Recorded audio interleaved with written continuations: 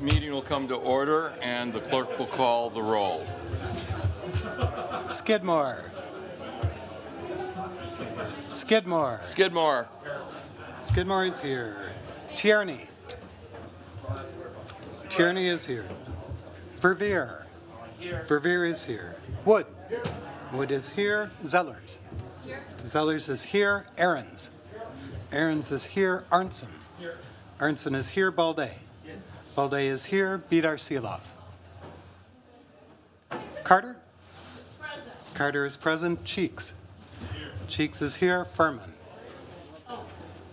Furman? Yep, Furman is here. Hall. Hall is here. Harrington McKinney. Kemble. Here. Kemble is here. King. Here. King is here. Martin. Here. Martin is here. Palm. Fair.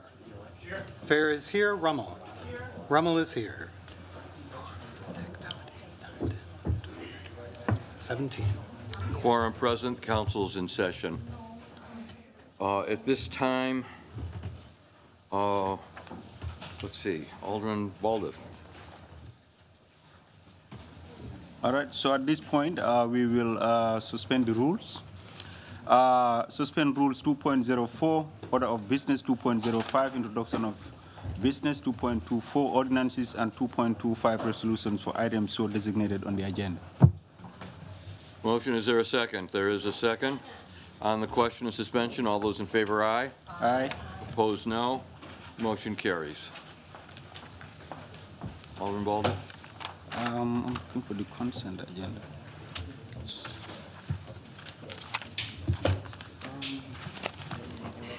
Yeah, do you have a consent agenda? Yeah. At this time, we should take up item number 1. All right, so let's do that. Let's take item Alderman number King. Move reconsideration of item number 1. Is there a second? Second. Motion and a second on reconsideration. On reconsideration, discussion, the matter is debatable. Seeing no one in the queue on reconsideration, all those in favor, aye. Aye. Opposed, no. No. Motion carries. The motion is before us then, which is the original resolution that was acted upon at our last council meeting.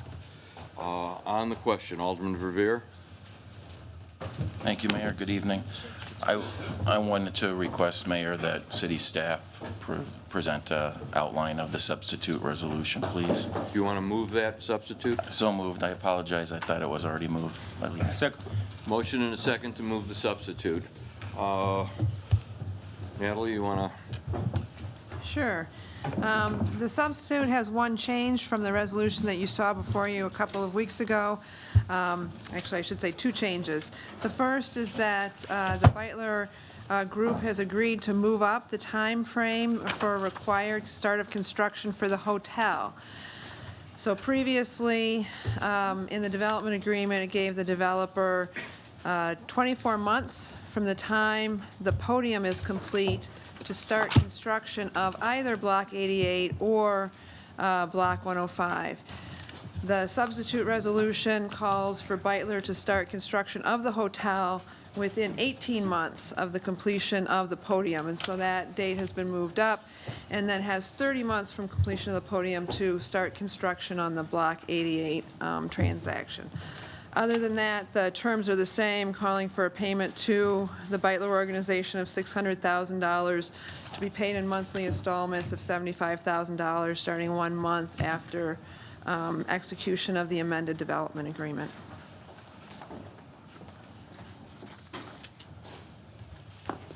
Further discussion or any further questions on the 2 provisions? I've got a question.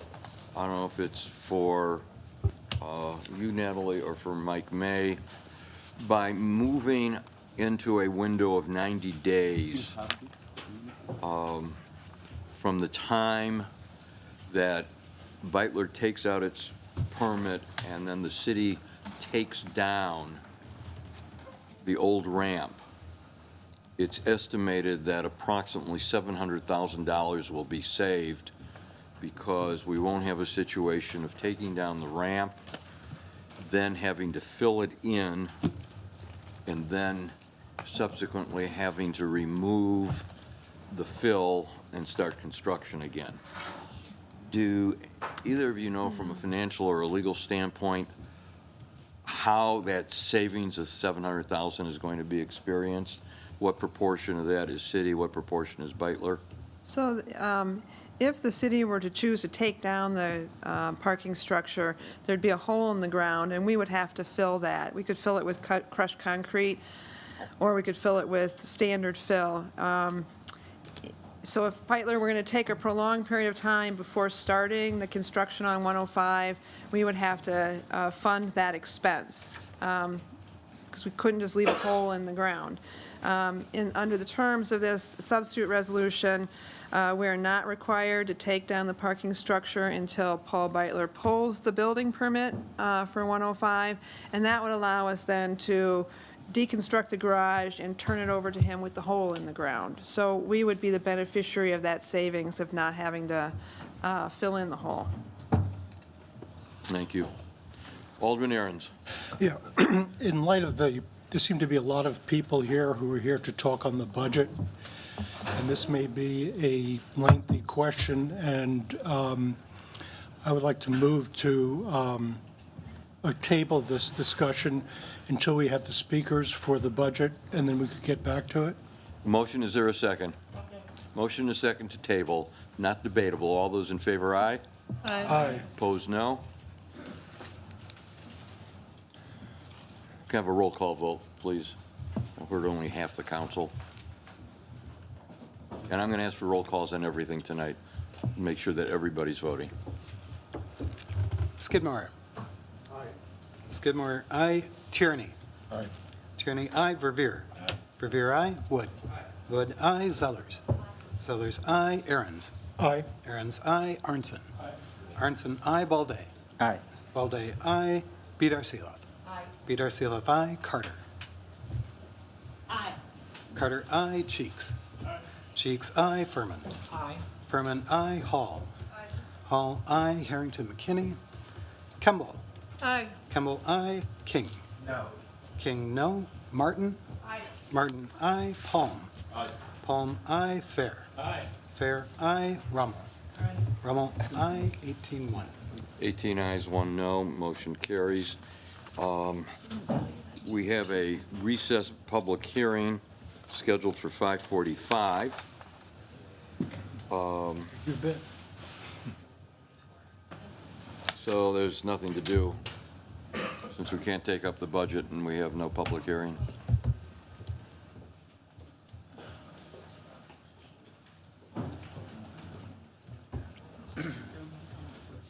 Why can't we take up the budget? Just to explain people what's going on here. By council rules, public hearings cannot start until 5:45. And we obviously can't take up the budget until the public hearing's complete. So we'll just sit here until 5:45, Okay. unless somebody's got some other idea. Alderman Verveer, the floor is yours. I move to reconsider the previous question and hope that I can catch Alderperson King. I had no idea he was leaving for the night and was only here for this one item as a courtesy to him. You don't have to reconsider, you can move to take it off the table. Oh, okay. That's all you I have to move do. to remove the substitute resolution from the table. Is there a second? Hope that I can Motion and a catch. second. We're going to have a roll call. All those in favor, aye. Opposed, no. Clerk, call the roll. Second one. There he is. He's back. Baldy.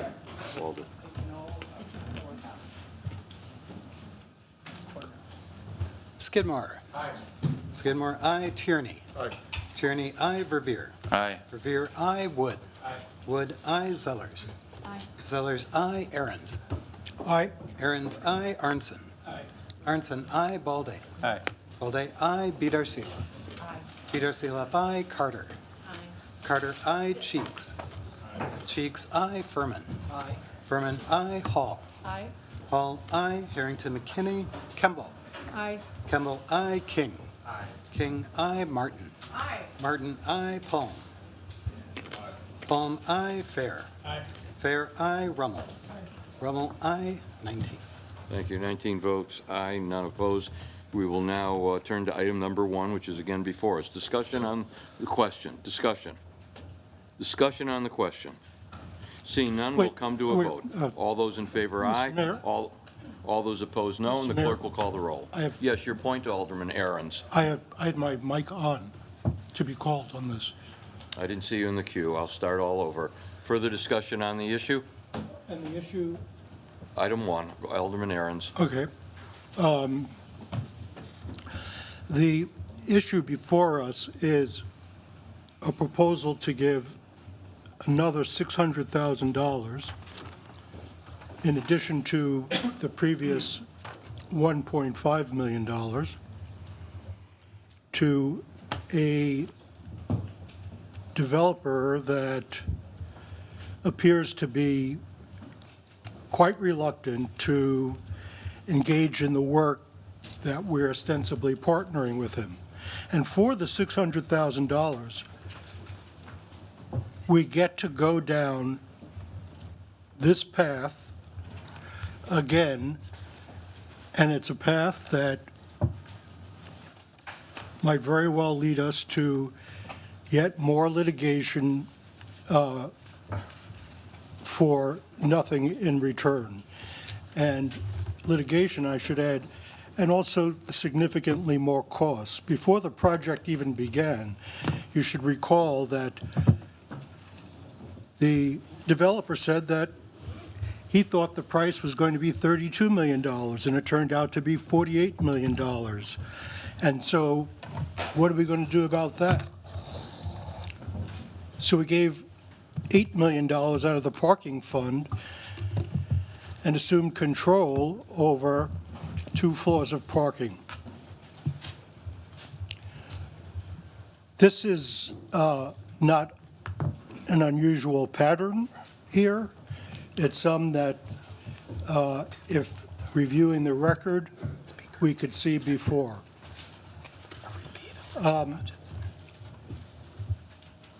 Actually, I have a question, if I can, for staff. When we agreed to, we had a resolution where we agreed to having the, quote, Hilton flag as the operator for the hotel. Was there known to be an actual agreement between Hilton and the developer? We were aware at that time that the developer had talked with Hilton, but had not applied for an application because it costs $100,000 to apply for that franchise. He was waiting until, or he told us he was waiting until he was going forward with the hotel before he would actually put that application in for Hilton.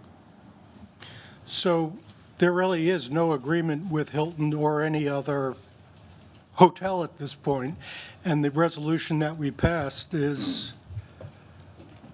means what?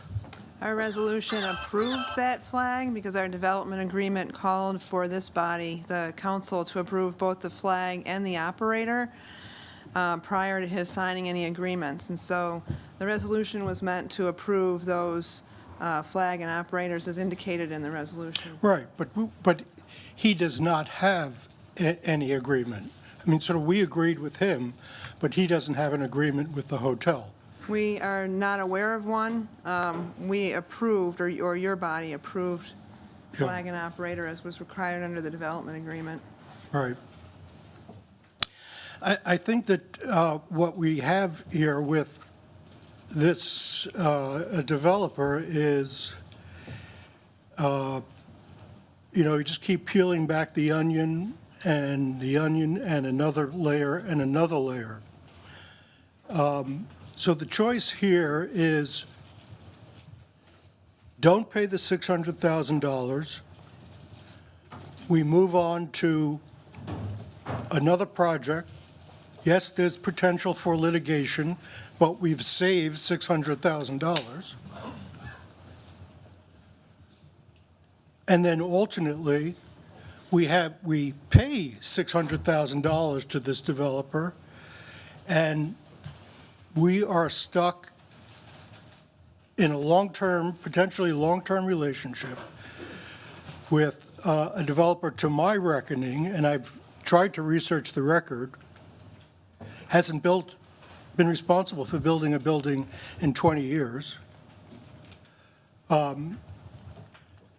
So we have this guy and his company, a substantial company of leasing agents, for years to come, with potentially much more litigation that comes with it. A relationship, a productive relationship of a partnership, doesn't begin and continue to go on with 11.5, 1.5, and now $600,000, for which we really have no explanation as to why he merits $600,000. So this is a really bad deal, and I hope we have the guts to say no to it. Alderman Rummel. Thank you, Mayor. I would like to move an amendment to, under the first, now therefore be it resolved, under number 1, end the paragraph as at the end of this phrase, transfer the development rights to and ownership of the podium component of the Block 88 development to the City of Madison by the developer, period, and strike the rest of that paragraph. And if there's a second, I will. Second. Thank you. So the mayor just said in his remarks previously that by with this substitute and the developer agreeing to tighten the timeline and to start with the hotel, they saved $700,000. Can we just say that? You did imply that, sir. You said that they would not have to fill in the parking structure, and it would be a I call on savings. the city And so plan I would director. just put out there that maybe we would consider it a trade-off, because at some point, they didn't want to do the podium. They said they didn't want to do it in May, so we went forward with our own version. And so now they want us to pay to have the rights when they didn't want to do it. So I'm still stuck on that we're paying this fee for just because they can, it seems to me. And I would propose that you consider this alternate. First, I'm going to recognize myself on a matter of privilege. The only thing I said in regards to the $700,000 was that there was a $700,000 savings, and I asked Natalie Erdman or the city attorney to respond as to how that savings would be distributed. Natalie, can you repeat what you said? That savings would be a savings on the city's behalf. Thank you. Further discussion, Alderman Skidmore. Thank you. I still am fundamentally opposed to this change, and I appreciate the discussion about the flag.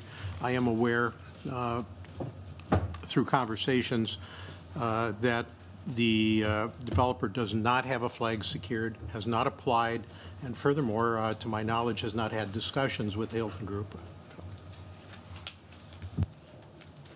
Alderman Verveer. Thank you, Mayor.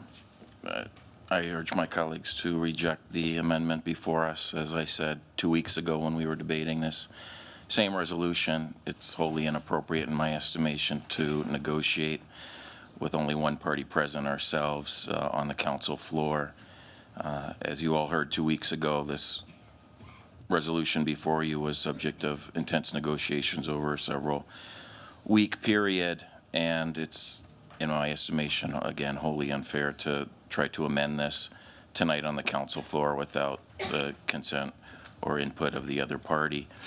So I hope we reject that. Let me also say, and in the interest of our colleague who needs to get back to his recovery from surgery, and I don't want to prolong this debate, and hope that we can dispatch this amendment and resolution as quickly as possible.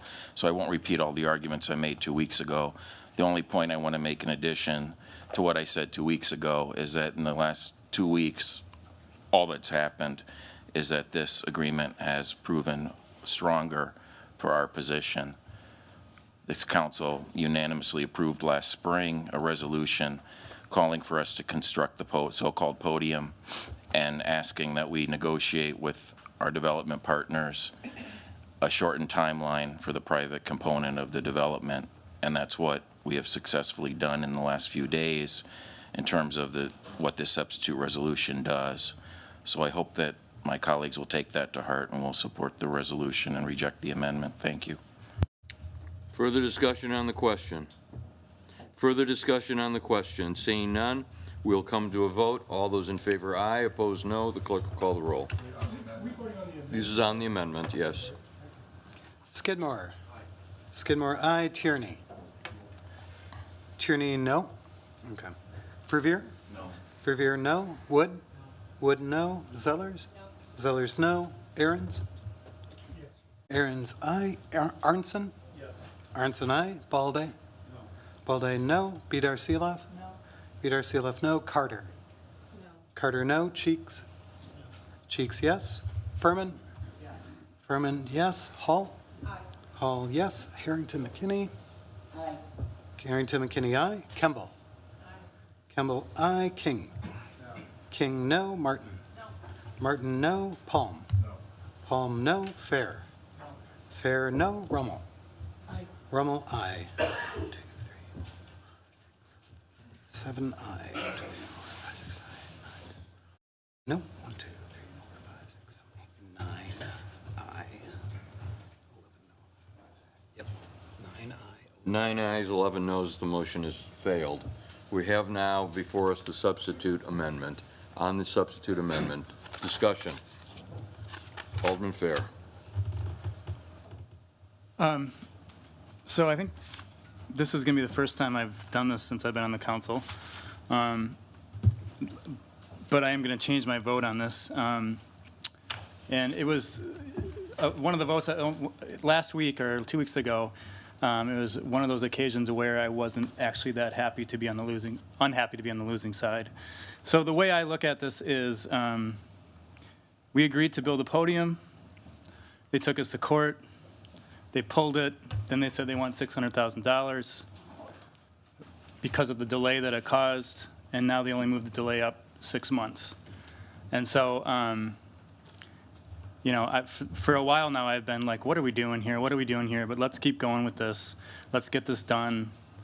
Let's honor the work that we've done as a staff. Let's, you know, and let's get this thing built. But it never felt good. It never seemed like the right project. I shouldn't say the right project, the right developer treating us in the city with respect. So for that reason, I'm going to vote no on this. Further discussion on the substitute, making it the main motion. Discussion? Seeing none on this substitute, making it the main motion. Not the final vote. All those in favor, aye. Opposed, no. Clerk will call the roll.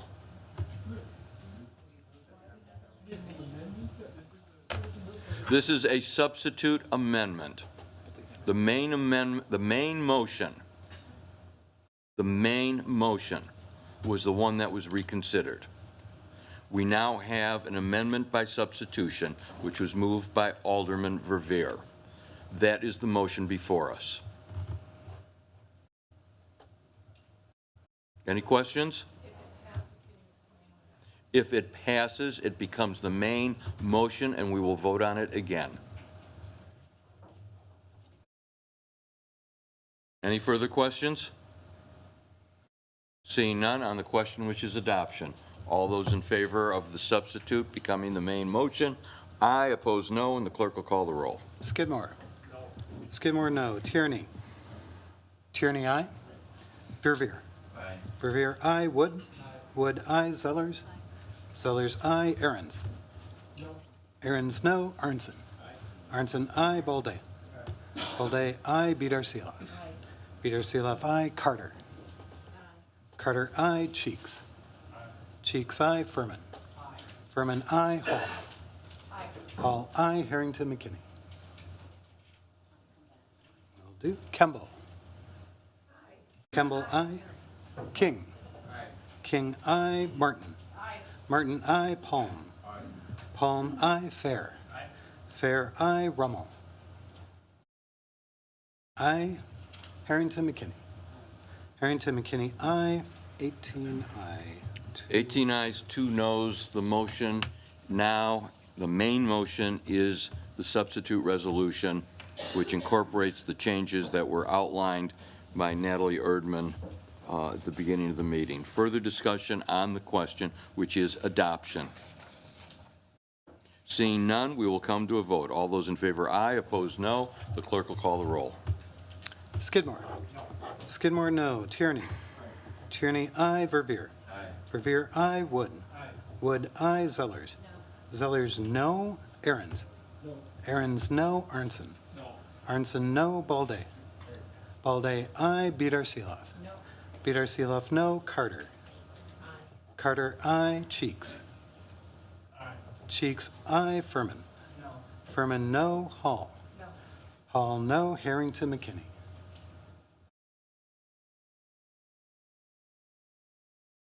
Harrington McKinney, no. Kemble. Kemble, no. King. King, I. Martin. Martin, no. Palm. Palm, no. Fair. Fair, no. Rummel. Rummel, no. Change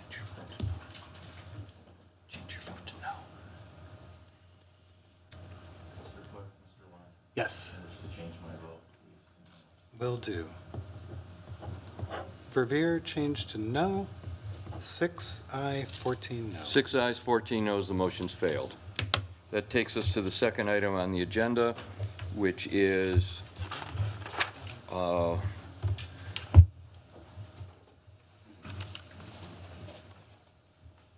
actually takes us to the public hearing. Item number 3, on the public hearing, we'll declare a public hearing open now on the 2019 capital. Are we doing this in parts, first capital and then operating? Yes. Capital budget is first. All right. That's early comment. Yep, early comment. We've got early comments. We'll take all the early comments regardless of whether they're operating or capital budget first. First early comment is from Virginia Lopez, who will be followed by, this is a nice night not to have glasses, Manchek Caseta. Is Virginia here?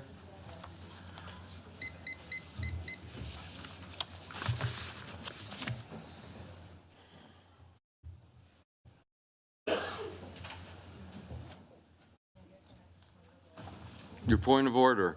Do we have an interpreter present here? One was requested, and I don't. Nobody informed me of that.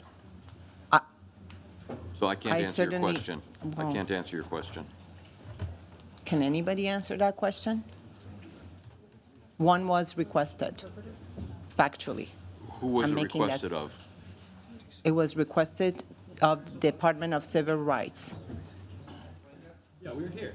Okay, good. So you don't need to give me your card. I just was asking whether you were here. The instruction needs to be sworn in.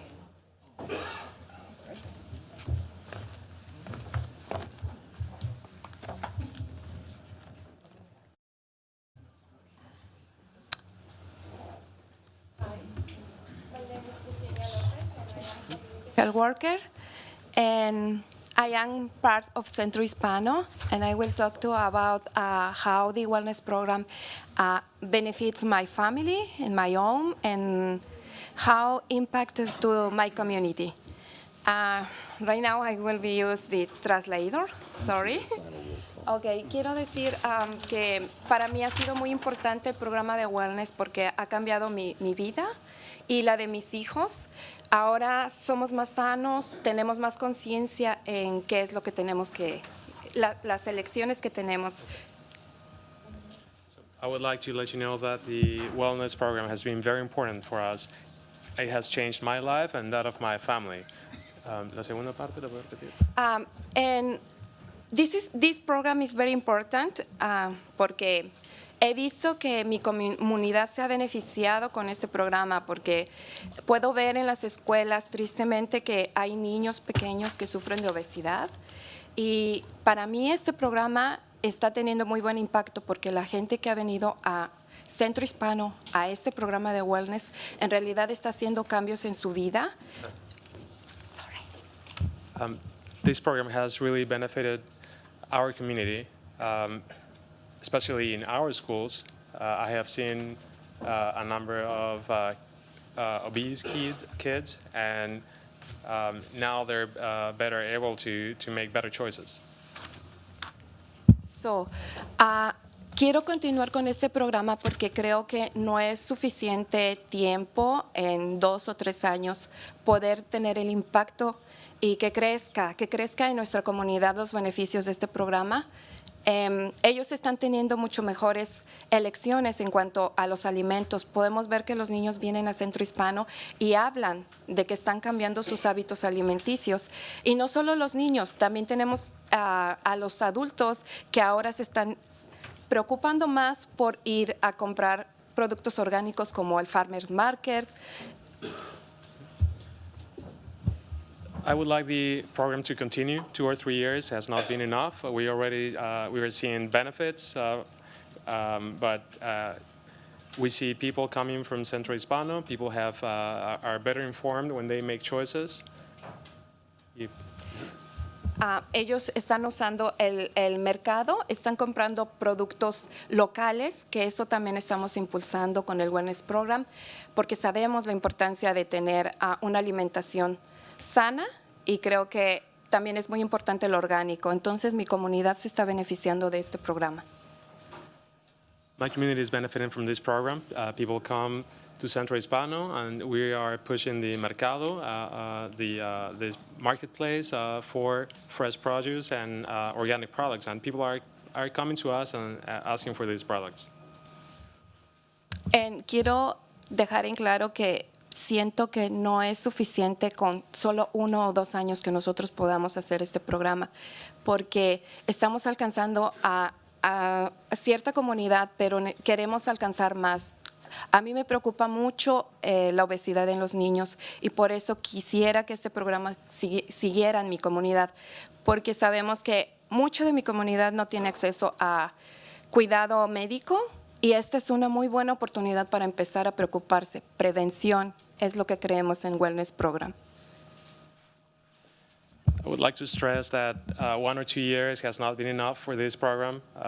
Again, we're starting to see the benefits of it, but it has not been enough time.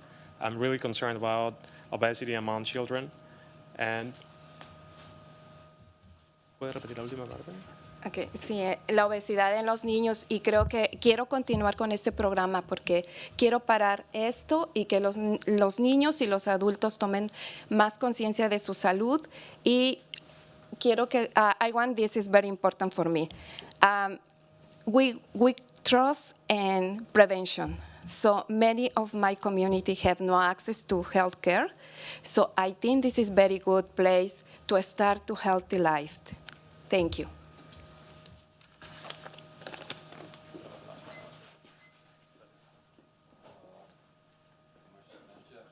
Cassetto is next, followed by Veronica Figueroa.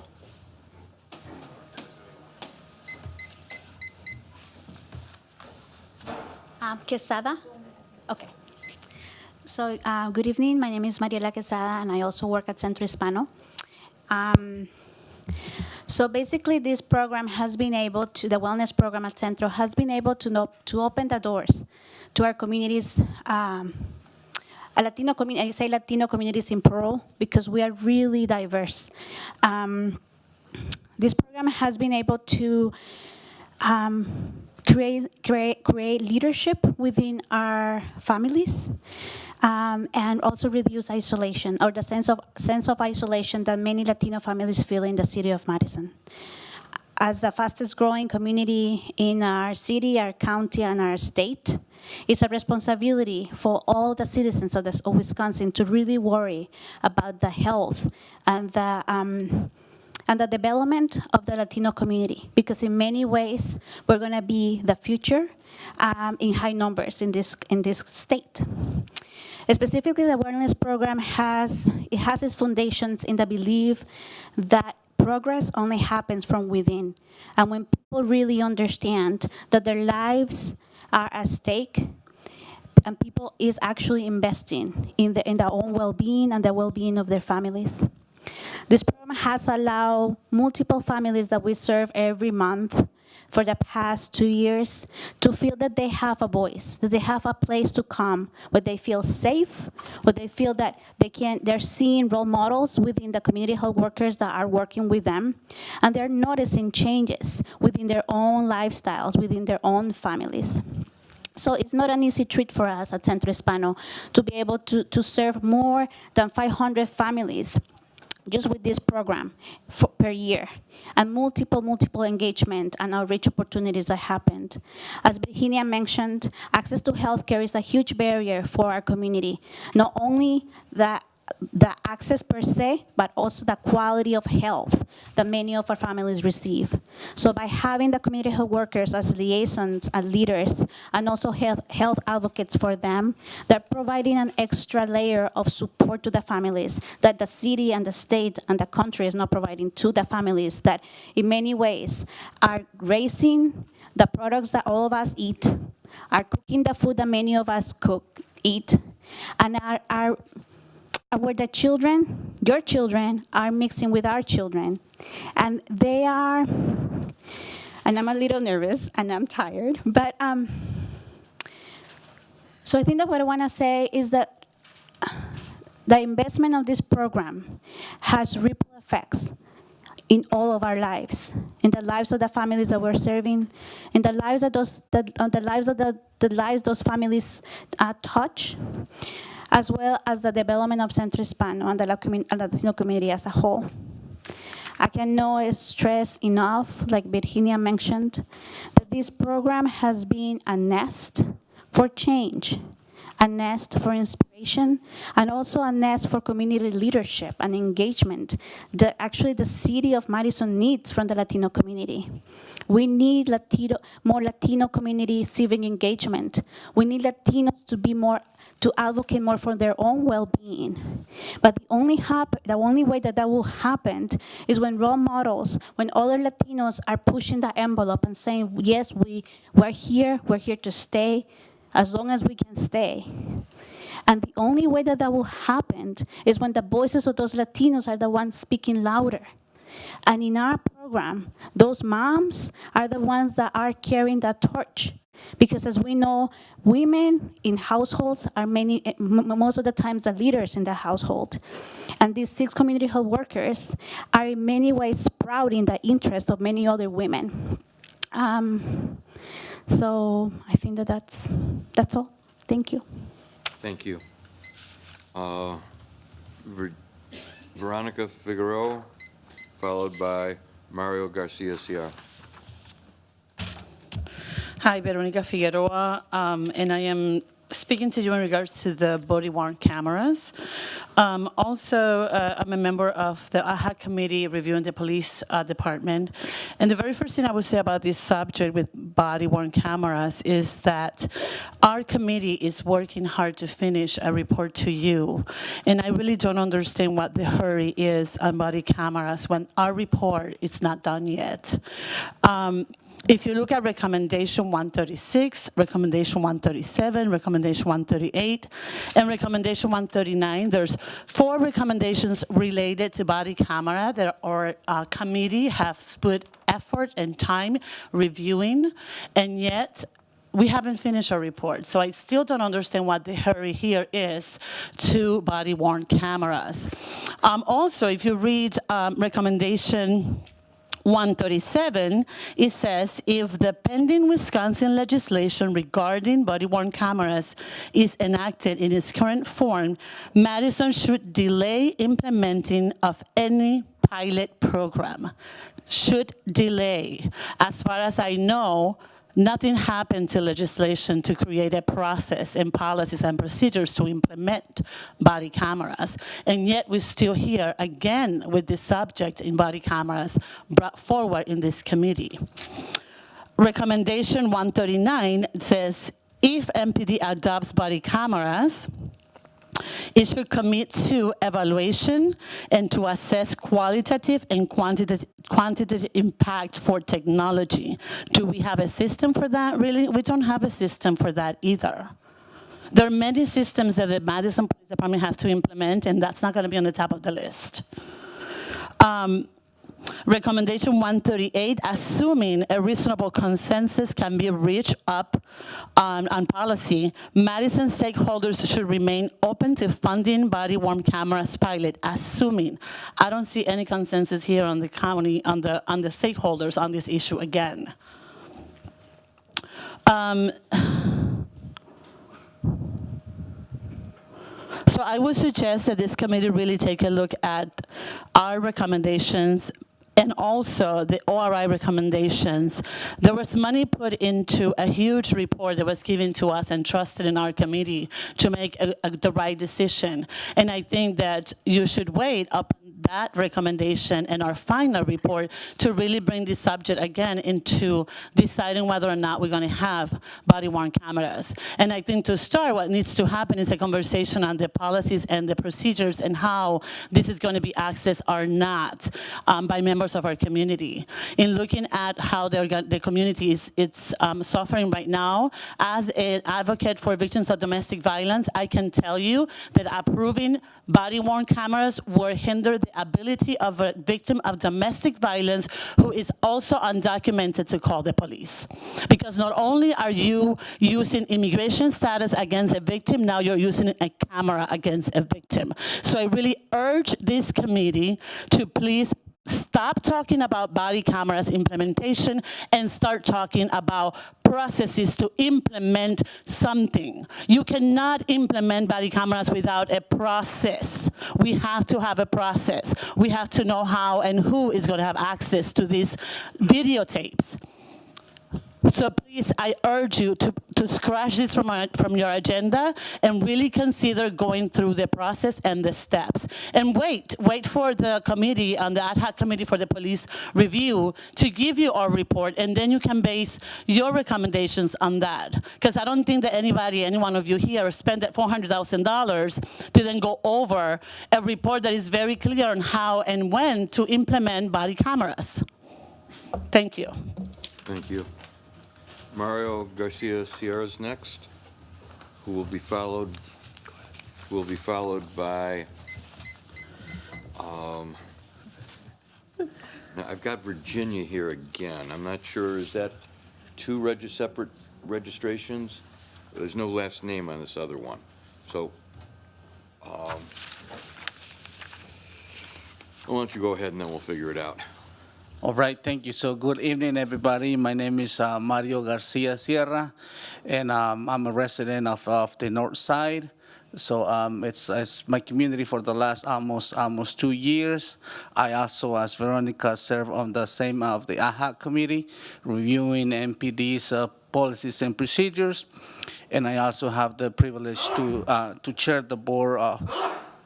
Bless you, salud.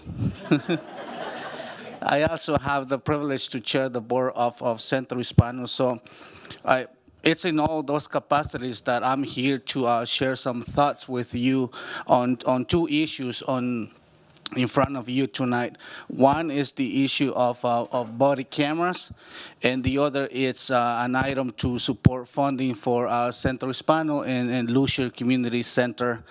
And let me start with just stating, it's kind of like funny to me when I think about it, and ironic as well that there is an alderman from the west side leading a proposal for pilot cameras on the north side.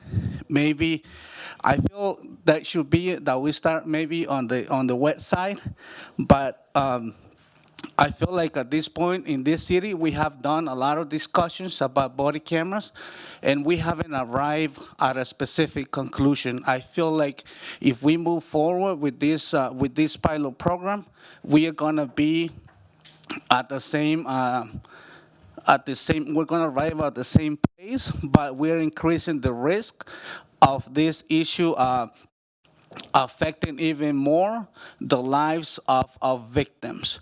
So I really urge you to not to do this, especially as we have a committee that has been meeting and working on this issue for almost 3 years now. So wait until the end of February when that committee is able to deliver a report.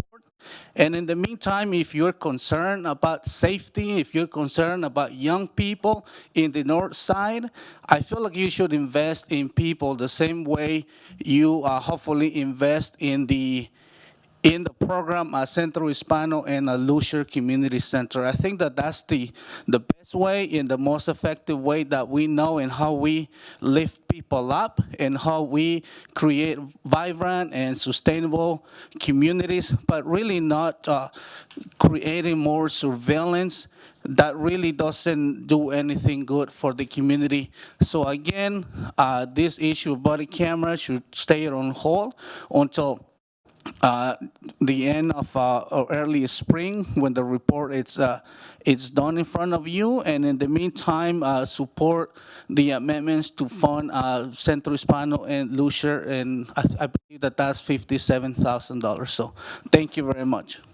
I get a couple of things straightened out here. I've got a second registration from Veronica Figueroa. Did she want to speak twice or just once? And I've got a second registration from, okay, and Virginia also. So that was just to speak once or twice? Okay. Then the next registration, I think the first name is Steph. I think that's a T in between an S and an E, S-T-E-P-H. Steph Mondlock, is that right? Not wish to speak, okay. And then, I think it's Matilda. Is that right?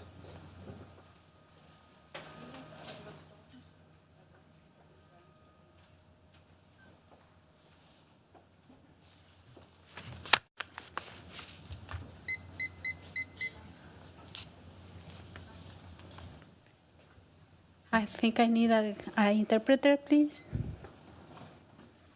Gracias, buenas.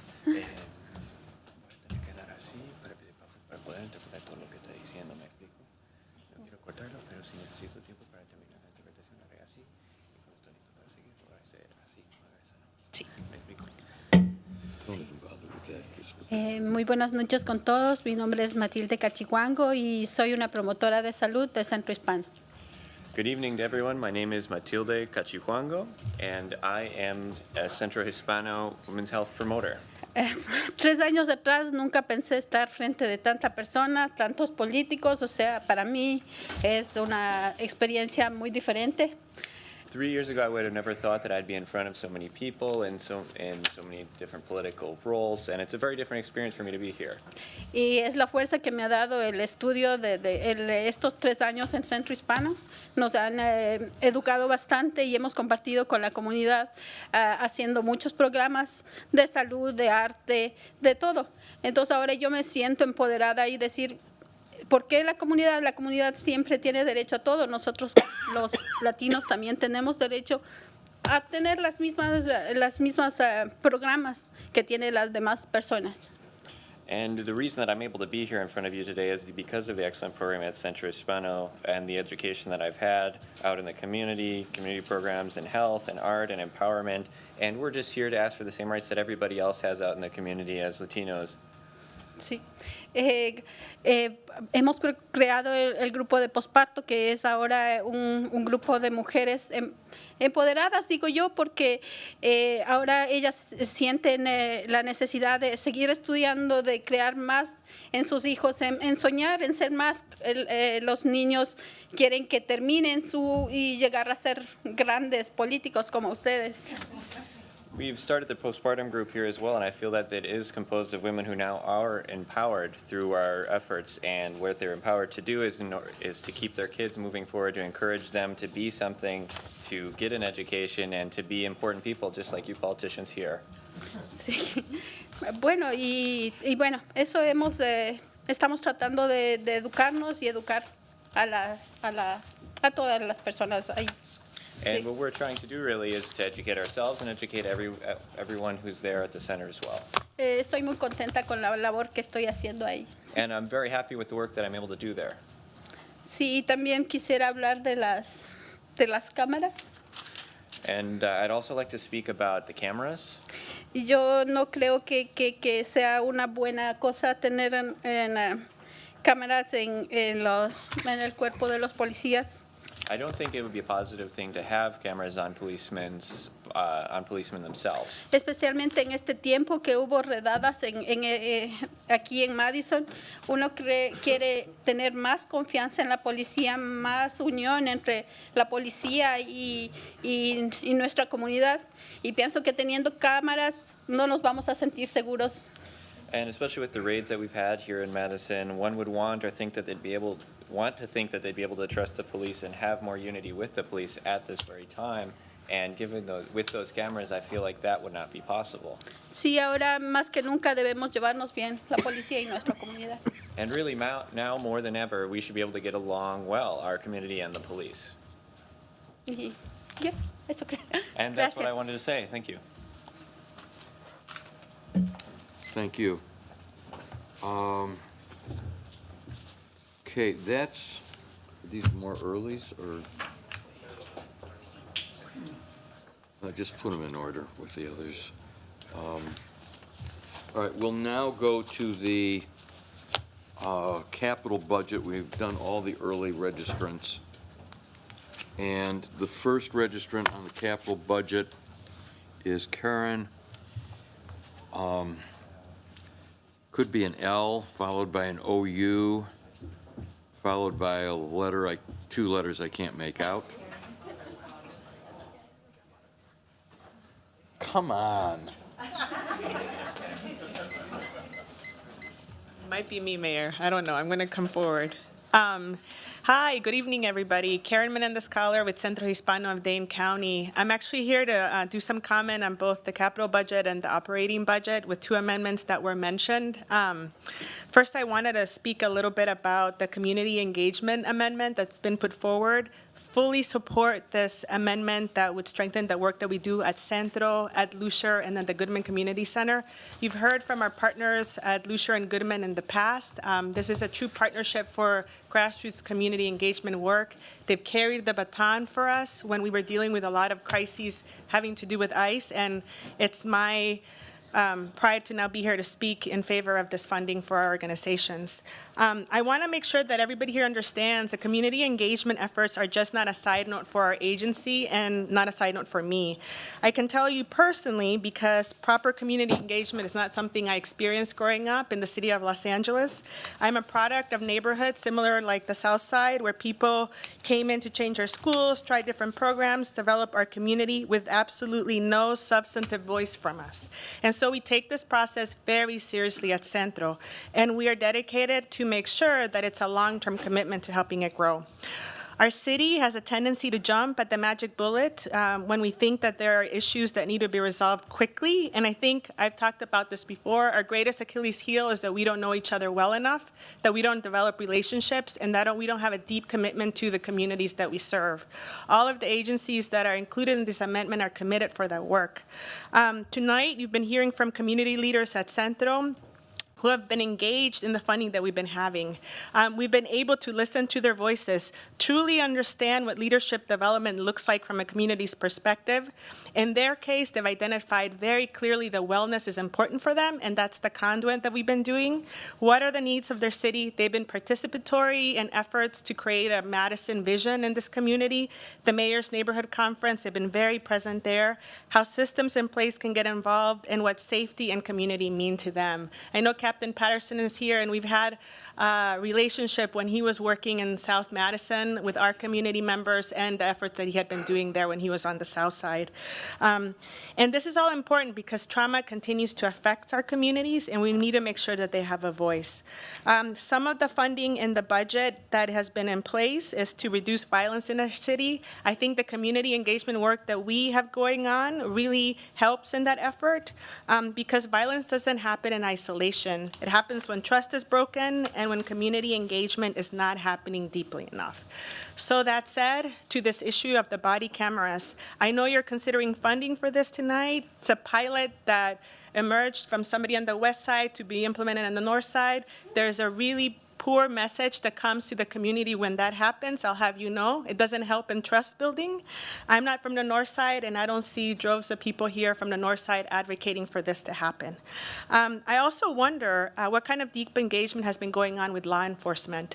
At Centro, we were privileged to chair the Dane County Immigration Task Force that engaged chiefs across Dane County. And one of the most compelling findings from that work is how much more engagement officers really want. And the number one recommendation that they came up with was more community engagement for trust building. They didn't come up with any other things that are being discussed here at this time. So I urge you to think critically about what you do in our community. This is a very important issue that we need to invest a lot of dollars in and that we need to do thoughtfully. Please choose to continue funding more neighborhood centers and people like the ones that you're hearing from. Arm them as leaders in our community, relationship builders under times of crisis and before crisis happens. And when we all know each other better, then I am okay with talking about tools that can be used to document transparency in our interactions. But we have a long way to go. So thanks so much.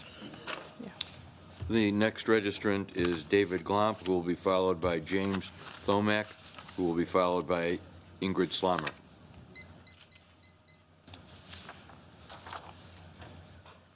Good evening. For those of you who don't know me, I'm Dave Glomp. I'm a West Side Madison resident from the Meadowood neighborhood. And I want to thank you for the opportunity tonight to speak in favor of the police body camera pilot project in the 2019 capital budget. This means that I'm appearing tonight in opposition to Amendment 6, which would remove those funds for that pilot project. This pilot project is a valuable first step toward determining the need and, more importantly, the process for an eventual expansion of body cams citywide. It truly allows the MPD and others, including this body, to determine how the program should be configured, how it will be utilized in a single police district. I don't know why the north side was selected. I would be happy as a West Side resident to have that pilot project done on the west side. My guess is that the North District is a bit smaller, maybe an area that might be able to be utilized to get the kind of information that's needed from a pilot test. I know that from numerous public informational sessions that the police chief has held around the city, that he has told us that he personally and all of the department supports the body camera proposal. And he also is not opposed to expanding that citywide if that is what this body decides. It's definitely a plus to have a smaller scale pilot test in order to properly find out if this can be done expeditiously and economically. Getting it right the first time in a test situation is just common sense. After all, it's not just putting cameras on the officers in the field. but collecting, saving, cataloging all of the resultant images from those cameras. Yes, the MPD already has been collecting images with dash cams, so this is not new. There are cameras in all of the police department vehicles. But maintaining and understanding how these new cameras worn on the bodies of police officers is something new and has to be tested, and a pilot test is the best way to go about that. I hope that you will agree with me that the pilot study is well worth the proposed expenditure so that the city does it right the first time. And now I'd like to indulge you for a minute, or have you indulge me for a minute, in my sharing a couple of comments on a couple of things in the operating budget. I fully support the addition of a new detective in the SVU unit to deal specifically with the issue of human trafficking and crimes against children. This is a much-needed thing to have passed by this body. I finally hope that the council may consider the addition of at least 3 of the 6 patrol officers suggested by the chief in his budget request. As many of you know, Madison lags behind other cities its size and with its demographics in the number of officers per 1,000 residents. And this at a time when the city continues to grow, partially because of the annexation of the town of Madison. Adding officers increases community policing. It translates to stemming crime. It cuts police overtime. And most importantly, it lessens the number of times when 911 dispatch for Madison goes to priority calls only. I thank you for your consideration of these comments. Thank you.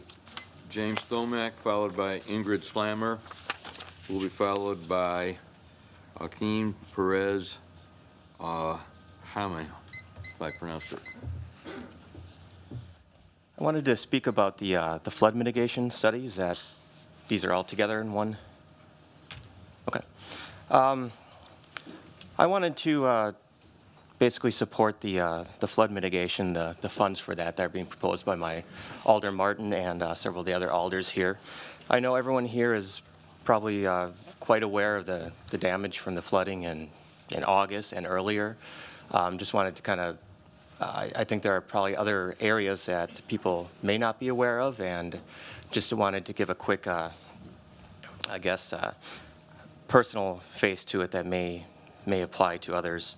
I live in the Westmoreland neighborhood. We're a small dead-end street that's just north of the bike path and by Midvale. And we are kind of I guess the tail end of a lot of surface runoff that comes from the area around us. It picks up kind of a drainage swale that comes down to Lake Wingra. And since we moved in 2013, we've probably had at least a half dozen, I guess, major events where we've had enough force to turn the street into a river, flood lawns. It picks up manhole covers. We've had some basement damage. But on the night of August 20th, basically the overflow underneath the bike path wasn't up to the task. We had enough flooding where in our street it was probably about chest height depth. We had our basement windows blow in. Our basement submerged in about 10 minutes. Got up to probably about 4 inches in the main floor. And I guess, like many homeowners, we're facing quite a bit of damage from that. I think it's probably safe to say we'll probably have $50,000 to $75,000 that we'll be paying mostly out of pocket for it. But more than that, it was a real life and safety danger that night. Like I mentioned, it has enough force to pull manhole covers off of the openings. But it also, we had a fully loaded sandbox nearby that it was able to drag along the house, so we had to evacuate through that. We had, the firemen did come out that night, but we had to to get our 2-year-old and wade through that. And it was, I mean, we honestly feared for our lives that night. And I know it's a street where nobody really thinks about that, and I imagine there are quite a few more streets like that throughout the city that people either didn't suspect that there would be a problem such as that, or don't suspect that there may well be a problem. And everything I read indicates that they're predicting heavier events, rainfall events, due to climate change, with a lot more rainfall, and I think it's going to be an increasing problem throughout the city, including a lot of areas that we just really aren't aware of yet. So I do feel that this study and the funds for it is quite important to just ensure that nobody really has to incur the damage, whether it's businesses, homeowners, or also just fear for their lives again on an event like that. I know there's a gentleman on the west side that lost his life, and I definitely urge you all to take this problem seriously, and I guess I hope that you would pass the resolution and put the funds in place that we can make sure that this kind of thing is handled and prepared for, and we can lessen the risk to human life in the future. Thank you. Ingrid is next. And Ingrid will be followed by Kaneem, if I pronounced it correctly.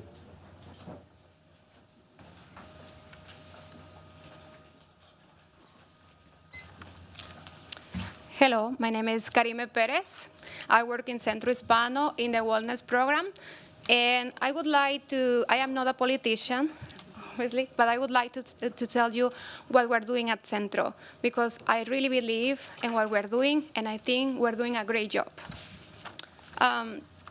So in the Wellness Program, we are working with community health workers, and we have been doing this for almost 3 years in the recruiting and in the training of these people. Some of them already talked to you. And really, this program is being amazing because it has changed the life of not only of these 6 members of the community that now are the community health workers, but the life of people that have been in contact.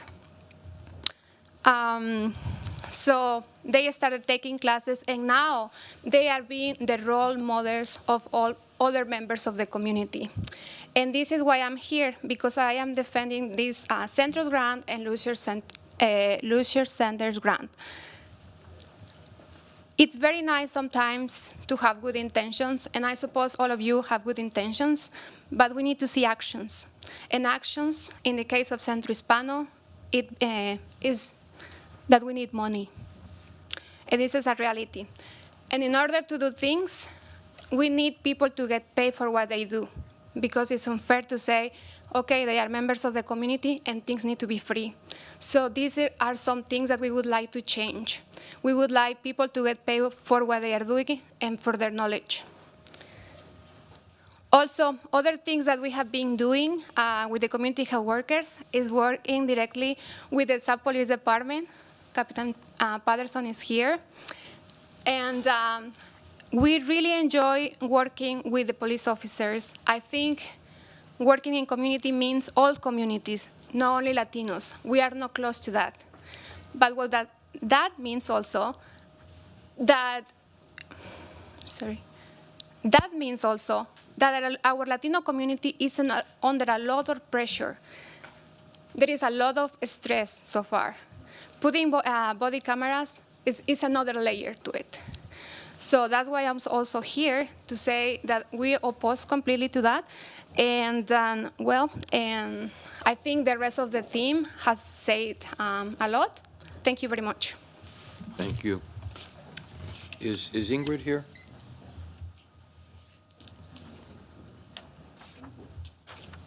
Will be followed by Adam. Starts out M-E-D-N-I, and I can't read the last 2 letters. So. Good evening. My name is Ingrid Slamer, and I'm a resident of the neighbourhood, Regent neighbourhood, and I'm also a design professional in Madison, at Madison College.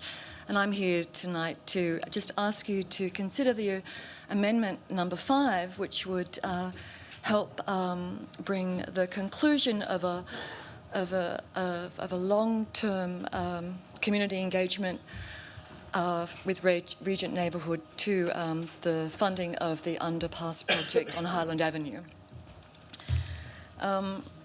I've been involved with the project as an early design charrette contributor, and I've also enjoyed and experienced some of the real market improvements of looking at the kinds of improvements that can be made to spaces, and I'm especially talking about the University Avenue corridor. The changes that were brought about to the traffic pattern as a result of that early design charrette and working with the city planning have been truly significant for our community.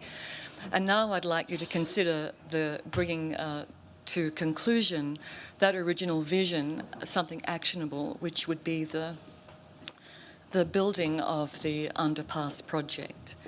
I'm just going to keep this brief and very to the point, and that is that when the design proposal for the underpass project was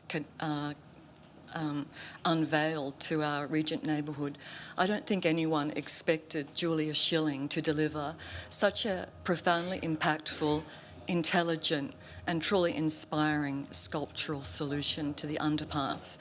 I'm not here tonight with slides to show you what a superb vision she has for enhancing the experience of people moving from our neighbourhood into the world-class precinct of the University Hospital and UW.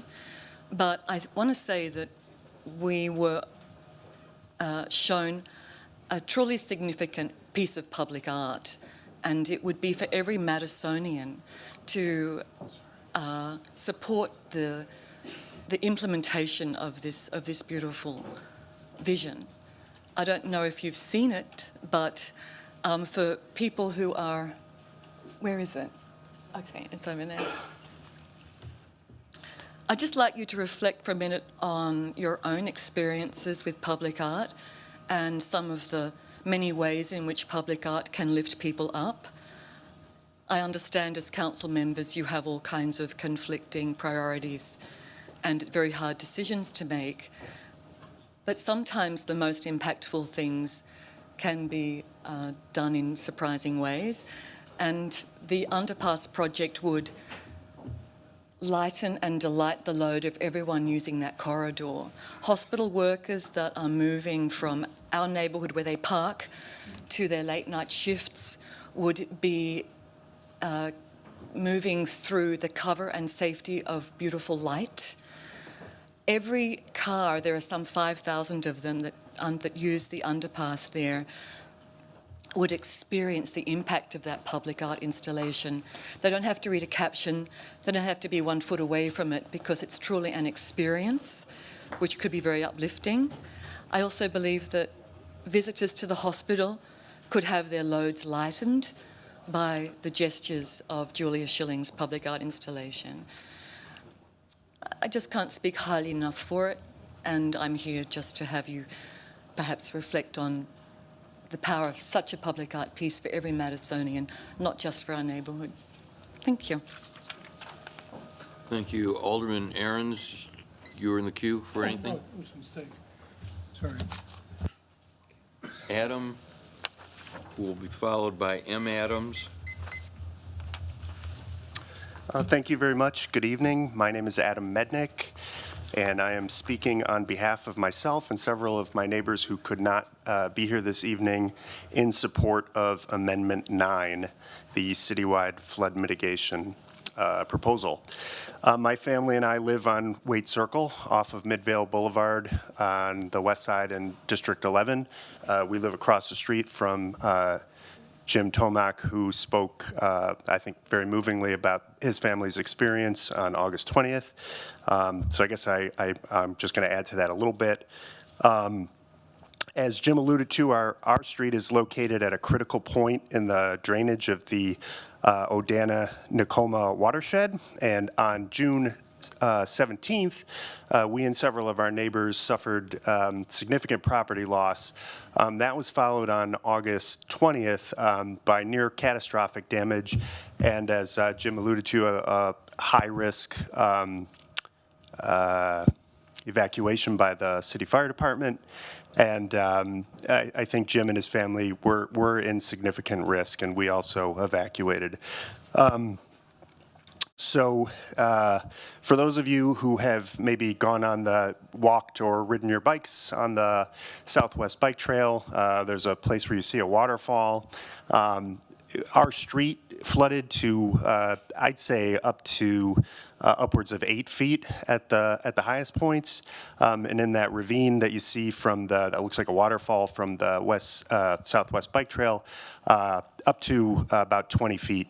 I work for the DNR. I work in these kinds of areas, and the water came within about 4 or 5 feet of actually cresting that high railroad berm and go. So a staggering amount of water, and obviously it was an enormous amount of rainfall, but there was also significant flooding in June, and it's happened other times as well.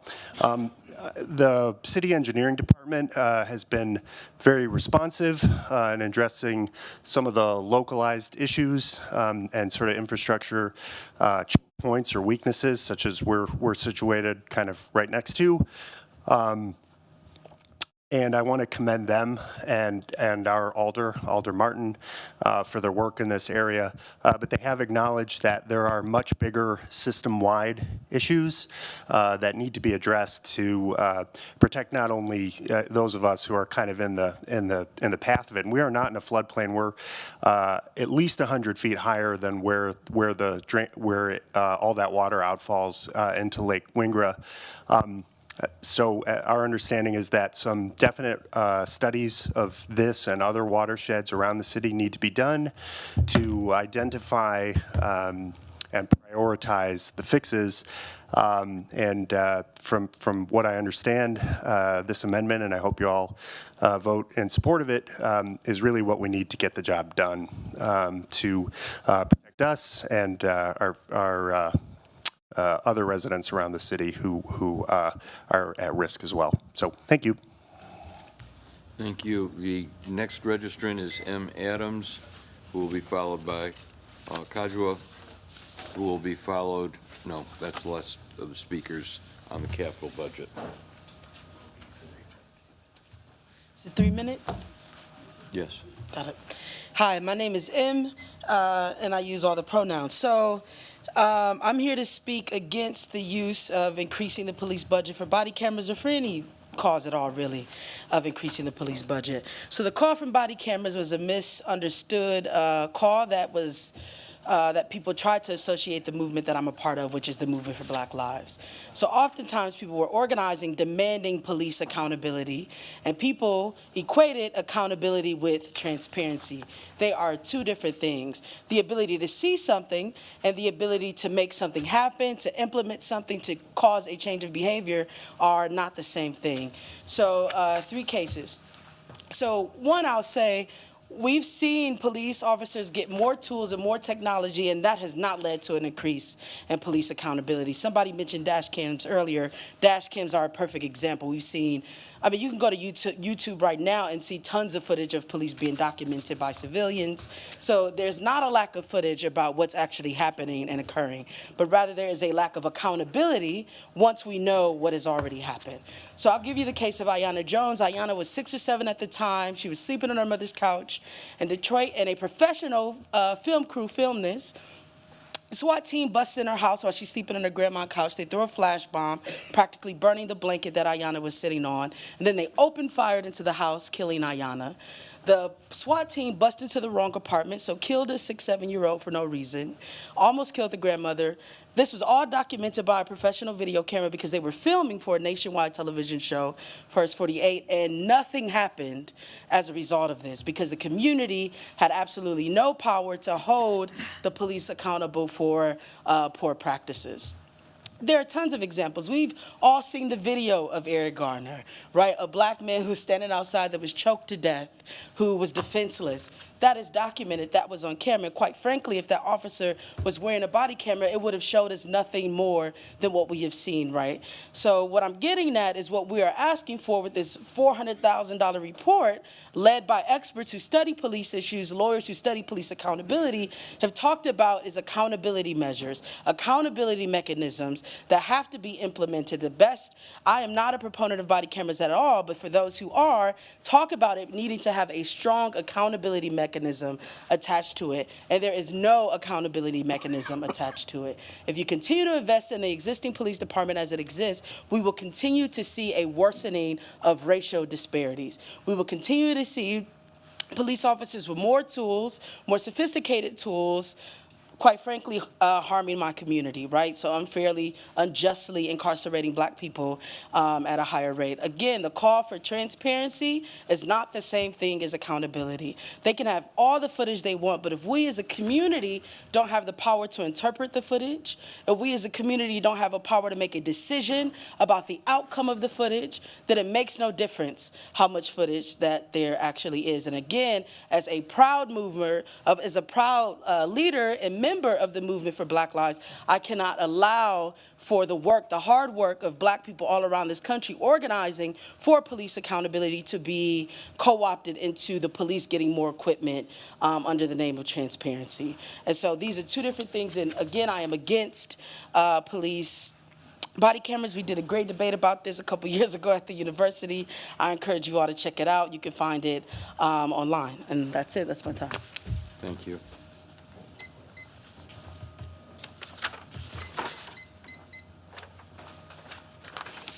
Hi, I am also against any kind of funding going to body cameras. We know that body cameras do not save lives. We know that body cameras are not it just further criminalizes people of color.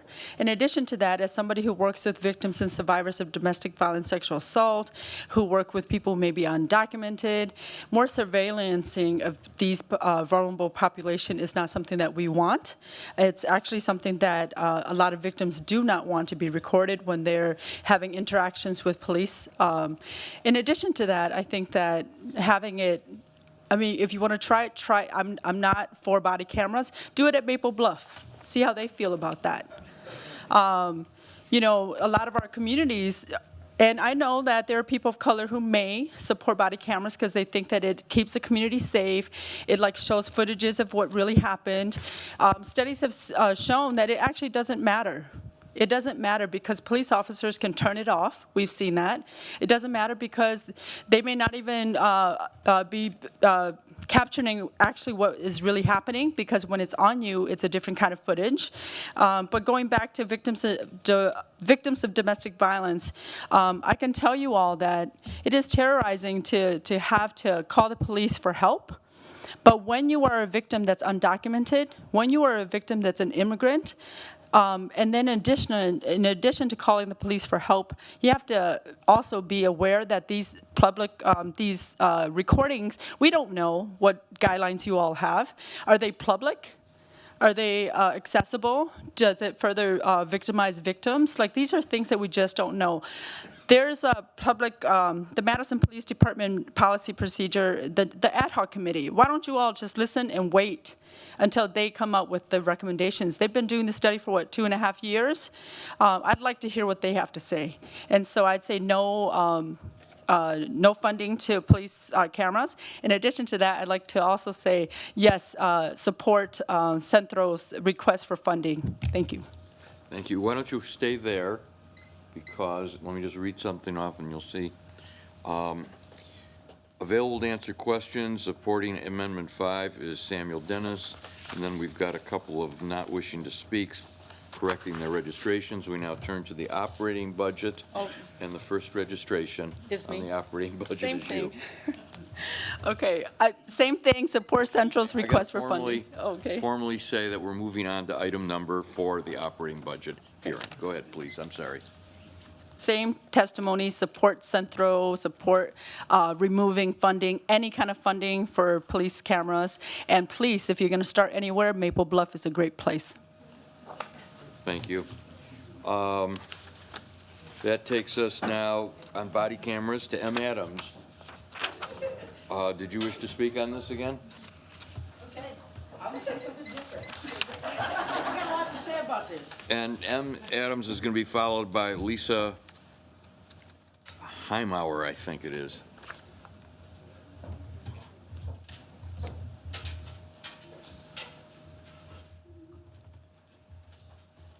Okay, so I want to talk a little bit about some of the things that we know about the lack of police accountability. So there were one case that I worked directly on that really impacted me, and probably many of you in the room, was Tony Robinson. And so as I talked to probably hundreds of community members over the last few years about the police murder of Tony Robinson, some people have said, well, if we had a body camera, we would have known for sure. And I heard the tape, I heard the footage, I heard the few seconds and then the several shots, and I heard the scream of Tony Robinson. And I thought a lot about it, and I wondered that if we had more footage, would more people easily say, well, yeah, we saw it and it's wrong. But then I thought about John Crawford. John Crawford was inside of Walmart. You can pull this video up on YouTube. He was inside of Walmart purchasing things out of Walmart, and Walmart sells BB guns. So he picked up a BB gun or a gun, and he was walking around with it, and the police or a SWAT team burst in and kill him in a matter of seconds because they think there's this dangerous black man holding a gun. Never mind, he's inside of a store where they're selling these things, and he's going to purchase it, not threatening anybody, not doing anything. And I thought, here's a case where there's complete transparency. They have footage, they have audio. He's inside of a store purchasing here's the shelf, and he's picking it up, and he was murdered. Then I thought of Sandra Bland, who was a young black woman who was pulled over for what many people could call a more benign issue. I think they said something about a taillight, and then she was murdered. And then there's Natasha McKenna, who's a black woman with mental health issues, and you could hear her saying, "Leave me alone, please. I thought you said you weren't going to kill me," and then you see them kill her. All of this is documented. All of this is on footage. Again, there are thousands upon thousands, from Rodney King to even more recent examples. There's so many, I'm losing names, but even the men in, I think, South Carolina, where a bystander caught it, and the police officer said he was doing something dangerous. He wasn't, he was running, and they shot him several times in the back and almost killed him. So there are tons and tons and tons of footage about what's happening, tons and tons and tons of footage about what is happening. But there is no accountability when it comes to what police do. And that is the issue. That is the reason why Tony Robinson is dead. That is the reason why we have one of the worst racial disparities in the world. That is the reason why many people, including myself, M. Adams, does not want to engage with the police. That is the reason why I, as a survivor of violence, if I am ever attacked, will probably never use the police, right? That is why I have worked in the domestic violence field for over 10 years, working with survivors of intimate partner violence, of sexual assault, of childhood sexual assault, and many of them are afraid of the police and do not want to engage with the police, and offering baseball cards or community cookouts with police are not the answer to the amount of violence that my community experiences when the police are around. And so, again, this is a no to funding for the police, no to body cameras. Giving more tools to a system that's causing harm does not end or mitigate harm. Thank you. Thank you. Lisa is next, to be followed by Clifton Davis. And Fun Central. Hi, my name is Lisa Hemauer, and I'm a community social worker with Joining Forces for Families. Just want to note that my comments tonight represent my own views and not those of Dane County. I do have an office over on the west side of Madison, and I came tonight to express my support for funding of the Lucier Center and Centro and the Neighborhood Organizing Institute. The leadership and innovation that NOI has helped to foster in the neighborhood I work in has been critical to building the health of the neighborhood. And I've got to witness what this has looked like firsthand when tenants organized recently at one of the housing complexes in response to some ill-informed new parking policies that came up pretty hastily and were just posted and causing a lot of disruption. Within, I think, a couple weeks of that, I noticed flyers on all of the doors in a meeting that was being called together, and that was a direct result of people that had been supported and learned some skills through NOI, and they organized the meeting, which I got to sit in on, and they voiced their concerns, they brought up their issues, they organized a meeting with management, and in the end, management listened and they got the results they wanted, changes were made. The leaders have earned the trust of a lot of the folks in the neighborhood, and it really fosters ownership of the community, and I just can't say enough good things about it, so thank you for your time. Thank you. Clifton Davis, who will be followed by David Dexheimer. Hello, my name is Clifton Davis. I'm here representing NOI in support of a Central Hispanic programming, as well as the programming we do, which is Neighborhood Organizing Institute. One of the things that I wanted to share, and it seems to be a theme in the conversations that we're having, especially when you listen to what Central has said and some of the things we're talking about as far as NOI, is relationships. You know, sometimes we put these measurable tools up and saying we need to try to measure how we are effective in the community, what work that we do in the community, and how we can look at this and say, okay, this is a worthwhile program, or this is we're doing a great job. But in relationships, individuals get an opportunity to meet each other. I'm gonna give you some examples here. There was a situation maybe a few years ago where the mayor was right on Teresa Terrace, and he came out there and they set up chairs in the middle of the street, and they were talking about the violence and all the stuff that was going on in the community. Now, from someone within the neighborhood, the people come to me and it was like, hey, no, I'm not gonna be a part of that. I don't wanna be a part of that. Nothing's gonna really happen with all of this. And then because of the NOI perspective, I'm saying, hey, maybe you want to be a part of this. Maybe your voice should be heard. Maybe this is an opportunity for you to engage in this process, and that's how some of the people got involved. And here we are, we have a community center in the neighborhood, and that's a beautiful thing. I also want to share with you, there is relationships within schools. People may come from a school environment that they didn't have a great experience. And so because of that, them not having that experience, their parents are talking to their kids and say, well, you know what, I'm not going to be engaged in school.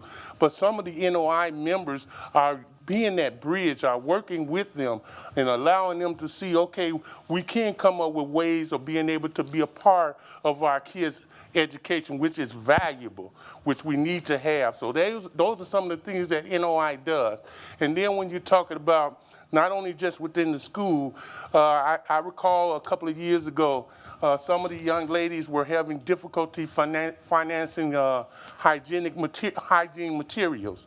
And so one of the groups over in the Darby-Worthington area, they decided that they wanted to go in and they wanted to try to work within the school to make sure that we have these products for these young ladies so that they don't be at the school and be feeling bad about themselves. That's part of what NOI does. And so when we look at all of this and we talk about how you measure it, some of the stuff you may not be able to measure, but the relationships are so strong, and those are the things that may stop some of the issues that are being going on. For instance, a situation occurred just recently where two groups of people were upset with each other, and it could have got violent. It could have been a bad situation. And because of NOI members, they set up this environment where these families can sit down together and they can talk about dealing with this situation so that it doesn't escalate into a violent situation. And so we don't hear about that. And I know we do our quarterly reports where we try to get the information out so that you can hear, but some of this stuff we can't just put out there. But that's the importance of what we're doing. That's the work that we're doing within the community. And that's why it's so vital to support Central, to support NOI, and all the other organizations that's trying to do community engagement. Thank you for your time. David Dexheimer, who will be followed by, this one's even harder to read than the last time I read it. What's the first letter? I can't tell. It's someone who already spoke. It's Perez, but I have the, I can't tell if it's at an N. Perez, I mean, It's a who? I think that's a K. You think it's a K? Yeah. Well, it's not Karen. Karime, yes. Perez. Did she leave? She, I already talked, thank you. okay, we got two. Okay, then David, go ahead, and Zandra Hagberg will be next. Thank you, Mr. Mayor. I appreciate it. I appreciate the opportunity to speak to you, the council, and some of the MPD command staff here. I'm actually glad Em got a chance to speak before me. She might appreciate what I've got to say. I am a private citizen here today. I don't speak for the Madison Police Department, but from the experience of many years of service to our city and to the policing profession. Others in and out of the department share some of the same concerns that I'm about to speak with you about tonight. Chief Koval often emphasizes performing the role of guardian in the community. In this case, my purpose today is to act as a guardian, but a guardian of our department's core values. I've spoken with Chief Koval, and I expressed my surprise to him that the amendment to accept funding from American Family for a neighborhood officer position has this much traction, because it seems obvious to me that this proposal is contrary to our MPD rule of ethics. When you boil it down, this is a question of, do we want corporate funding of our police department? It's naive to think that acceptance of private money by police would not influence decision-making and erode our independence. A nice office, a dedicated squad car, it'd be very difficult to not know how these perks were provided. That's exactly why I cannot go down to the Quick Trip and accept my free cup of coffee and my donut. It's against our core values and our ethics. And then to call it a neighborhood officer, hardly the case. Neighborhood officers work to empower communities, build trust between police and community, to make assessment of quality of life indicators, to engage in community building, and to work with some of the most vulnerable people in our community. It rankles me to hear this referred to as a neighborhood position. To call this proposed position neighborhood officer cheapens the hard work and dedication of those problem-solving practitioners actually working to improve conditions in our most challenged neighborhoods. Rest assured, Sector 520 does not fit the bill for a neighborhood officer. Police staffing is data-driven. 4 years ago, the chief came before you and successfully lobbied to create the neighborhood resource officer position. The work of the NRO is very much like a neighborhood officer, but we're not limited to one particular neighborhood. We have the flexibility to go where emerging problems might exist. In the 4 years working as North District Neighborhood Resource Officer, it has not once been suggested to me that the American Family Campus is in need of neighborhood officer service. A calls for service analysis won't support the need for the dedicated resources implied by adding a neighborhood officer to this area. Do we need more officers? Yes, we do. We do need more officers, but that's why it's so easy to accept this grant. Tempting as it is, though, corporate funding of MPD operations is not the way to go about it. Accepting these funds is not just a slippery slope, but it's rather a cliff that we are about to jump off very deliberately and head first. Could it lead to quid pro quo? At this point, you wouldn't expect so, but the answer, of course, is yes. It may be subtle, but it's undeniably always there. Police agencies must remain free of even the appearance of impropriety, lest we destroy public confidence in our independence from undue influence. And I've heard the arguments, isn't this like the EROs in our public high schools? Well, not at all. MPD and Madison schools are both public entities paid for with public tax dollars. Taxpayers retain a voice, as we well know, in how we go about our business. Public oversight and accountability to our communities is essential to the mission of police. I've heard it's political, and it may well be, I don't know. However, the fair and equitable delivery of police services must be kept apart from politics and from money. We know what can happen when a state declares it is open for business. Don't let MPD go down that road. I've heard that American Family wants to work closely with MPD for enhanced security of the facility and for increased visibility of the department in and around their campus. But do you know, American Family has a private security cadre which is more than capable of providing patrol and security services as they need. Their security contingent is as state of the industry as it gets. MPD already staffs the sector with a 24/7 beat officer, and we're available when they call, same as everyone else. In fact, we answer the call without undue bias or any perception of corporate influence. Now, I do fear sounding too alarmist here, and I certainly don't mean to portray anyone, American Family, the police, or city officials as the boogeyman here. I understand completely what we lose in terms of additional staffing when we support our values, when we say no, thank you, but no. But you need to hear this side of it. It is critically important that you understand the significance of going down this road. I heard the timer, so I will end there, but ask you to vote no on amendment number 7. Thank you. Thank you. Zandra? And while she's coming up, I just want to review, I've got a lot of other registrations from people who already spoke. I don't know if they want to speak again. Mario Garcia Sierra, do you want to speak again? I'm good, thank you. Okay. This time I can read Karen Collier? No? You're good?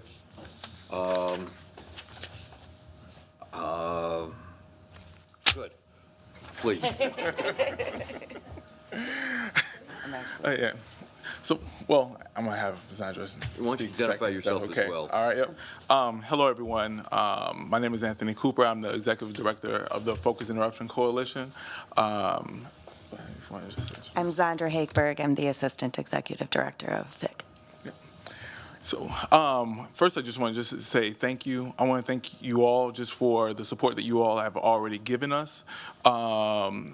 And just want to just say that we appreciate it, and then also that we're looking forward to figuring out new and different ways of expanding that relationship. All right, cool. All right, so I guess a couple different things. One being that I want to kind of give you all some just stories that have been happening just within the last 2 years, actually.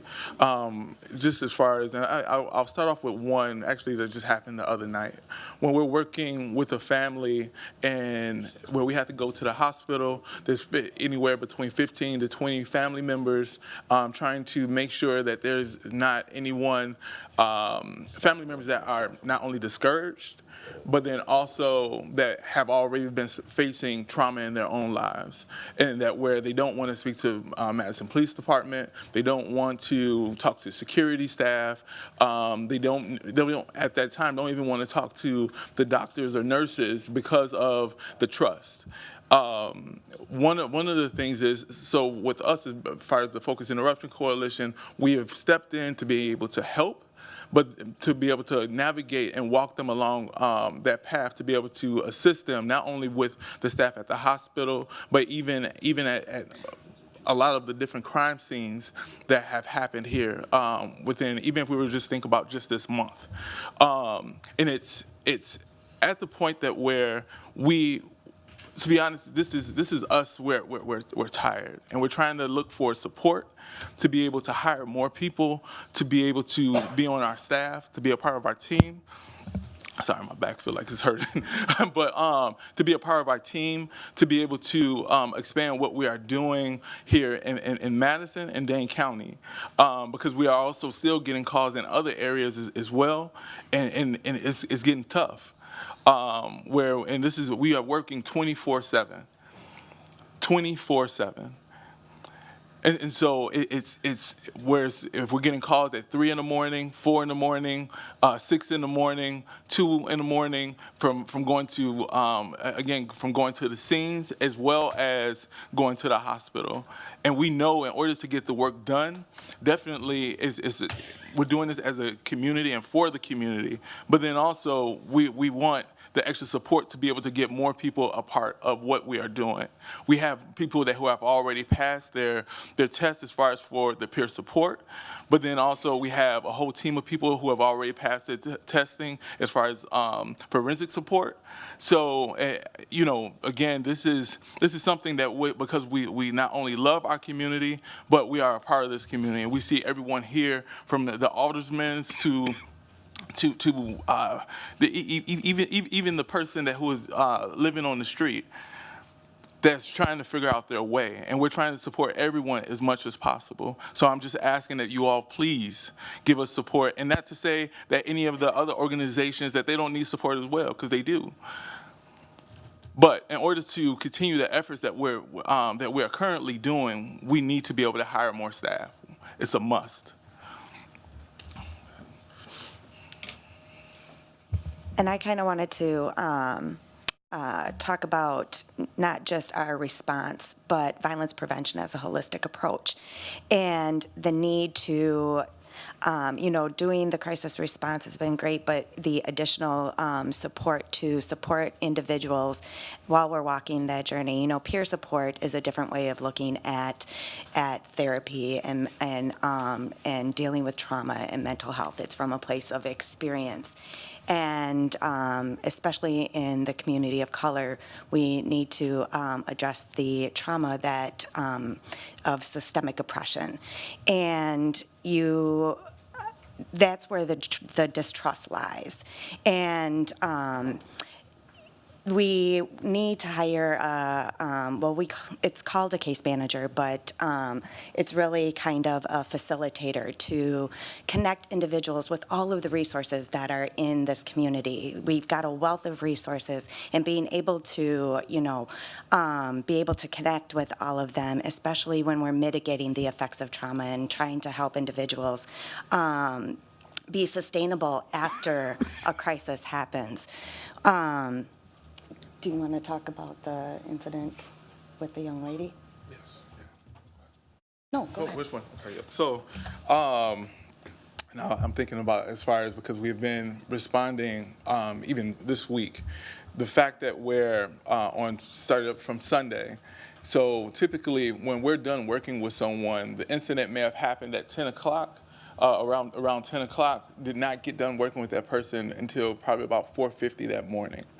To try to make sure that not only do they have the proper support, but then also making sure that that they're connecting with the right resources that are out here in the community as much as possible. Whether if it's from being able to make sure that they have a place to stay for the night, going to a hotel, or if it's overall, we're trying to make sure that they're safe with the partnership of connecting with Madison PD or JFF. Or any other resources that are out here in the community. We make sure that we're navigating people through those resources, but then also that we're trying to make sure that people in the community are for the most part that they're safe, but then also their family is safe, and that we're not continuing the trauma that's already happened in their lives.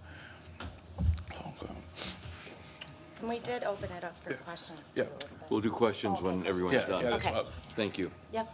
Okay, we have next registered speaker. Your initials are MD. You live at 2235 Woodview. And I can see some H's and a K and a couple of E's.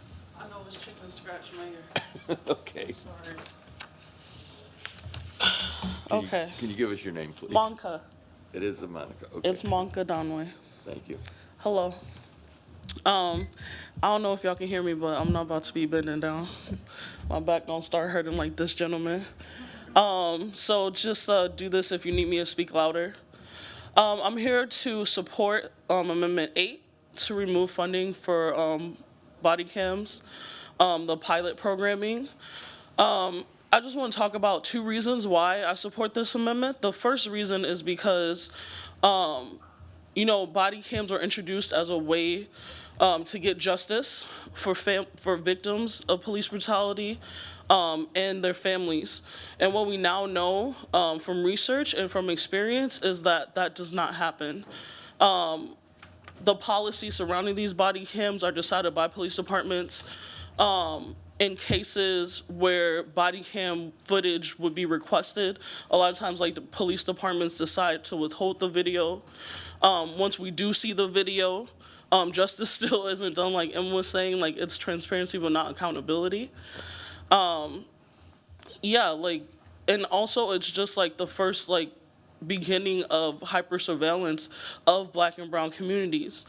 If we look at places like LA, places like Milwaukee, where these pilot programs started off for body cams, within 2 years, the entire force had body cams. Now in Milwaukee, we're fighting a lawsuit against the police department for hyper-surveillance and using military-grade surveillance equipment to track people and track activists really unlawfully. So this isn't something that will bring accountability, like Em was saying. If anything, you're just giving them more tools and more avenues and relationships to get more high-tech and more military-grade equipment to surveil Black and brown communities. And I do think it's really ironic that it's going to be starting, well, not ironic, but I mean, it fits the bill and the patterns to be starting in a Black and brown community. People have cited that, it's smaller, so that's why that should be the pilot location, and that doesn't make any sense.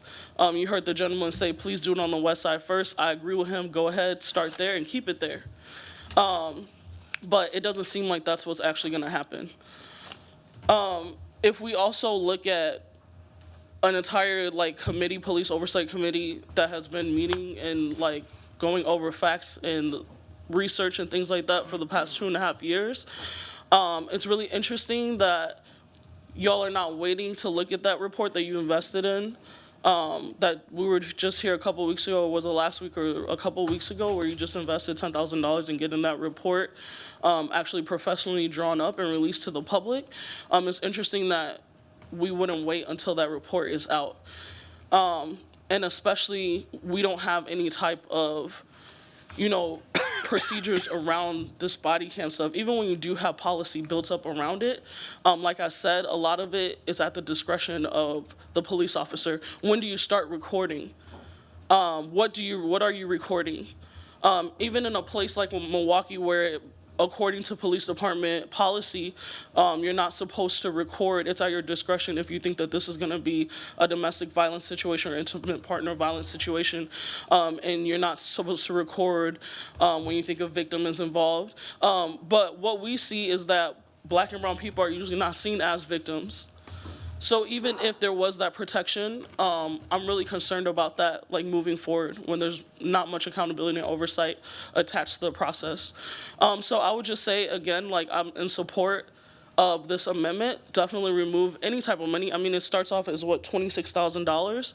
It ends up being millions and millions of dollars. Yeah, let's do better. Let's do better than that. Thank you.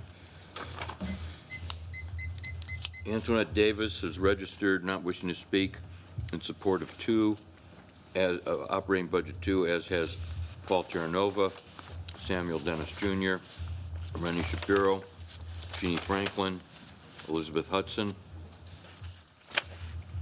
Cesar Sanchez. Have I missed anyone who registered and wishing to speak?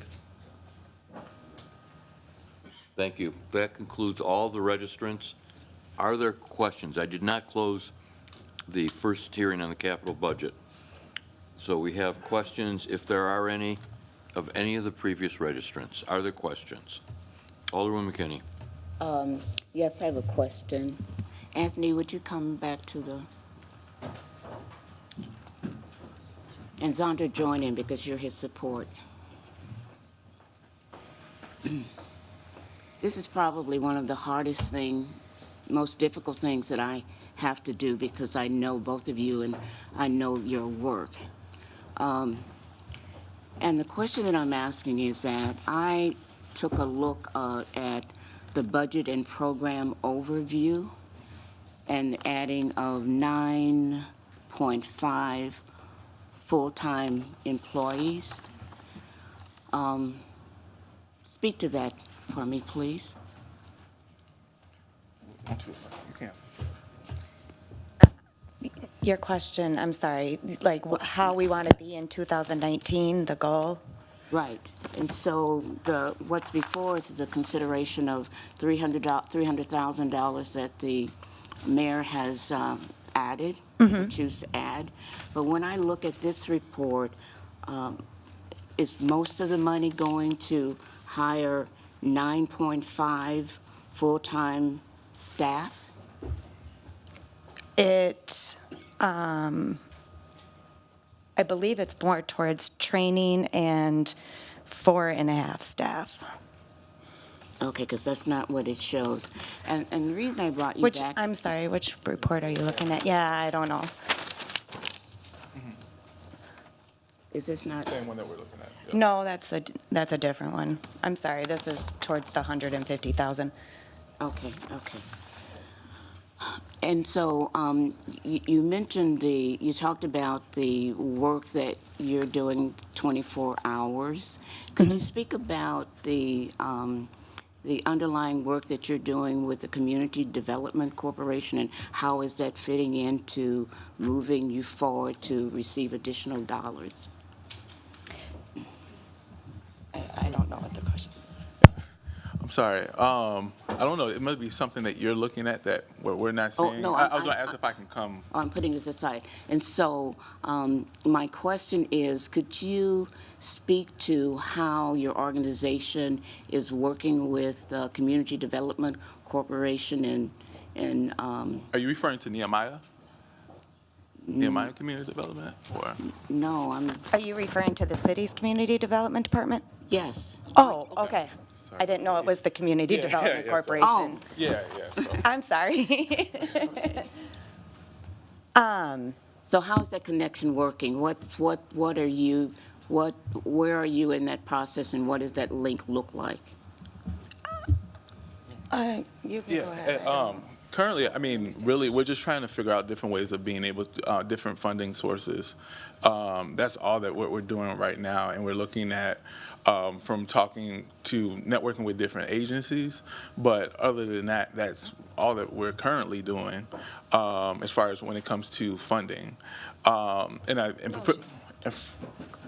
what I was just looking at, when you were looking at the budget, also. I think also that budget was a part of what our future budget will be. That's something that we're trying to work our way toward.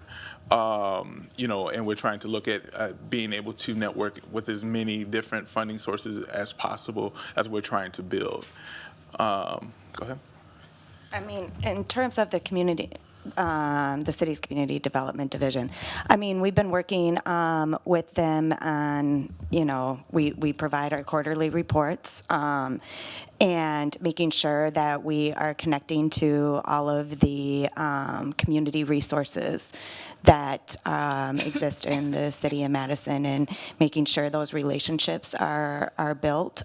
We're part of the Community Safety Intervention Team, which is, a team full of the resources in the city of Madison kind of to address safety and crime and violence in the city of Madison.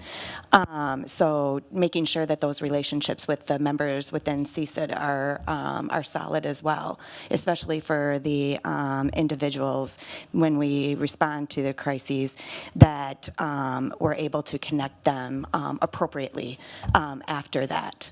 Okay.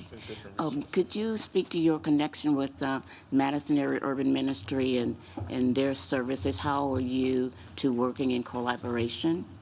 Absolutely. So we just had a meeting last week, about 2 weeks ago.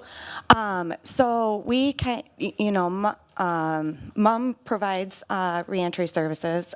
Many of the people that we deal with in crises are justice involved, and Nehemiah is, the grantor, and is reentry as well. So, and has a different set of supportive services. So we kind of build off of each other. They've made referrals to us. We make referrals to them. We have Nehemiah has a man up group that many of the men stemming from the crises, if they're justice involved, we get them involved in that. And we've had to contact Mom to make sure that if we needed to get somebody, we kind of know each other's like employer connections. So if we think an employer that I know that John Givens at Mom has, we may do that referral there. So we kind of work in collaboration with each other. Do they do any of the case management that you have? Case management in terms of working with any of your clients that you refer over? I know there's one individual that I know that we're both working with. Their program is a little bit different, and it's specifically justice involved, where ours is specifically trauma involved. Now, those that are involved in the justice system, they meet the it has to be because of a violent act, or they've been through some traumatic stuff in their past, is why we would have them as well. So my final ask and comment is that I had a mom who had contacted me because her son was violently killed. And when you talk about being there and showing up, when they made the decision to remove life support, that was very, very difficult and a hard place to be with the family. And one of the things the mother said is that, what about me? Because she said that she had been lost in everything. And so the reason that I'm really specifically, because I know the work, and my challenge has always been to make sure, and that's why this is hard for me, because I absolutely know the commitment of you, and I know the commitment of what you do, both of you. But my question has always been, is the work and the services actually getting down to impact the lives of the people that it's intended to do? And so when I saw this, and maybe this is not current, and I do want to have a current copy, that there are 9.5 full-time staff to be added. My question always is, the people that are being serviced, is that getting down to those people, or are we just adding staff? Your capacity will grow, so the foundation, I'm very concerned with your foundation and being able to be in a position to really bring more dollars in. But I have to always ask, is it getting down to the people that need to be served? So first, I want to say thank you for saying that. That actually even helped us a little bit. The fact is that we collaborate with other organizations who are providing other support, like Anissa's Family Services, and so we are making sure that we are connecting the dots in a sort of saying. So if there is a mom or father or child, we're making sure that not only are they going to those services, and say if Anissa's does not fit for them, there are also other services that are in the community that we also connect them to. And so by doing that, that's where we are giving them that care, so that, not to say that automatically that's going to prevent trauma, but being able to give them that support that they need. And we don't just walk away after that. There are family members from 2 years ago from incidents that where they are still reaching out and still having conversations and we're still connecting them with different resources. Even though some of those families have actually left Madison, we're still trying to figure out different ways and have been successfully has been able to say, hey, you know what, also I know about this agency in Chicago that who will provide a service, or this other agency, and try to be able to provide that support outside of Madison as well. But so I want to say thank you, because that is something that if that wasn't spelled out here, that is something that we are continuing to do. That's a part of our RFP. That's a part of this whole process. Because again, we're trying to prevent as much as we can as a community. And even though if someone happens to leave out of Madison, they're still a part of our community. The world is our community. Can I address that just a little too? Yeah, go ahead. And speaking to that, the 9.5 positions, I mean,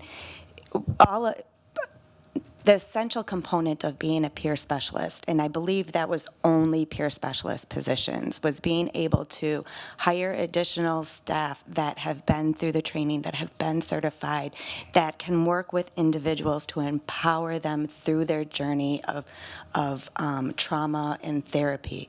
And so having 9 additional people that can sit there and be that person that they call whenever they need something. Like we said, we work on 24/7 schedule.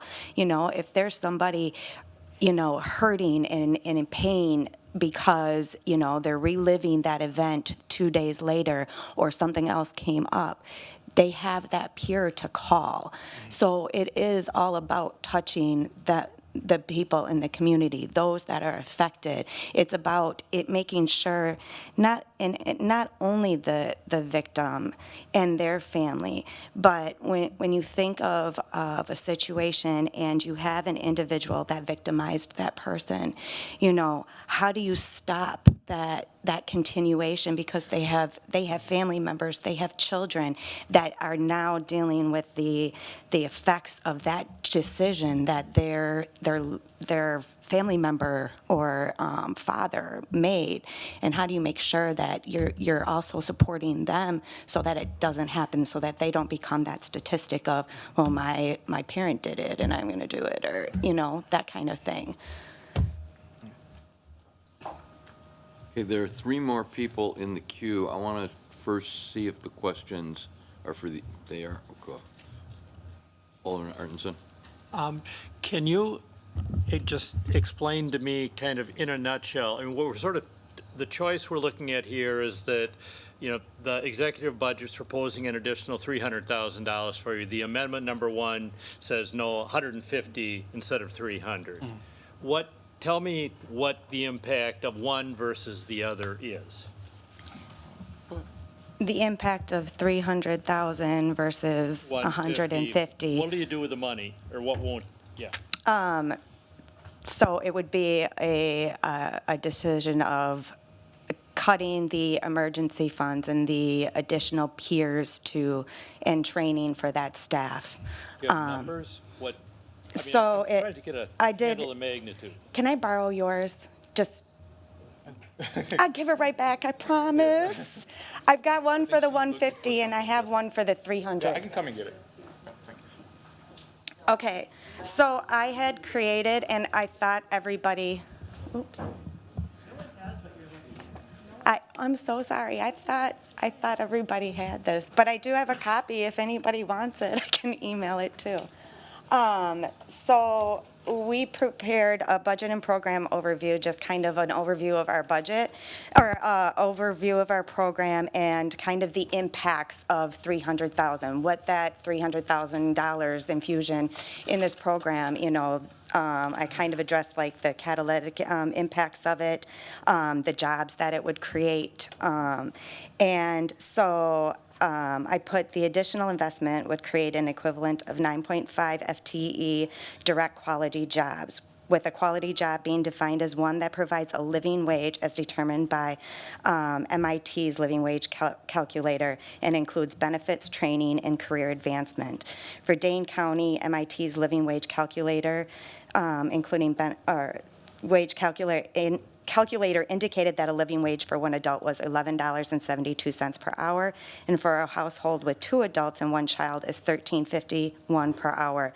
And we are paying the quality jobs that we are creating would be filled by low-income persons and be paid a wage of $15.53 per hour, some being paid $17 per hour. Okay, and I don't mean to interrupt you. Yep, I suspect that that would be the case under either alternative. It's just more people versus less people or something. I'm really trying to understand the differences between the two. It would be less people, less, it would be directly, hold on, it was an equivalent, so 150,000 would be an equivalent of 4 FTE. It would be 3 full-time and 2 part-time. And so that's really the difference between the two. Yeah, and then a reduction in the emergency services. Because if we couldn't support the additional people with the, we wouldn't need as many emergency funds. Is that all? Then Alderwoman Carter's next. Yes, thank you.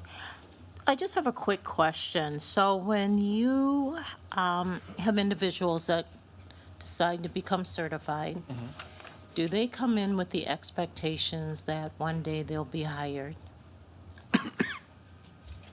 So, just to make sure I'm hearing you correctly, can you repeat that, please? Do they come in with the expectation that one day they will be hired, they would be paid staff?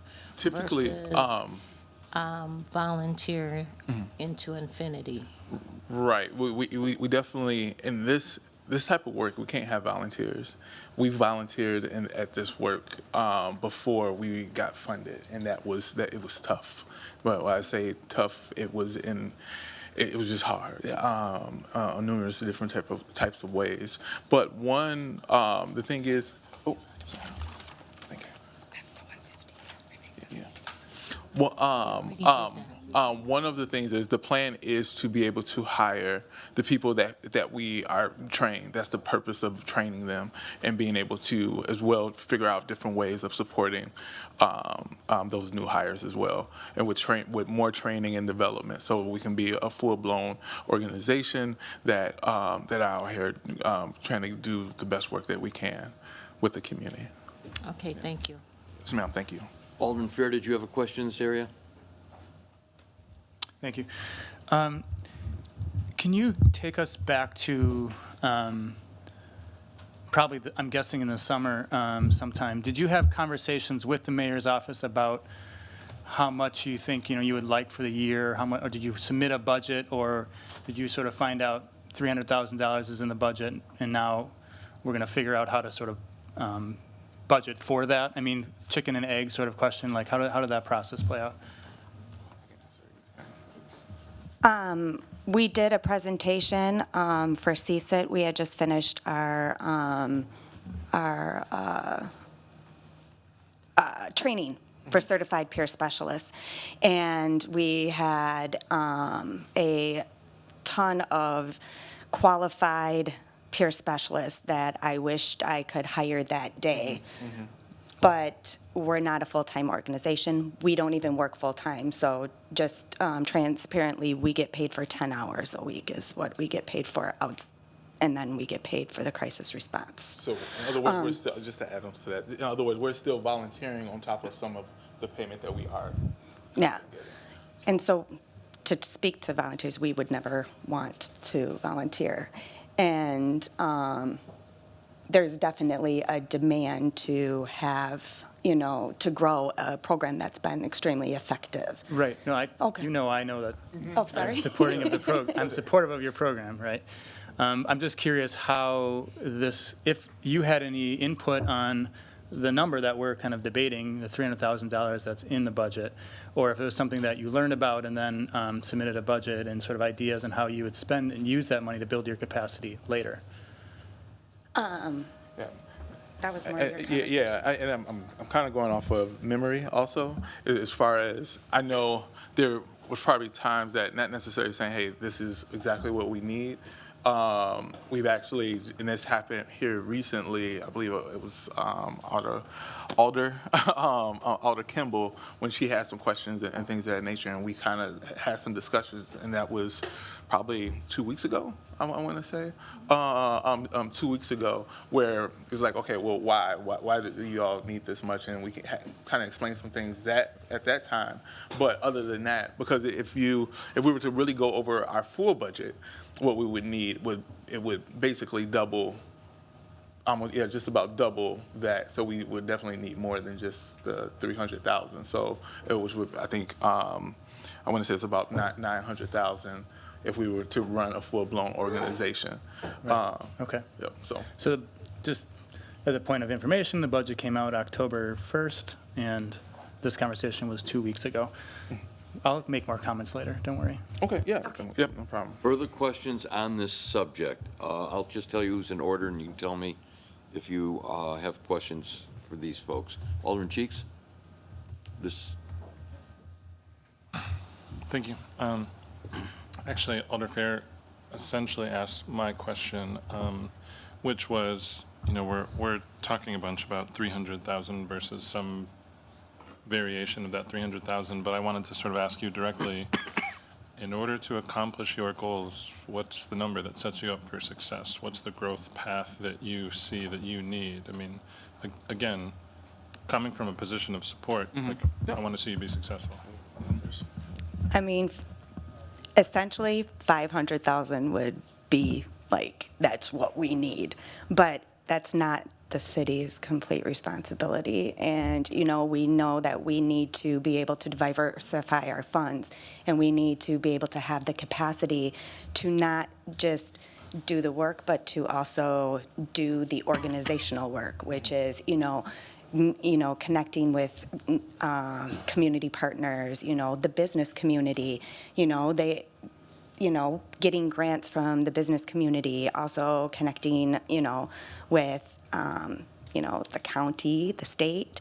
It's not solely on the city, but for supporting just the city of Madison, 300,000 would have been ideal. But we absolutely respect the amendment process and everything too, so. Okay, thank you. Alderman Vidarcy-Luff, did you have a question on this? No? Alderman Ahrens, did you have a question? How many people go through you mentioned 2 kinds of training programs? So how many people go through each one, or how many people have gone through each one? So just for us, we held one in September, and then we're holding one in January or February. But we had 12 participants that went through that. And once they receive the training and the certification process is difficult. The record, the number of people that pass a training the first time, they usually can get it on the second time for a test. But once they're certified, they also need additional training to be rep facilitators, which is helping their peers develop wellness recovery action plans. In peer support, all of the care and support that's provided to a peer is driven by the peer. It's empowering them on their own journey. So how many people? So how many people went through 12 these or it was programs? either 12 or 14 went through the first training. So there are 2 trainings for 1 certification? So You said- if you're referring to the forensic training as well, the forensic. You mentioned 2 different kinds of training. Oh, I'm sorry. So there's addressing. forensic peer support training, and that is solely focused on those that are justice involved. And then there is just peer specialist training, which has no criminal justice focus. Bless you. And Bless you. there were 8 8 for the forensic. 8 for the forensic, forensic peer specialist training and certification. And then there were either 12 or 14 for just this past peer specialist training. And who does the certification?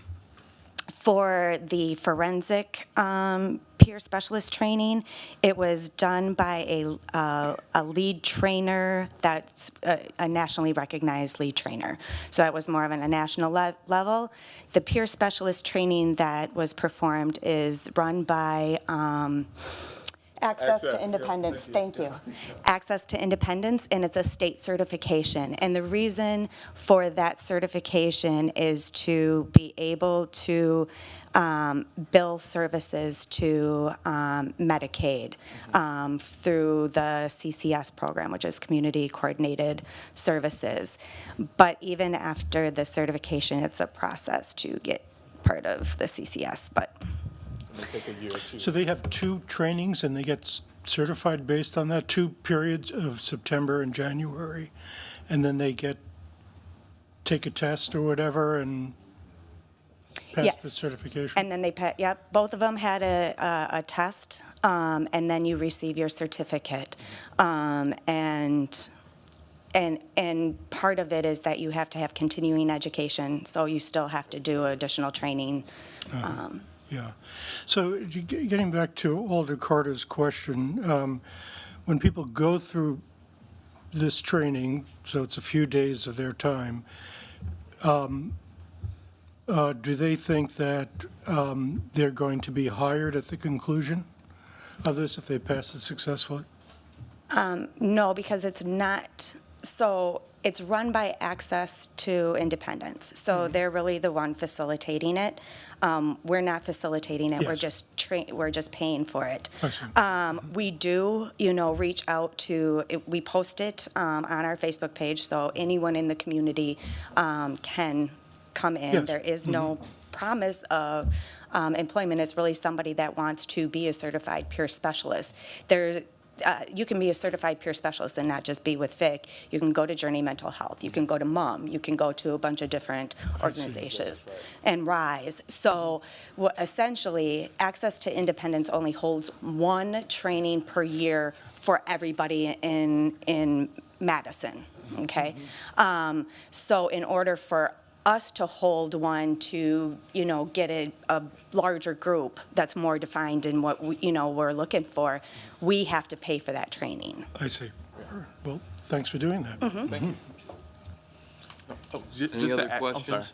I was just going to add to that. That was just a way of us just trying to think outside the box to be able to help other people who may not necessarily want to do our type of peer support. And so, like Zandra had mentioned, being able to navigate their way with other organizations. You have some people that may want to, their main target may be just to work with youth. So that's something also that we're looking at as well. Further questions? There's no one else in the queue. Any questions of any of the other registrants? Alderman Bedard-Seeloff.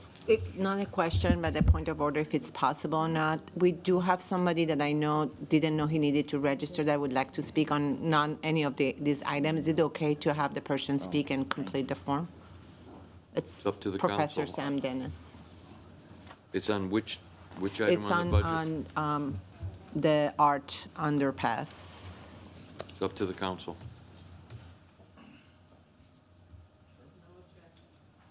Is there any objection? No. There's no objection. Thank you very much. Thank you. And who's the individual then?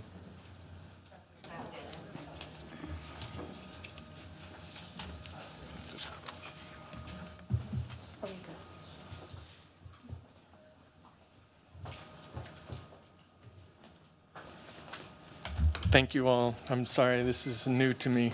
I said I would answer questions, but if I don't speak, then you don't know who I am to ask me any questions. My name is Sam Dennis. I'm a professor in the Department of Planning and Landscape Architecture at UW-Madison. I'm also the director of the Environmental Design Lab. But I'm not here to speak for those groups. I'm here as a citizen that knows the artist that's proposed the model over here for the underpass. I think it's Amendment 4 for the Capitol. Amendment 5, sorry. And you heard from someone from the Regent neighborhood earlier. The artist couldn't be here tonight because she is presenting other work in Middleton. So I can answer any questions about the art, the process, anything that might have to do with, we've had city engineering look at it, sign off on it. We've got a structural engineer. We've got the budget. Everything's ready to go. We just need an influx of some funding. We've gotten $47,000 raised already. And we'll still have, according to the amendment, we will go 15,000 more from private sources. Are there any questions? Alderman Ahrens. Why is it in an underpass that's, to my view, fairly hidden from most traffic and most people who live in that neighborhood?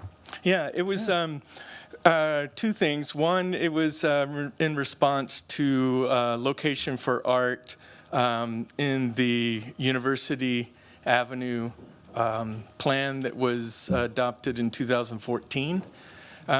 So it was both the Walnut Street underpass and the Highland underpass were identified in that process. And like the speaker before us, you know, there's 5,000 people going through there every day. We imagine it would be the kind of artwork that would be a destination. It's extraordinary. That's the plan, but the goal was to activate that space that some say is dangerous or unpleasant, particularly for those who are walking through there. Any other questions? If not, thank you very much. Thank you. Have I missed any other registrants? If not, at this time, what I would like to do is close public hearings 3 and 4. That concludes our public hearings on the 2019 budget. And now we have before us item 2, introduction of new business for referral, which is the acceptance of the plan from ULI and Findorff. It's referral for introduction, and it's to be referred to Finance Committee. Is there any questions on this item? Is there any objection to referral to Finance? Additional referral to affirmative action? I just want to point out 2 things. One, affirmative action, I won't ask you why, but affirmative action, I believe, meets the night that the council will be meeting, taking this up. And I don't know why you want it referred there, but this, I'd ask the city attorney to comment.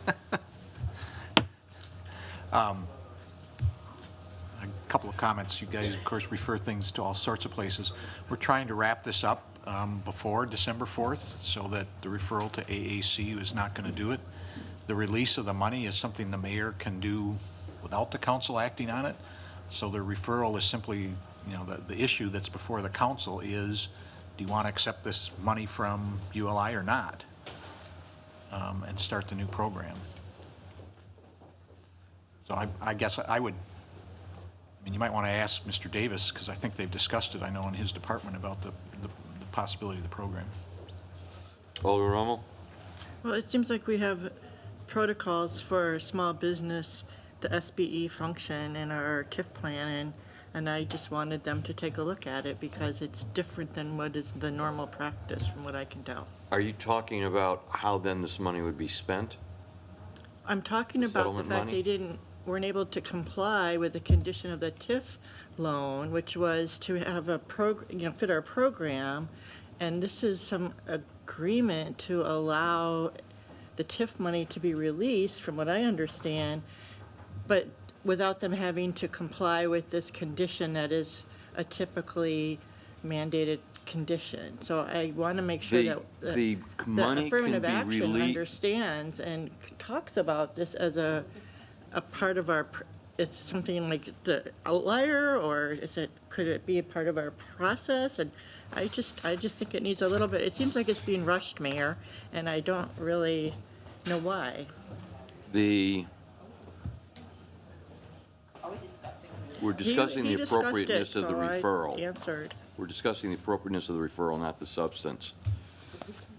The money can be released without any action on this item. This item is to accept the settlement. There's two outstanding issues. One outstanding issue, which is how will the money be spent? And that's going to be a completely separate issue, which DCR and perhaps economic development will go into. And then there's the second issue, which is the lack of compliance, and to do an analysis of that. Those are independent issues of the release of the money and the settlement. The question is, does the council want this settlement?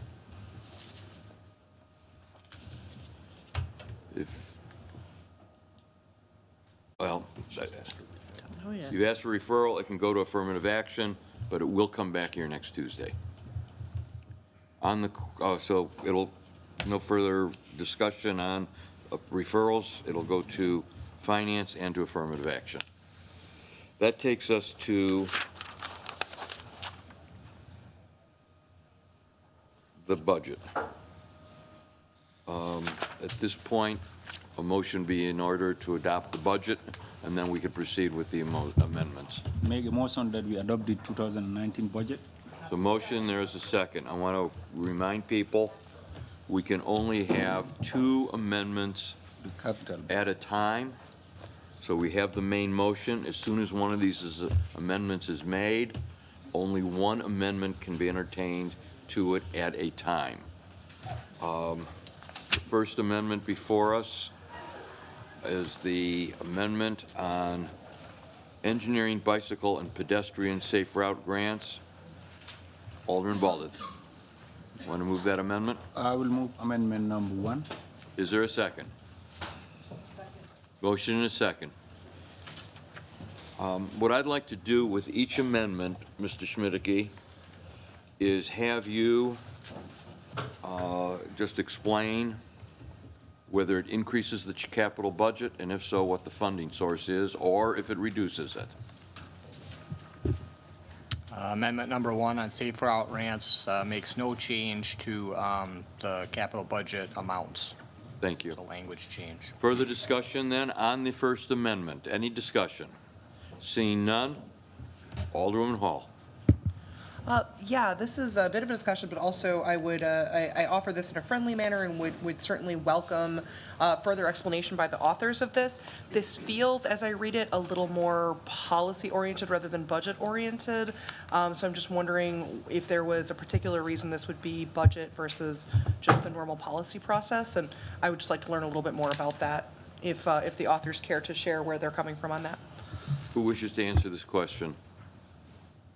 I believe this was done at a staff request, if I'm not mistaken.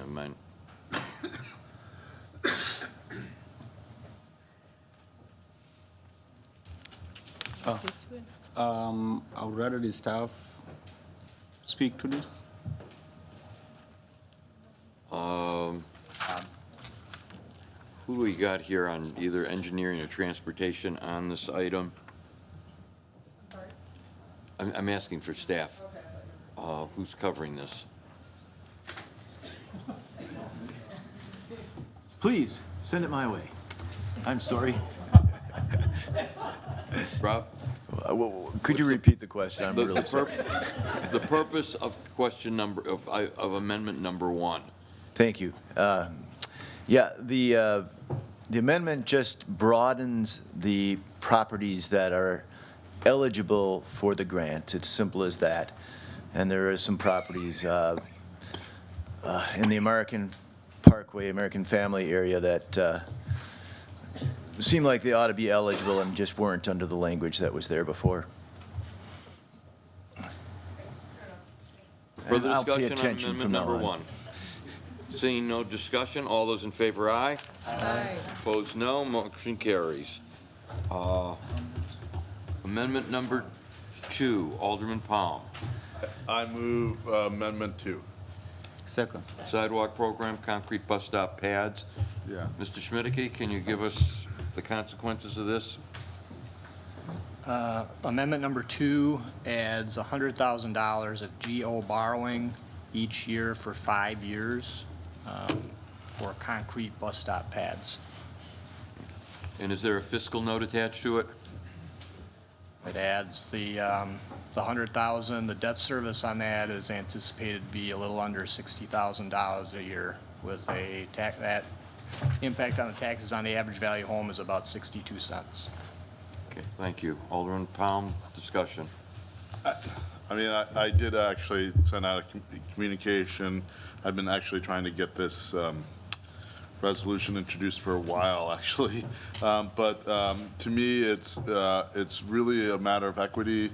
The Madison Area Planning Organization put together a report on bus stop amenities.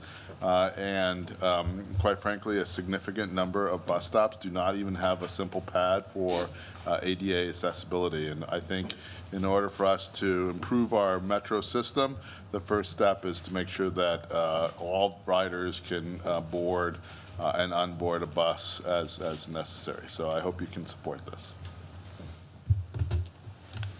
Further discussion, Alderman Darcy-Seeloff. Thank you. This is a question for staff, so heads up. So did this come through discussion with any of the committees? Like why is this an issue that it's coming to us as an amendment? And is there a map or where this particular? I don't have knowledge on that. I can tell you there's about 460 bus stops that are without concrete pads, and this would accomplish constructing pads at those bus stops over a 5-year period. Without the amendment, we'd be on track more for a 10-year or better period. And what's the process you're going to be using to select which ones go first? And Yeah, that is a good question. So the Sidewalk has a program to repair sidewalk over a 10-year period throughout the city. So we would anticipate going into those areas that we're already repairing sidewalk, and then pick an adjacent area. Or if there is no adjacent area, we'd pick one that makes sense. And we've kind of laid out a plan, tentative plan for how we would do it already over a 5-year period. So which districts we would be in. Now we're just checking the numbers to make sure that's kind of well balanced throughout that period. could you please share that plan with council members as soon as you can? You want me to share it now? Or- Well, now, or you said you're working on finalizing it, if it passes, then I guess whenever, but just so we all know what the plan is. Absolutely, we can, Thank you. I can email it to the alders if you'd like, or Sure. I can go over it Email's now if great. you'd like. Alderwoman Hall. Thank you, Mr. Mayor. Along that same line, we were talking about how this particular amendment would bring bus stops into ADA compliance with regards to installing these concrete pads which aid in accessibility. Does this bring what percentage of our bus stops then into compliance? Is this all of them, half of them? Where does this take us to? It constructs a concrete pad at all the bus stops that are remaining. Those would be compliant. I can't say definitively that all the concrete pads that are out there today are compliant. And just to answer the earlier question, I'll just give you the thought for 2019. We're doing sidewalk repair in 3 districts in 2019. That's 1, 7, and 9. And we are anticipating adding District 20 to that. Now, doing it in 3 districts in 1 year is unusual. Most districts have, I'm sorry, most years we have 2 sidewalk districts we're doing repairs in.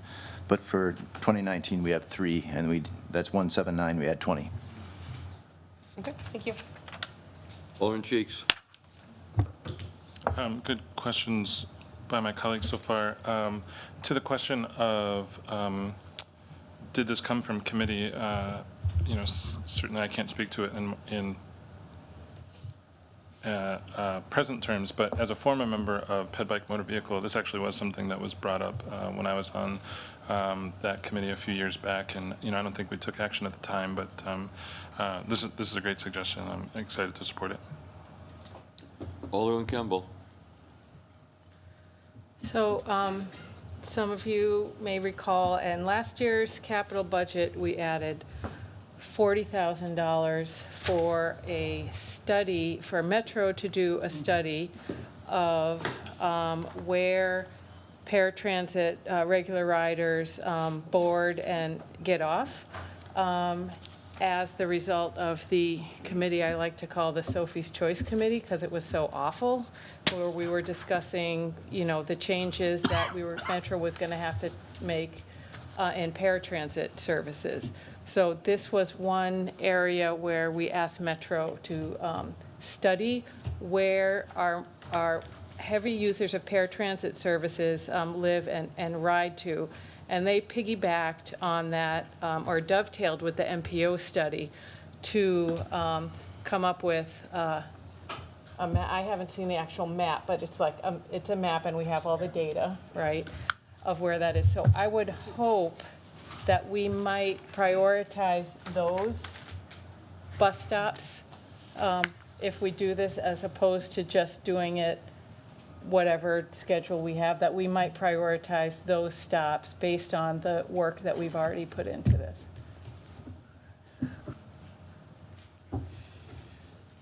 Alderman Darcilov. I'd like to add additional language, make an amendment to add additional language to the amendment before us that would say that it can be bettered by somebody else, but what Alder Campbell said, which is staff will prioritize those Metro stops that have been determined as being used by being most frequently used by paratransit. Second. Motion and a second to prioritize the pads to those that are most used by paratransit. There is a second. Discussion on the amendment. Seeing none, all those in favor, aye. Aye. Opposed, no. Motion carries. We now have the amendment as amended. Is there further discussion on the question? All those in favor, aye. All those opposed, no. Clerk, call the roll.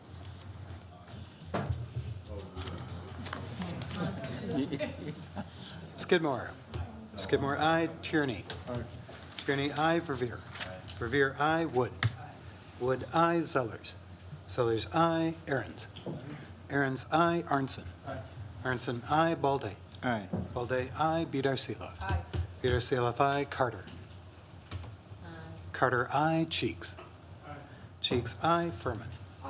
Furman, aye. Hall. Hall, aye. Harrington McKinney. Harrington McKinney, aye. Kemble. Aye. Kemble, aye. King, not here. Martin. Aye. Martin, aye. Palm. Palm, aye. Fair.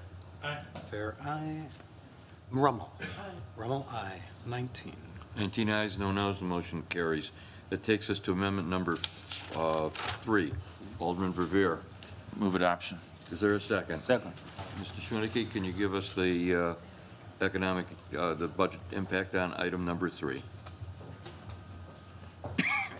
Item number 3 is modifications to Capitol Square Cafe areas. It has an impact of $66,700 of GO borrowing and $33,300 from TID 45 reimbursable borrowing. Debt service estimate of about $7,800.08 on the average value home from that debt service. Thank you. On the motion, Alderman Verveer, the floor is yours. Thank you, Mayor. This amendment will fund the resolution that the council adopted at our meeting on April 10th of this year that provided for Lucille Restaurant on King Street to modify the planter in the public right-of-way. As part of that resolution, many of my colleagues will recall, it included a directive that the city would likewise and conversely require that green space be reclaimed in the public right-of-way at 3 other existing similar planters on the Capitol Square. So in essence, what this does is it will, speaking of Americans with Disabilities Act accessibility, it would make 3 cafe spaces ADA accessible, which they currently are not, and would additionally provide much-needed green space that is trees, shrubs, that sort of thing in these locations. So again, we had a full debate on this back in April. The budget amendment is a result of a staff meeting that occurred post-Finance Committee consideration of the capital budget, which is why we're bringing it to you tonight rather than in committee. And there obviously is staff here that can speak to this if there are any other specific questions that I can't address or Alderperson Zellers cannot address. Further discussion, Alderman Ahrens. I have a question for Alder Verveer, if I can, or, what's the stake of the 3 bars that are going to, I mean, they have a substantial benefit from this in terms of planters and so on. Do they have any money in this, or is this just from the city? Yeah, I would argue that what we're doing is, admittedly, this is public property and they're currently paying encroachment fees. We're trying to get away from encroachment fees for cafe spaces and simply have them pay sidewalk cafe fees. But each of these 3 businesses will actually lose revenue as a result of these modifications because we will be taking away cafe seating in these spaces to instead replace it again with ramps for people with disabilities and green space, particularly planting at least an additional tree in each of the locations. So these spaces all previously had green space under the original State Street Mall Capitol Concourse design, and then over time, over decades, we have forfeited those and agreed to let them be concreted over for private gain, but obviously much enjoyed by many in the community, the al fresco dining that is prevalent throughout the downtown and many other parts of our community. So the consensus at the staff level, and along with myself and Alderperson Zellers, was that this will be difficult for the impacted businesses. We can legally require them to do this under the encroachment agreement that we have with each of them. These, by the way, are encroachment agreements that go back decades, in some cases not with the existing businesses, but with predecessor businesses. But we felt out of fairness that if we really want to get it done and done in a timely fashion, we probably need to make these improvements be public works projects funded through the regular course of public works project funding. And luckily, as you see in the amendment, I'll add and amplify what Finance Director Schmidtke articulated, that one of the 3 is in an existing tax increment district, that being Jenna's is in TID 45 on West Main Street. So that'll be reimbursed through TID eventually if the amendment is adopted.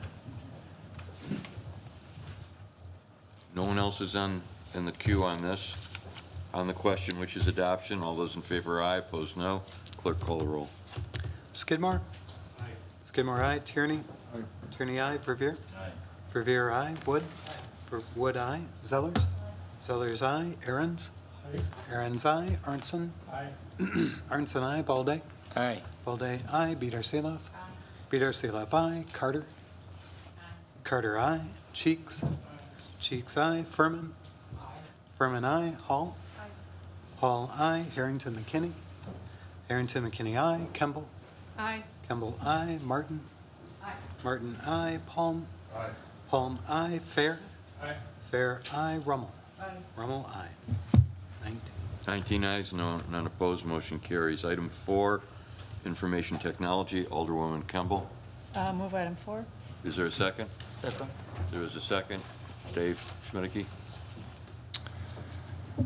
This amendment appropriates an additional $20,000 for the Department of Civil Rights Case Management software system. This item was originally put in the 2017 budget at $80,000 and has been reauthorized and is now expected to cost $100,000.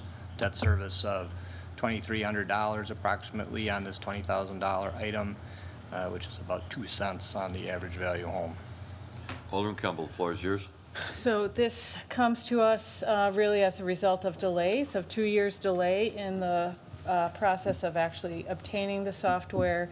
And in that time, the city attorney's office has sort of signed on to be able to use this same case management software so that they can communicate between city attorney's office, affirmative action, and EOC. So it's really, costs have gone up, and we've added another department to add to this, so this is why it's $20,000 more expensive. Further discussion? Seeing none, we'll come to a vote. All those in favor, aye. Opposed, no. Clerk, call the roll. Skidmore? Aye. Skidmore, aye. Tierney? Aye. Tierney, aye. Verveer? Aye. Verveer, aye. Wood? Wood, aye. Zellers? Aye. Zellers, aye. Aaron's? Aye. Aaron's, aye. Arnson? Aye. Arnson, aye. Balde?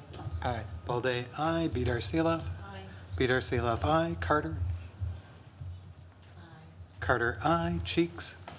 Cheeks, aye. Furman? Aye. Furman, aye. Hall? Hall, aye. Harrington McKinney? Aye. Harrington McKinney, aye. Kemble? Aye. Kemble, aye. Martin? Aye. Martin, aye. Palm? Palm, aye. Fair? Aye. Fair, aye. Rummel? Aye. Rummel, aye. 19. 19 ayes, none opposed, motion carries. That takes us to amendment number 5. Alderwoman Bedar Seeloff. Adoption? Is there a second? Mr. Schmidtke, can you? This amendment increases funding to the Municipal Art Fund by $150,000 of GO borrowing for an art project at the Highland Avenue and University Avenue underpass. The debt service is estimated to be about $17,500 a year.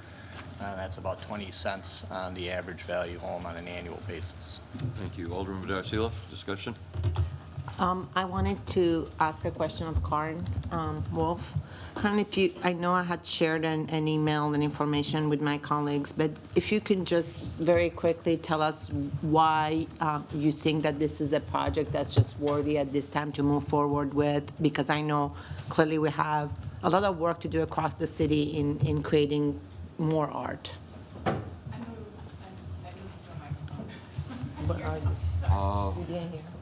Wait, that mic's not on, and I'm having trouble. Wait, the problem may be there's too many mics open. Let me just shut off a couple of people here. Go ahead. Okay, is this better? All right. So your question is why this project and why now? I think that we're at a point, we're in a sort of interesting point with the public art budget right now. We have a number of projects committed to. As you know, there's $340+ in that fund already, and all those dollars are committed. There's 7, 8 projects underway around the city, and the Percent for Art ordinance doesn't get implemented for another year. So we have about a year here between these two funding sources that it would be a good time to do some conservation efforts and to kind of finish some of the projects that we have started. This project has really started in 2010 during the neighborhood planning process, where the neighborhood asked for more student engagement, more connection between the neighborhood and the hospital and the campus. And so we started this great partnership with the Environmental Design Lab. Sam Dennis's students were very engaged in the planning process. The neighborhood identified the underpass as looking poor, as poorly misrepresenting and being a poor gateway to their neighborhood for visitors coming into the hospital. And so we prioritized that, and it evolved into sort of the Mile In project of Madison, where a student designer, an artist going back for a landscape architect, created this elegant, beautiful solution, and the neighborhood liked it. The city then invested and did a partnership with the Environmental Design Lab where the student was given a salary and was tutored and was able to fully execute her design, get it engineered, work with city engineering. And so it's shovel-ready. Leadership has shifted a few times in that neighborhood. Thousand Friends was once leading the capital campaign for this project, and as their leadership changed, they had to prioritize different projects. And it's just sort of been lingering, unfinished. And there's a lot of frustration in the neighborhood as they see other neighborhoods getting their art projects to move forward, and theirs is sort of languishing, and they would like to see some action. So I think there's both time and capacity in the arts plan right now to move it forward, and it's sort of ready to go. So this would probably be a good time to move it forward if it's going to ever be moved forward. Karen, one more question, and I don't know if traffic engineering is here, but I know there was a mention of this not being a very busy corridor or underpass, and I can't think of an underpass that's busier than this underpass anywhere in the city. So what has been your sense from yourself about how busy this area is from pedestrian and bike and car? Are you asking me or traffic engineering? I know that the numbers are probably in the neighborhood plan, and Thousand Friends did do walkability studies. There's a lot of students in that corridor, and that is their path both to and from campus and to the hospital. So it was considered a very utilized underpass. I'm not sure of the numbers. Thank you. I don't want to get into a debate about what's busy at an underpass, but I will tell you that any of the Beltline underpasses are way busier than this. So, Alderwoman Zellers. Yes, I was just wondering, you mentioned, Karen, a number of other neighborhoods have had art projects recently done, and I was wondering if you could share what those have been. More recently, we're trying to complete the Monroe Street neighborhood. That had quite a heavy investment of resources and public art projects. And we have one last piece that we're going to be putting in there. In Allied Drive, not very many years ago, we were fortunate to be able to work with the state and use dollars that they had for the Verona Road project and put 3 or 4 major projects in that neighborhood.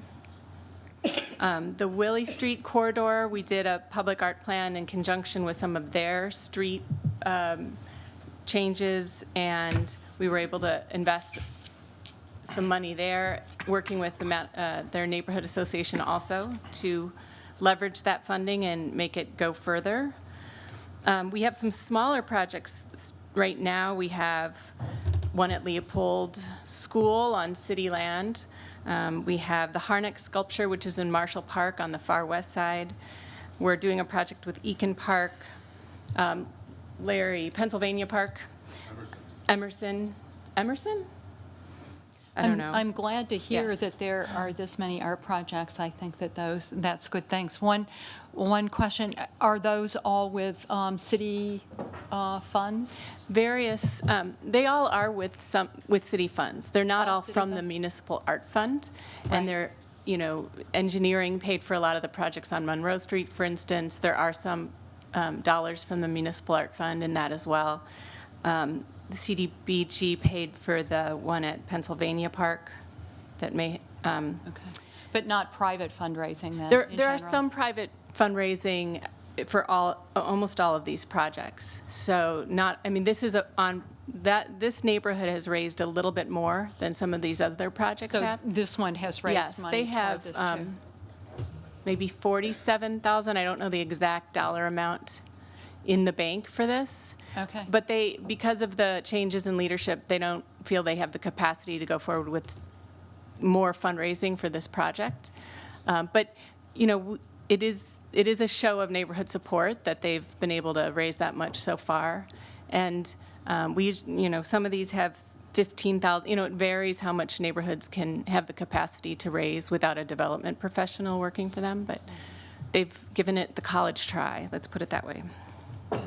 Thank you. No one else is in the queue at this time. Alderman Pedestrian. Thank you. I just wanted to speak to the amendment. So I tend to be, as your fellow alder, one that's very cognizant about the issues of equity and realize that potentially this can be seen as an investment in a part of the city that certainly has more capacity in our neighborhood. So I want to just raise the fact that the neighborhood has done a lot of work in trying to get the project through volunteers to this point and working in a way that I've actually has been wonderful to just watch as an alder, to have the university involved, to have a student involved, and then to get it to this point and then raise money.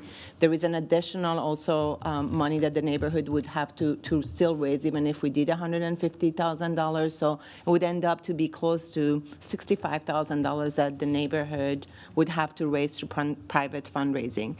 I want to also mention that some of the contributors to this have been the employers on the other side, as we call it, from the neighborhood, from the underpass, including my daytime employer, UW Health, because they see that how important this underpass is to the movement of pedestrian and bicyclists, which I think are in much higher numbers here than under the Beltline, because this is truly a corridor that connects a lot of pedestrians and bicyclists to the entire West Campus at the university. And again, the last thing I would say, this really serves a lot of, and again, I know where it's located, seems like, okay, there probably is wealth, but we have a huge number of students in this corridor, and this is an underpass that's utilized very, very heavily by those students, again, to move from their where they live, which is on the University Avenue corridor, to where they go to usually grad school on the other side. So again, I feel that this is a project that's really ready, that really has had such collaboration, and that it would add such vitality to that area. The last piece that I will also say, there's a lot of visitors to our city that go through that underpass because they come to go to get care at UW Hospital. And I think it sends a very great message to have this kind of amazing art in a place that people really travel through to come and experience our city. So I hope you will support it. I don't think it's a huge amount of money, and it really will make a difference in a very, very transited area. Alderman McKinney? Thank you, Mr. Mayor. I did have a question for Karen before Alderman Seeloff spoke. Can I go back to her? I wasn't Yes. recognized. Please go ahead. Okay. Karen, my question is that you said the project was shelf-ready, and it had been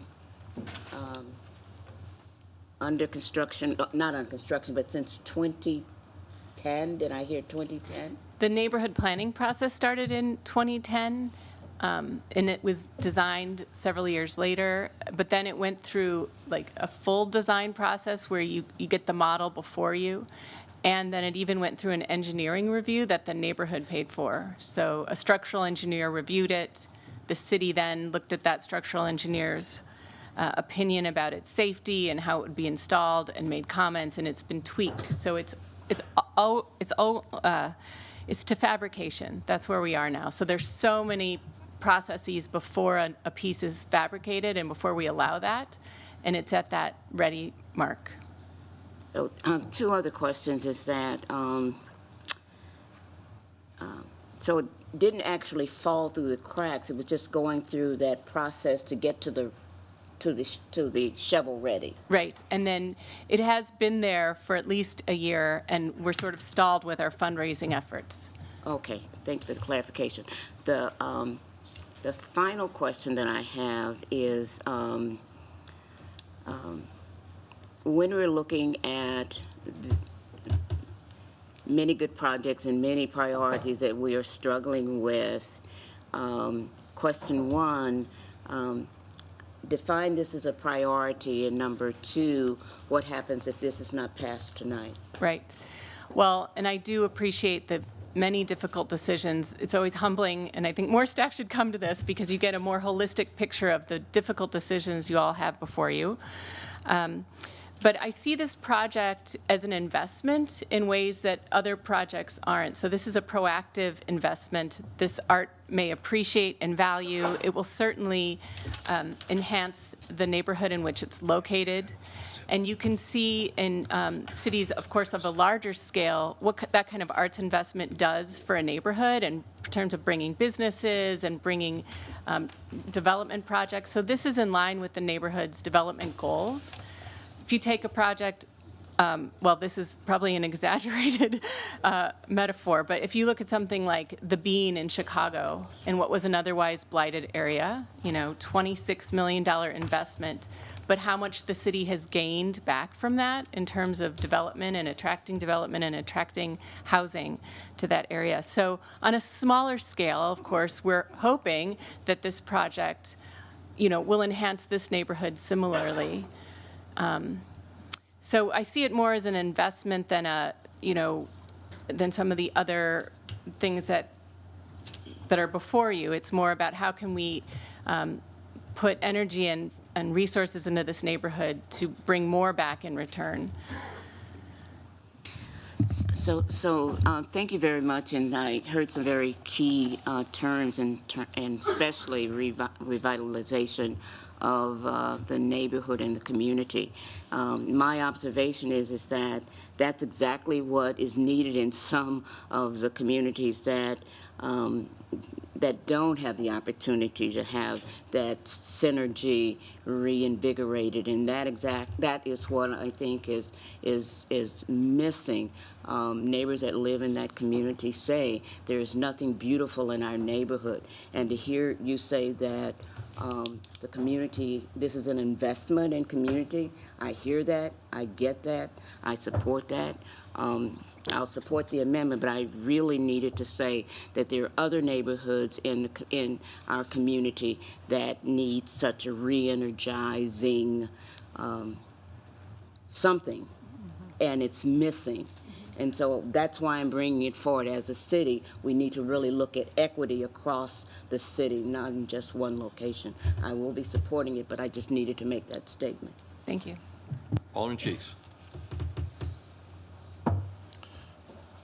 Never mind, I'm good. Thank you. No one else is in the queue. We'll come to a vote. All those in favor, aye. Opposed, no. Clerk will call the roll. Skidmore. Aye. Skidmore, aye. Tierney. Aye. Tierney, aye. Verveer. Aye. Verveer, aye. Wood. Aye. Wood, aye. Zellers. Aye. Zellers, aye. Aaron's. Aye. Aaron's, aye. Arnson. No. Arnson, no. Balde. Aye. Balde, aye. Bedar Seeloff. Aye. Bedar Seeloff, aye. Carter. Carter, aye. Cheeks. Cheeks, aye. Furman. Furman, aye. Hall. Hall, aye. Harrington McKinney. Harrington McKinney, aye. Kemble. Kemble, aye. Martin. Martin, aye. Palm. Palm, aye. Fair. Fair, aye. Rummel. Rummel, aye. 18. 18 ayes, 1 no. The motion passes. That takes us to item 6. Alderman Hall. Move Amendment 6. Is there a second? Second. Motion is second. Dave Schmidtke, could you just briefly give us the summation?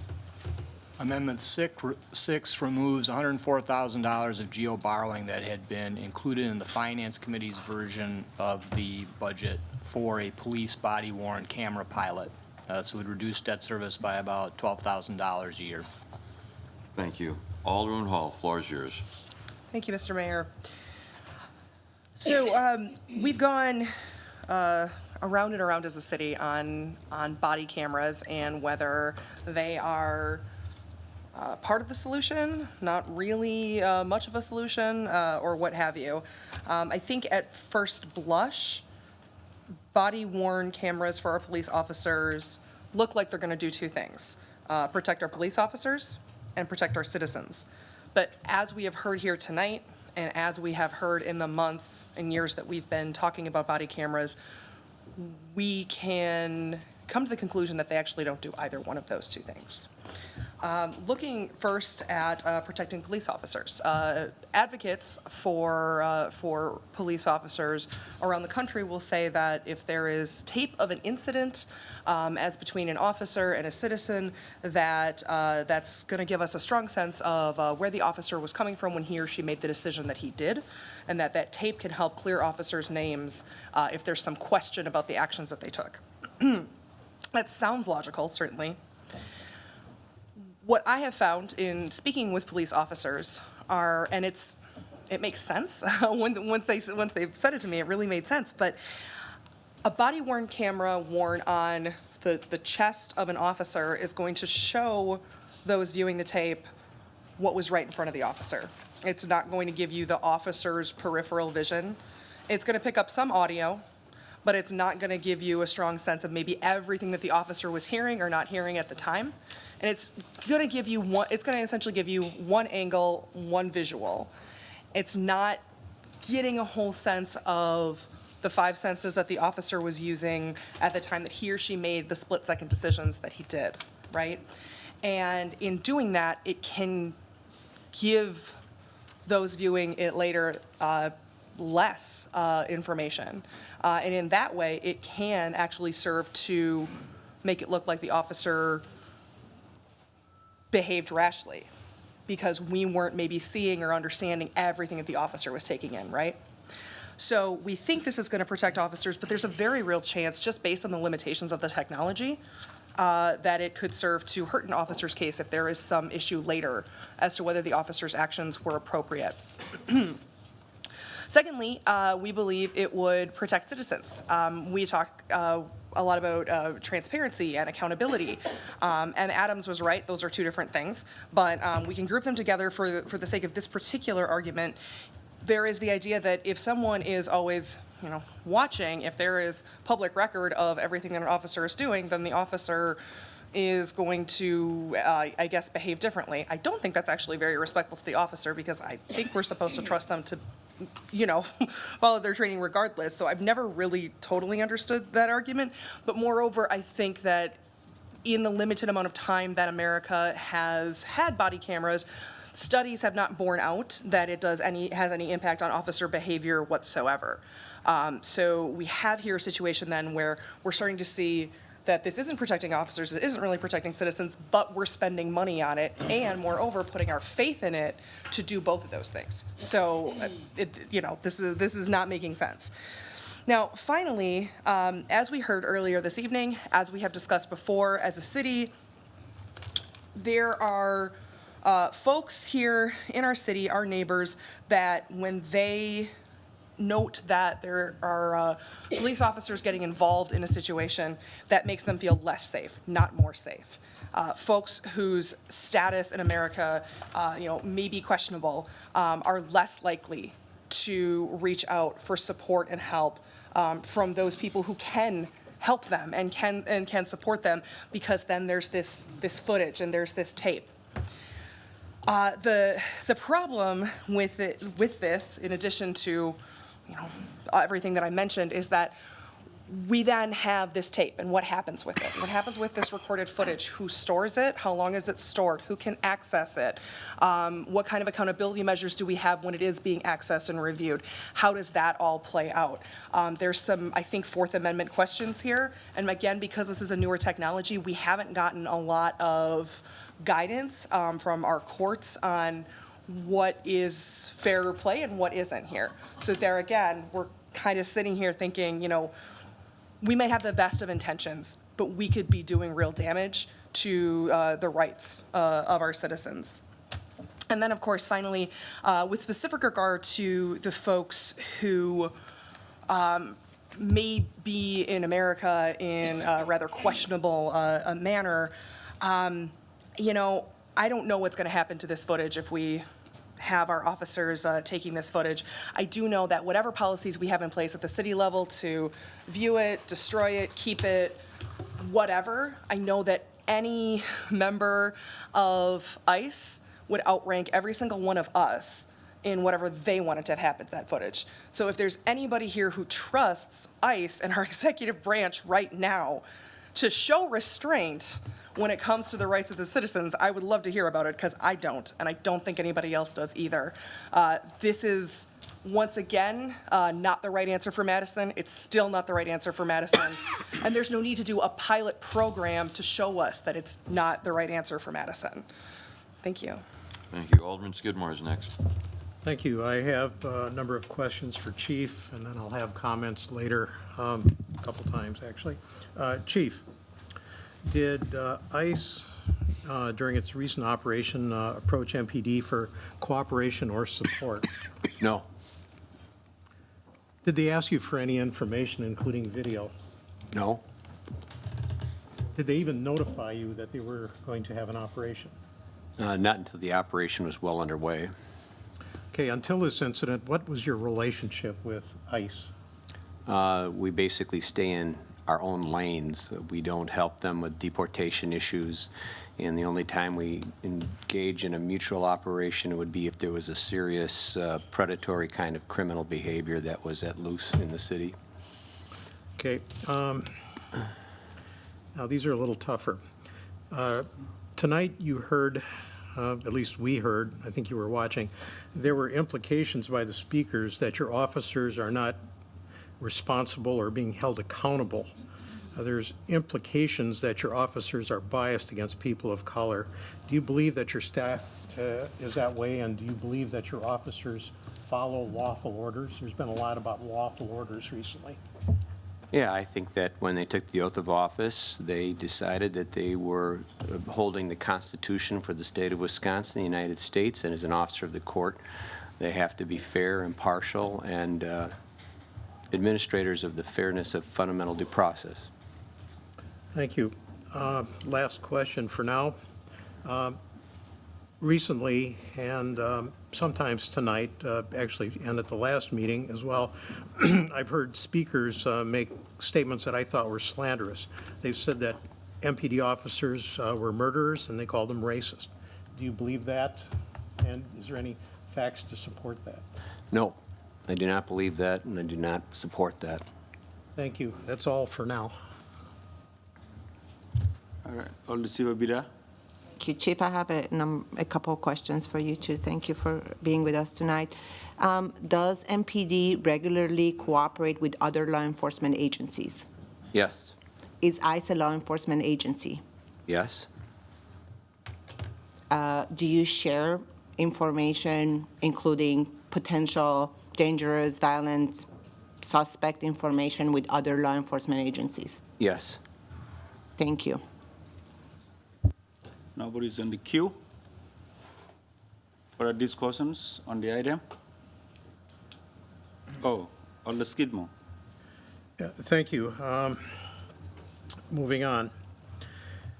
The focus of the testimony that I heard tonight was more on fear and focus on race and not the behavior. That's what I heard.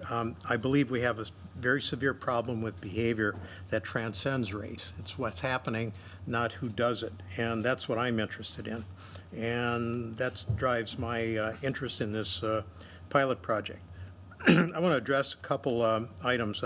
Some of the speakers wanted to know, and I think this was directed at me, why didn't I suggest a pilot project in the west rather than the north?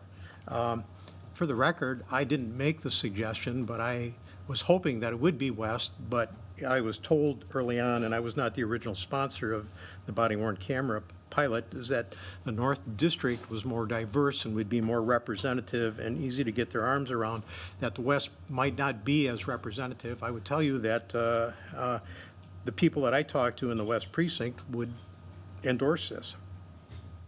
There has been some comments as well about the OIR report not supporting this. I take issue with that comment. I talked to Steve Conley regularly during the preparation of the OIR report, and I support its recommendations and its general conclusions about the MPD being a good, solid department. It points to positive and negative impacts of body-worn cameras. It's very true. It suggested the development of a policy before implementation, even before a pilot project. It suggested stakeholder involvement. Those are all great ideas. And it did suggest a pilot project before implementation. I fully support that. So I think that even though it stops short of saying we should have a pilot project right now, I don't look at the OIR report as being negative. And there's been some discussion about technology. The technology that exists now is far superior to what was in place last year or the year before. Body-worn cameras can be worn in a number of places. The typical one is on the chest. It has a limited view. It can be on the glasses. It can be on the helmet. Now there's at least one agency in Wisconsin that has cameras mounted on canines. They're very effective. So this is a technology that's expanding. They have a high-quality voice, and I know that Motorola has approached MPD and approached many others. They have a next-generation body-worn camera, which shows a much wider angle, has much better clarity, and it can show angles that couldn't be before. So the technology has expanded.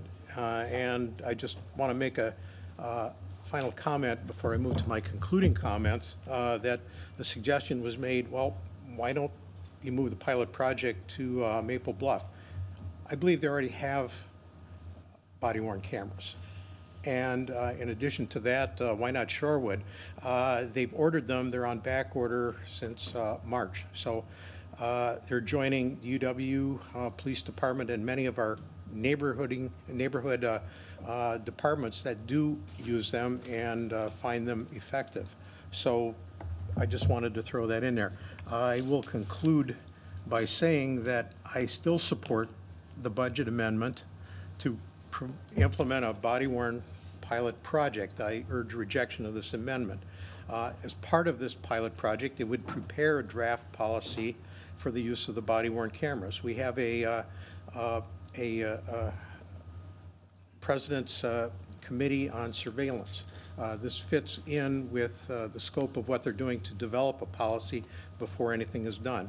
And then to conduct a limited test to determine the effectiveness with the appropriate technology, the cost, and the problems, and then return to the council for consideration.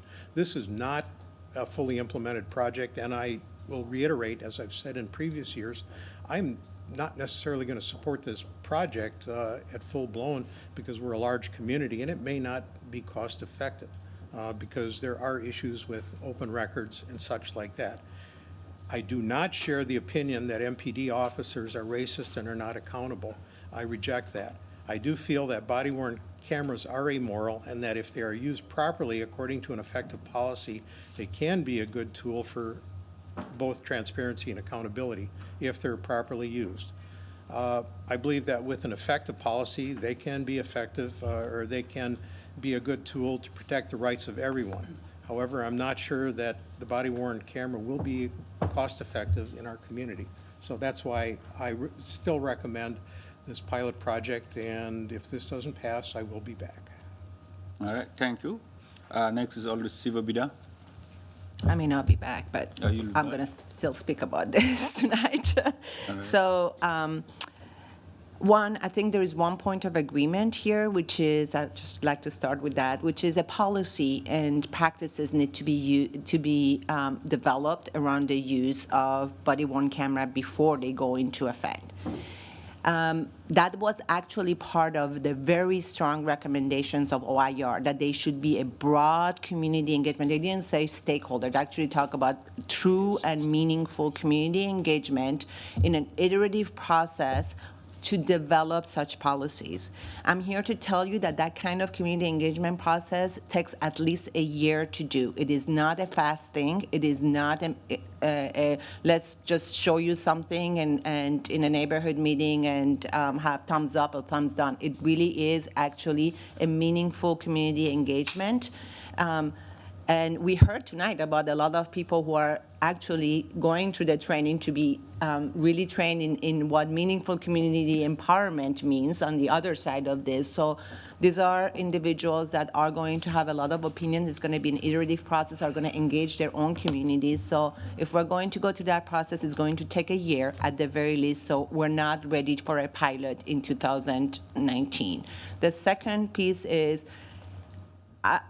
respect for process is really important. And again, we paid $400,000 to OIR, who told us that we should have a meaningful community engagement process before we even consider body-worn cameras, which we haven't done yet.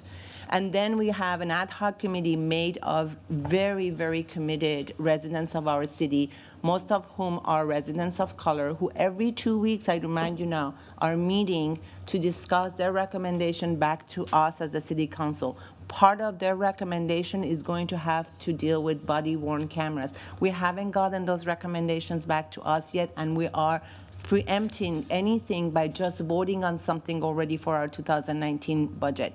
I have to tell you that that sends a very chilling message about the importance that we give to a committee that we actually charge to come back to us with recommendation, because we're taking decisions without waiting for their final report to come before us, which, as you well know, is due to us by February 26, 2019. Third point I will make is that every single person of color that spoke before us tonight spoke against body-worn cameras. Every single one of them spoke against body-worn cameras. And then I will make a last point that is close to my heart, and I will dedicate this last point to the editorial board of the Wisconsin State Journal.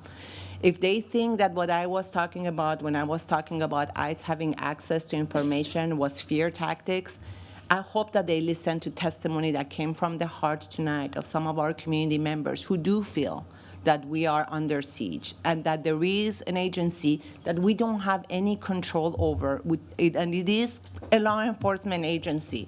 Has nothing to do with the policies and practices of our own police department. It has to do with the fact that they are a law enforcement agency that has policies and practices that may very well that actually do not reflect, I can say this, the values of what I consider to be the city of Madison. And I will read to you a couple of sentences from an immigration attorney that confirmed to me that my fears of immigration and customs enforcement possibly having access to this information is not overblown. Her word says, "The rules of evidence do not apply in immigration court. Department of Homeland Security can use anything to try to prove status and other things that they believe may make someone a quote-unquote danger to the community or a flight risk, or worse, introduce evidence that makes them ineligible for any type of relief. Department of Homeland Security does this often when trying to prove gang affiliation. They use printouts of Facebook statuses or screenshots of activities on Twitter and Instagram."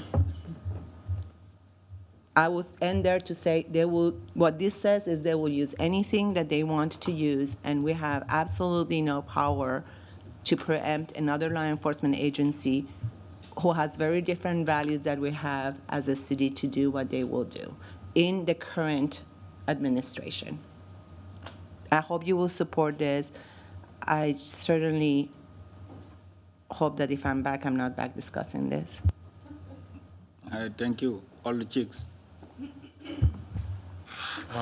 Much of the cogent argument has been made already. I just want to acknowledge that there is a finite amount of civic energy that must exist in the world. And for 3 years now, we work our community up into this froth about whether or not we're going to make an expenditure in our capital budget into body cameras. And every year, this body takes the responsible approach and says, yeah, but we have to have a conversation about what the policy is going to be in order to make sure that we're actually going to do something that is going to be an obvious benefit to our community.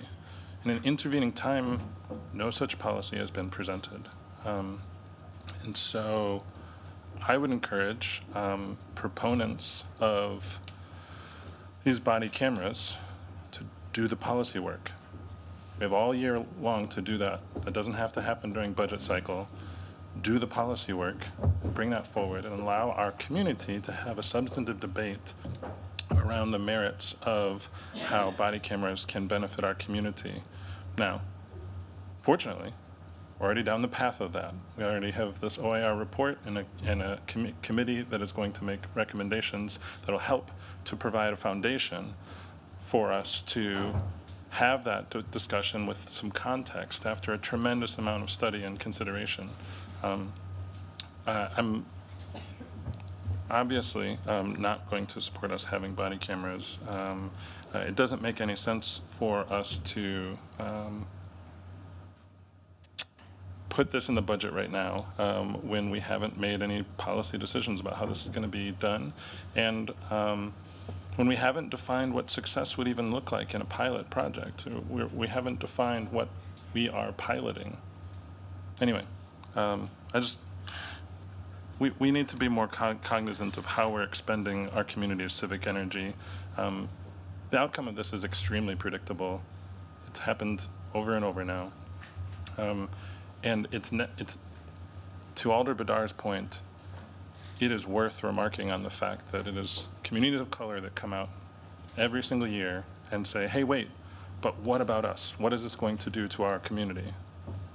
We have to answer that question before we figure out how to proceed. We cannot purport to be a city that cares about equity, that cares about the disproportionate impacts on historically marginalized communities if we're not doing the policy work before we try to make any progress on this. So I think, this body obviously is going to do the same thing that we've done in the past, which is say,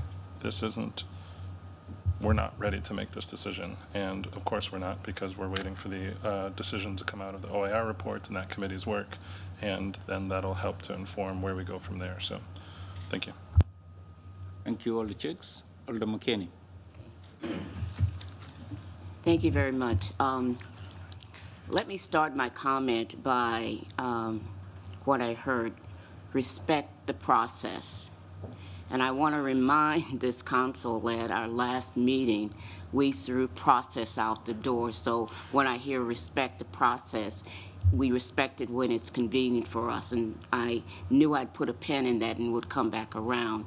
I'm one of the alders that had been supporting body-worn cameras.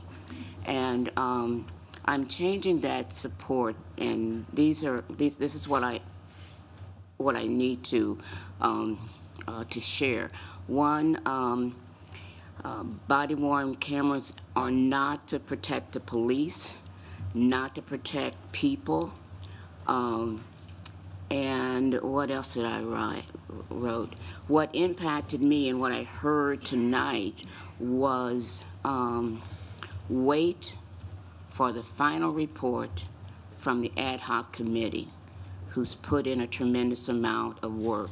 It is obvious that this amendment has been before us for many times, and Alder Skidmore brought it before us, and I joined in that amendment. But tonight what I'm hearing is that we paid a lot of money, and I heard this for the first time. We paid a lot of money for that OIR report.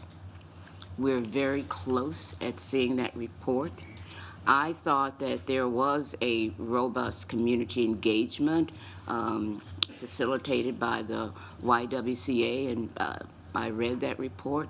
But where we are today is that I'm looking at priority budgeting. I'm looking at how much money we have in the hopper. And my question is this a priority at this time? And I would say no. And so because of that, and because of what is before us, I will be changing my support, and I will not be supporting body cameras. But it's not a matter of when, it's not a matter of if, it's a matter of when. And when all of those, quote, processes that people conveniently talk about are vetted and reviewed and taken back out to the community, this will be a different conversation. But tonight, we're not going to beat this dead horse because it's been before us before. Thank you, Alder McKinney. Alder Campbell. Okay, no more dead horse beating. Yeah. I'll just add two more things, but yes You'll to beat it everything, twice. everything people have said about the ad hoc committee recommendations. Wait for that. And Alder Skidmore did make reference to the policy work that he and I and Alders Balde, Carter, and Zellers have been engaged in this last year. We have been already doing the policy work to develop an ordinance around surveillance equipment, the purchase and use of surveillance equipment, and we're coming to the end of that work. And we will hopefully be putting before you an ordinance that gives general outlines around purchase and use of surveillance equipment, which would include body cameras, that hopefully will put some accountability around any city agency or staff having access to this. So I would also like to wait until that is out and those guidelines are either accepted or rejected by us. But just one other point, and I'd just like Chief Koval to confirm this. So MPD already has body-worn cameras, right? Yes, we have some in limited application. There are some in limited application. Let me see. It's red now. There are some in limited applications, for example, on SWAT execution of warrants. So, okay, thank you. That's what I understood in the course of our work with this surveillance committee. So apropos of a question Alder Cheeks asked is, what is a pilot? What are we measuring? What do we want to know? We have body-worn cameras. If we want to get data on the use of body-worn cameras and how the film is stored, has access to, how it's used, et cetera, we could, if we have real questions we want to ask, we could ask those about the cameras we already have, granted their specialized use, but I think we could get some data on that to inform whatever discussion goes forward in the community with this broad group of stakeholders or community engagement or whatever that we end up doing that I just want to point out that we already have, those cameras exist and we could gather some data around that. Thank you, Alder Campbell. Alder Pang. Thank you. So I continue to question the need for police body-worn cameras. I want to, in addition to everything that everyone else has said, there are clearly three camps. No, yes, and then there's a lot of people in the middle who are saying we just haven't really pulled this all together. We haven't gotten the policies done. The state law is still in flux. We got some reports. We got some committees. We got stuff out there. These cameras will still exist next year or the year after, or whenever it's right and appropriate to buy them or to implement them. And one of the registrants said something along the lines of, and I'm probably paraphrasing here, but it struck me, was when we expand the pilot. And to me, the thought behind the pilot was to understand how these would work, how effective they are, how useful they are, how beneficial they are, and if we decide to move forward, then we would proceed. Not, this is just one phase out of how many districts there are, 6, right? And so that's the language that concerns me, is this implicit understanding that if we do this pilot, we're suddenly rolling it out to the city. And if that's the understanding, I want to put my foot on the brake here and say, well, then we need to establish a lot of things before we even really start. And I appreciate Alder Campbell pointing out that we already have body cameras, and there are other police departments in nearby municipalities who are already working on these things, and we can share information about it. I suspect there's a divide here. There's a lot of people who say, I welcome cameras because I have nothing to hide in my house, right? That you're only concerned about the cameras because, the police are coming to your door because you did something wrong, and these cameras aren't going to uncover anything new. I don't want a police officer with a body-worn camera in my house. I don't want that. The eyes of a police officer can scan the space and make some decisions. But a video of my house, my living room, is a public record that can be freeze-framed, digitally enhanced, studied, reconstructed. All these things can be done. And I don't know, my house is perfect and everything's right. But I'm not so sure everyone's house is that way. And I don't feel right at this moment saying, yeah, come into my house and take a video of it, and I don't know what you're going to do with it. So for those people who think they don't have any issue because this isn't applicable to them, and that it's only people who have something to hide or something, that they're not doing right, and now this is suddenly things are gonna come out. I say everyone's got that challenge. Your number one goal should be to preserve your rights and your privacy. And I have concerns that for everyone, that this has major implications, that if we don't establish the policy, the norms, and the support around it, it will spin out and not benefit our community the way it was intended. Thank you. It is a perfect house. Alderman Wood. I didn't mean to stay in the queue. I was much deeper in line than I thought I was when I buzzed in. Everything I had to say has been said. Thank you. We all appreciate that. No one else is in the queue. We will come to a vote on the amendment. Alderwoman Hall?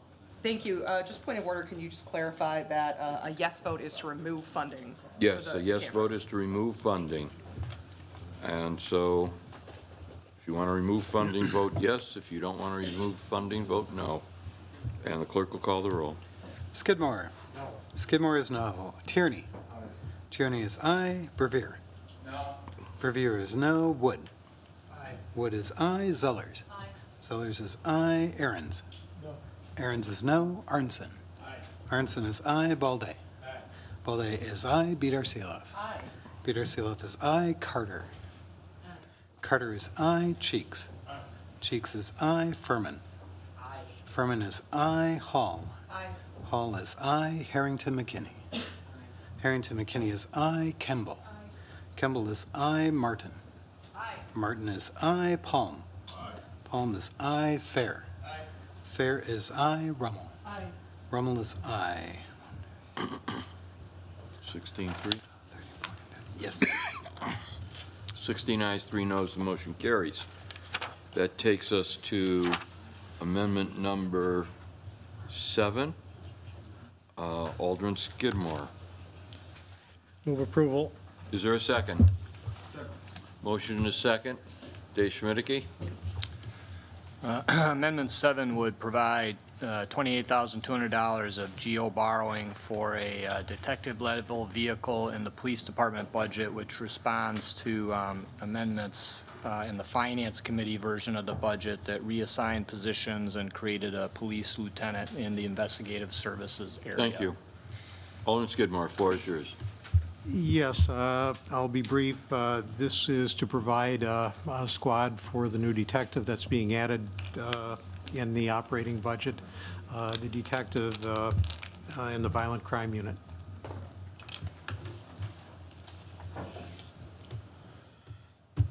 Detective in the violent crime. Alderwoman Hall. Thank you. I have a question for MPD regarding this. So I think my record is pretty clear on wanting to support the expansion of the Special Victims Unit. My only question on this is there's really like not a spare car, horse, something. Do we have anything on wheels that would work? Who's going to answer that? Do you want to try that? Well, Chief Williams, who's very credible, says there's nothing left in the stable. All right. So it is All what right. it is. I appreciate it. Sure. Further discussion on the question? No one else is in the queue. Any other further discussion? Seeing none, we'll come to a vote. All those in favor, aye. Clerk call the roll. All those in favor, aye. Opposed, no. Clerk call the roll. Skidmore. Skidmore, aye. Tierney. Tierney, aye. Verveer. Verveer, aye. Wood. Wood, aye. Zellers. Zellers, aye. Aaron's. Aaron's, aye. Arnson.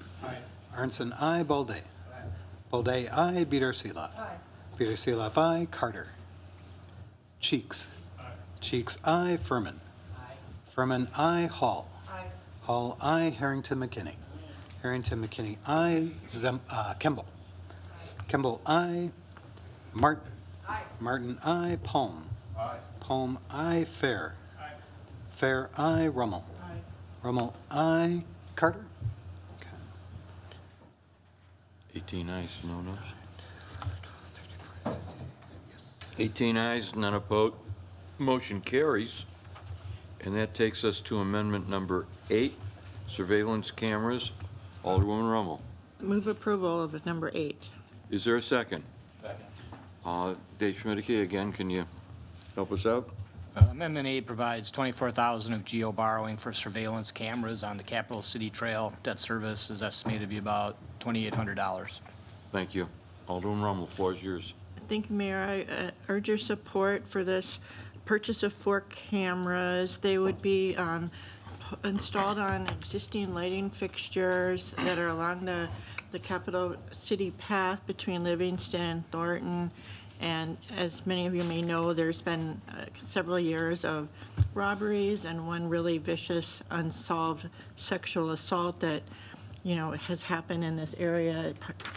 Overall, we probably need more lighting, but this will be at least one step forward to having some eyes on the path. And so this is in MPD's budget because they would use the tape, but I think it would be installed by traffic engineering and maintained by them. And I've worked with both TE and the police to find locations. Thank you. Further discussion on the question? There is no one else. Alderwoman Campbell. So my concern about this is just that when the purchase happens, it would happen in accordance to the, accordance with the approval process that we're developing in our surveillance committee. So to that end, I wonder who can answer this question, if it's MPD purchasing. When do you plan on purchasing the cameras? We're a little out of our element in terms of purchasing, maintaining, and all that. I mean, we'd be a consultant in terms of where it would be optimally, but I would defer to the specialists in the engineering section to actually be able to address the component parameters of what would be best served there, given the parameters of the landscape and lighting and all those other concerns. Traffic engineering maintains most of the cameras within the city, and they would install them. I guess there hasn't been a schedule for when they could be installed. I guess I would leave that up to the direction of the council.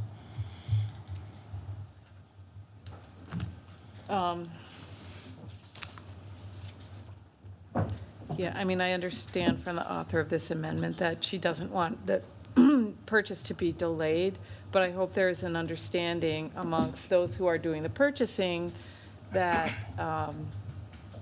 even if our ordinance isn't complete by the time they're purchased, that folks from traffic engineering and MPD will have been apprised enough of what's going on in that committee to at least meet the spirit of that ordinance in terms of approval processes. I'm confused. Is the ordinance already adopted? No, I'm saying we're getting close, we're about to finish our work, right? So I know Chief Wall has been working with you on that committee, and I'm sure he would be mindful of whatever the legal parameters would be to be respectful of those privacy issues that you guys come up with. Thank you. We have 3 people in the queue. Alderwoman McKinney. Okay, thank you. My question is of Alder Kimball.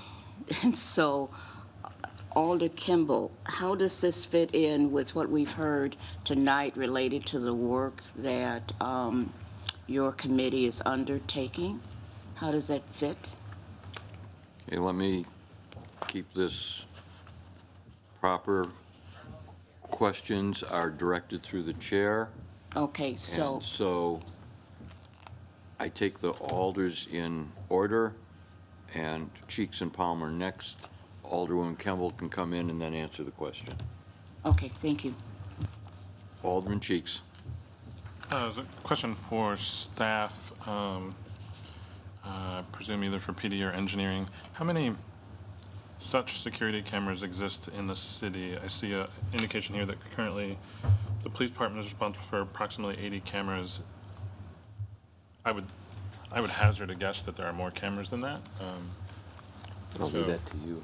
Is- I don't know the exact number. About half of them are under control of the police department, the other half within traffic engineering, and then there's also some within the parking utility. I understand the concerns regarding privacy.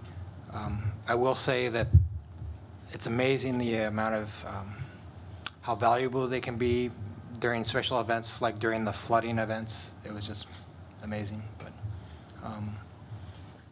so. Get a direct answer here from one individual. There's 150 cameras. Awesome. Thank you, Laura. So I guess this is a question then for, since this is currently for police department, it might be a question for the author of the amendment, but forgive me, I'm not familiar with how we determine when a camera is going to go to engineering or police. So if someone can help me understand that, I would just like to know. So the maintenance of the cameras and all the operating costs, those ultimately go into traffic engineering's budget because they oversee all of that. And then the initial purchase of the cameras go into the budget where that's most closely aligned with how the camera will be used. So if it's a camera that's primarily used for traffic studies, the purchase of that camera would be in traffic engineering. In this case, it's more closely aligned with the public safety initiative, so that's why the funds are being appropriated in the police department, although the maintenance and installing and the procurement of them will be primarily done by traffic engineering. That's interesting. Thank you. Alderman Baum. Yeah, so this is where I appreciate that we have a committee and we're discussing video, but, and Alder Rummel was a sponsor back in 2008 about a policy regarding the use of security cameras. Do you remember this? I'm sure you'll tell me that. Please keep the debate And to the so chair. there is a clear policy that was adopted by the council that I haven't seen that we've unadopted about electronic image recording guidelines, and all departments using video cameras should have a policy on file in the clerk's office. So I guess I'm wondering, maybe to the legal or maybe to the clerk's office, has this policy been enforced, subsumed, if agencies are filing policies? Okay, next person in the queue is Alderman Kemble. Okay, I can answer a bunch of those questions. And I think our IT person can give a more accurate count on how many cameras we have. But as far as that 2008 thing and the APM that said all agencies have to have on file with the clerk, yes, that is still in place. And yes, that was the starting point for the work of the President's Work Group on surveillance. And in the course of that work that we've been doing, I believe that APM is going to be updated, as well as we're going to do policy at a very high level, not at a specific level, but at a high level to guide what those particular policies and departments look like. So I heard just a general query about our work, and What we are working on is to develop an ordinance that gives general guidance on the purchase and use of surveillance technology by city agencies. That will involve issues of training city employees on how to use equipment, including not just technical training, but ethical training. Who has access, what happens if an unauthorized person gets access, accountability, storage of footage, et cetera. There's a whole list, and you can go into Legistar and look at our minutes and our working documents, of which there are many, to see the where we're at with that work. And so I guess I'd just like Sarah to give us the number of, because what I remember from our work on the committee, it's over 900. Yeah, I think you are closer to it. I'm actually looking through Register, looking for that number. Yeah. There,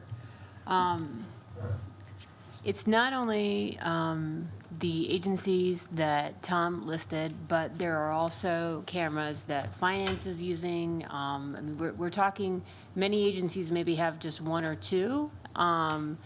Community Development, Housing Authority has cameras. There are cameras, if you go to, again, what Alder Kimball was saying, they're all listed there with which ones they have. If they, not all of them are listed that are considered security risks, but every agency is listed with what cameras they do have.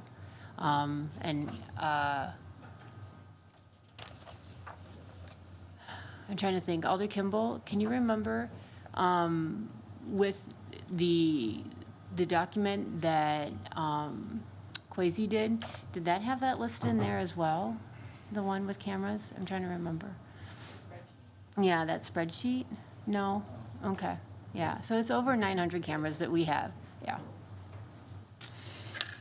Alderman Carter's in the queue next. Yeah, just a quick question. Can you tell me why this part of the Capital City Trail and Livingston and Thornton was selected for cameras? Was that discussed?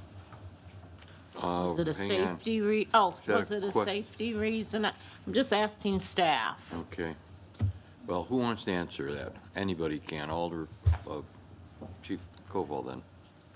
Well, this came to us, as Alder Rummel mentioned, as a sort of a joint exploration project between engineering and ourselves, and looking at a feasibility for it, given some of the public safety concerns she described.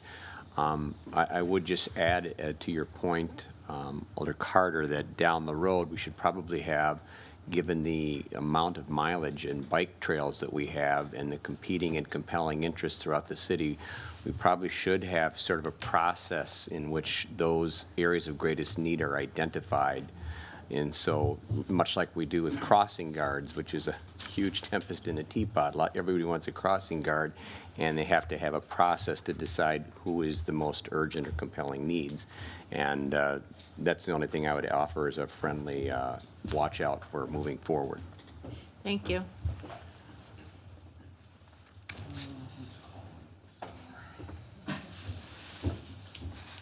No one else is in the queue. There's no further debate. We'll come to a vote on this item. All those in favor, aye. Opposed, no. Clerk will call the roll. Skidmore? Aye. Skidmore, aye. Tierney? Aye. Tierney, aye. Verveer? Aye. Verveer, aye. Wood? Aye. Wood, aye. Zellers? Aye. Zellers, aye. Aaron's? Aaron's, aye. Arnson? Aye. Arnson, aye. Balday? Balday, aye. Bedar Seeloff? Aye. Bedar Seeloff, aye. Carter? Aye. Carter, aye. Cheeks? Cheeks, aye. Furman? Furman, aye. Hall? Hall, no. Harrington McKinney? Harrington McKinney, aye. Kemble? Kemble, aye. Martin?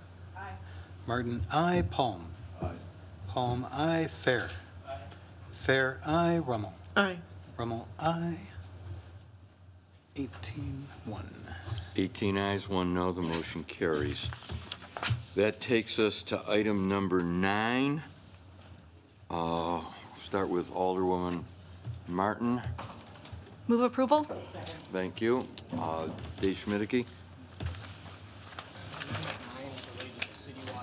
mitigation funding. It adds new geo borrowing of $5,150,000 and adds $620,000 from impact fees. It also transfers from the Starkweather Coagulant Treatment Project to citywide flood mitigation, $850,000 of geo borrowing and $250,000 from stormwater reserves. Debt service is estimated to be about $600,000 a year. That would be paid from stormwater fees. Thank you. At this point, if you agree, Alderman Martin, would you like the city engineer to give an outline of what's contained? Yes, please. If I could take a minute just to explain what this amendment is doing, and if you have any further questions. So the amendment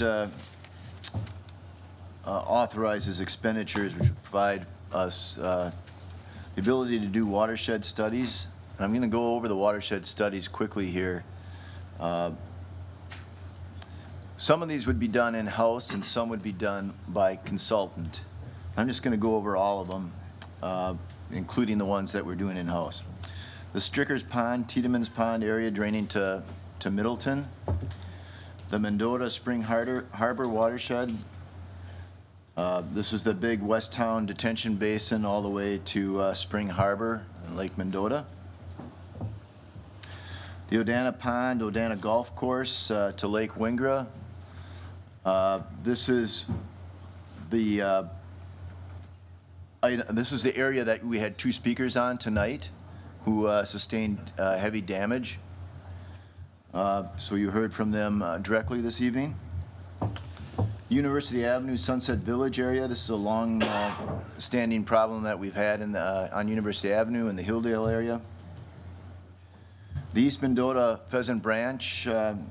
This leads into Middleton where Costco and all that area was underwater. But we had our own problems in the city of Madison in this area as well. So that's Tamarack, Sauk Creek, Walnut Grove, Wexford, Sauk Trails, Business Park, Blackhawk, that area. The East Lower Badger Mill Creek. This is north of Raymond Road through Meadowood to Country Grove and eventually into the city of Verona. Those watershed studies are $775,000. We've got some land acquisitions in this as well. $1,170,000 is the total for those. Looking at land for a new pond north of Hawks Landing. We're looking for land west of Hawks Landing that is actually impact fees, so a little different than the rest of this. Because that was called for earlier in a impact fee district, right? So it's tied to new development, funded a little bit different. And then Bram Street area, we're looking at two properties that happen to flood pretty regularly in an enclosed depression that we can't really protect from flooding in any viable way. And that land that we would be purchasing could eventually be used for stormwater management as well. Public Works projects, we've got some work at the Spring Harbor retaining wall. At the discharge of Spring Harbor into Lake Mendota, there was a failure of a retaining wall there. McKenna Boulevard, Park Edge area, this area has flooded regularly. So we've got people there flooded multiple times, and we also got a police station, fire station nearby there that uses that route. So we'd like to do a public works project in that area. Those projects total about $5,025,000. So why are we doing this now? Well, we've had 4 intense storms over the last 3 years on the west side of Madison. Many people have flooded multiple times. Obviously, climate change is having an impact throughout the country and world, and right here in Madison as well. So we're seeing more intense storms. We're seeing more rainfall over a shorter period of time. For these reasons, We are intentionally working expeditiously to identify solutions. Again, people have flooded multiple times, so picture yourself having to replace a furnace and water heater in your basement and having to do that a couple years in a row, perhaps 3 years in a row, for instance. So what can we expect as a result of this budget amendment? We're going to repair damaged areas also. I didn't mention that. We're going to repair some damaged areas. Well, actually, I did mention that. That was I'm sorry, that was the Spring Harbor issue. So we're going to repair damaged areas from the August 20th storm. We're going to greatly reduce flooding in these areas that I mentioned, Hawks Landing and Park Edge and Park Ridge. We've got the 6 studies. The 6 studies will help identify solutions and costs. We can begin the public involvement process, and there will be a public involvement process with those studies. With the data we get from the studies, we'll be able to prioritize improvements. So there's going to be improvements throughout all these areas that are going to take probably several years, a decade, maybe more to complete them all. So we'll have to figure out how to prioritize those. And the studies will give us that information or give us some data to help with that. I want to point out that the consultants will be selected through a competitive process. So we'll get a price from those consultants for the work to get the best value for the city. These are comprehensive studies. I want to point out that you can't fix one area to the detriment of another area, and that can very easily be done when we're doing this kind of work. So that's why a comprehensive study is needed, so we understand the impacts of what's happening now, but what will happen when we make our improvements. We've got I think in the engineering division, we've got a pretty good track record of turning studies into actual physical projects. As far as the rates go, this does have a significant impact on stormwater utility rates, and anticipate a 4% additional rise in rates as a result of this. That's $3.40 per year for the average homeowner. We also would have, even prior to this amendment, expected a rate increase for the storm utility. So that would be, with this amendment plus our previously anticipated rate increase, it'd be about 8% total sometime in the spring of 2019. And that would be a total of just under $7 for the average homeowner as a result of the 2019 capital and operating budgets. And that's what I have. Happy to answer any questions. Alderman Martin, then call on myself, then Alderman Furman and Alderman Palm. Thank you, Mr. Mayor. I want to thank Rob and everybody in engineering for putting this together, and also for going over in much greater detail than I can on the specifics of these projects. After August 20th, I basically went out and went to where I heard people had flooding. And the first place I went was Waite Circle, and that's where the people who came and testified tonight live. And it was absolutely devastating. People outside taking all of their belongings, because not only did their homes, their basements flood, but their first levels. People having to replace all of their furnaces, their refrigerators, their heaters, water softeners, all of these things. People losing their vehicles, not to mention the fear that we heard expressed tonight of people possibly having their lives in danger. It was absolutely devastating. And the folks on Waite Circle aren't the only ones that suffered that night or that day or continue. There are many spots in my district that were affected horribly by these floods, as well as other folks on the west side, and I'm sure my colleagues can mention what they've seen. I actually still have constituents who are not able to get into their homes.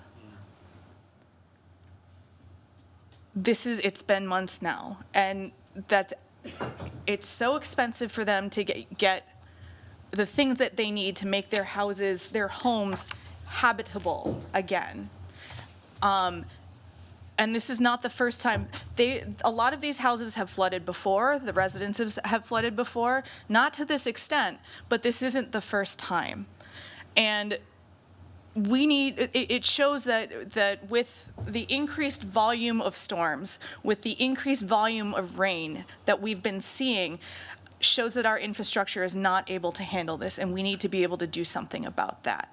We need to come at this with a comprehensive look, which is why these studies are so big, because as Rob just said, we can't Band-Aid one area and then just hope that it doesn't affect somebody else downstream again and make things worse somewhere else. So we really do need to take a very, very large overhead, comprehensive look at what we can do to fix this situation. This is not something that we can mitigate all risk, obviously, but we can improve. And I hope that you'll support this amendment so that we can make sure that we have fewer of these incidents in the future. Thanks. Thank you. Before I speak, I have a question. Rob, can you break down the 5.1 million? How much of that is for studies to solve problems, and how much of that is going to be actual construction work itself? Sure. 775,000 for studies, 1,170,000 for land acquisition, 5 million.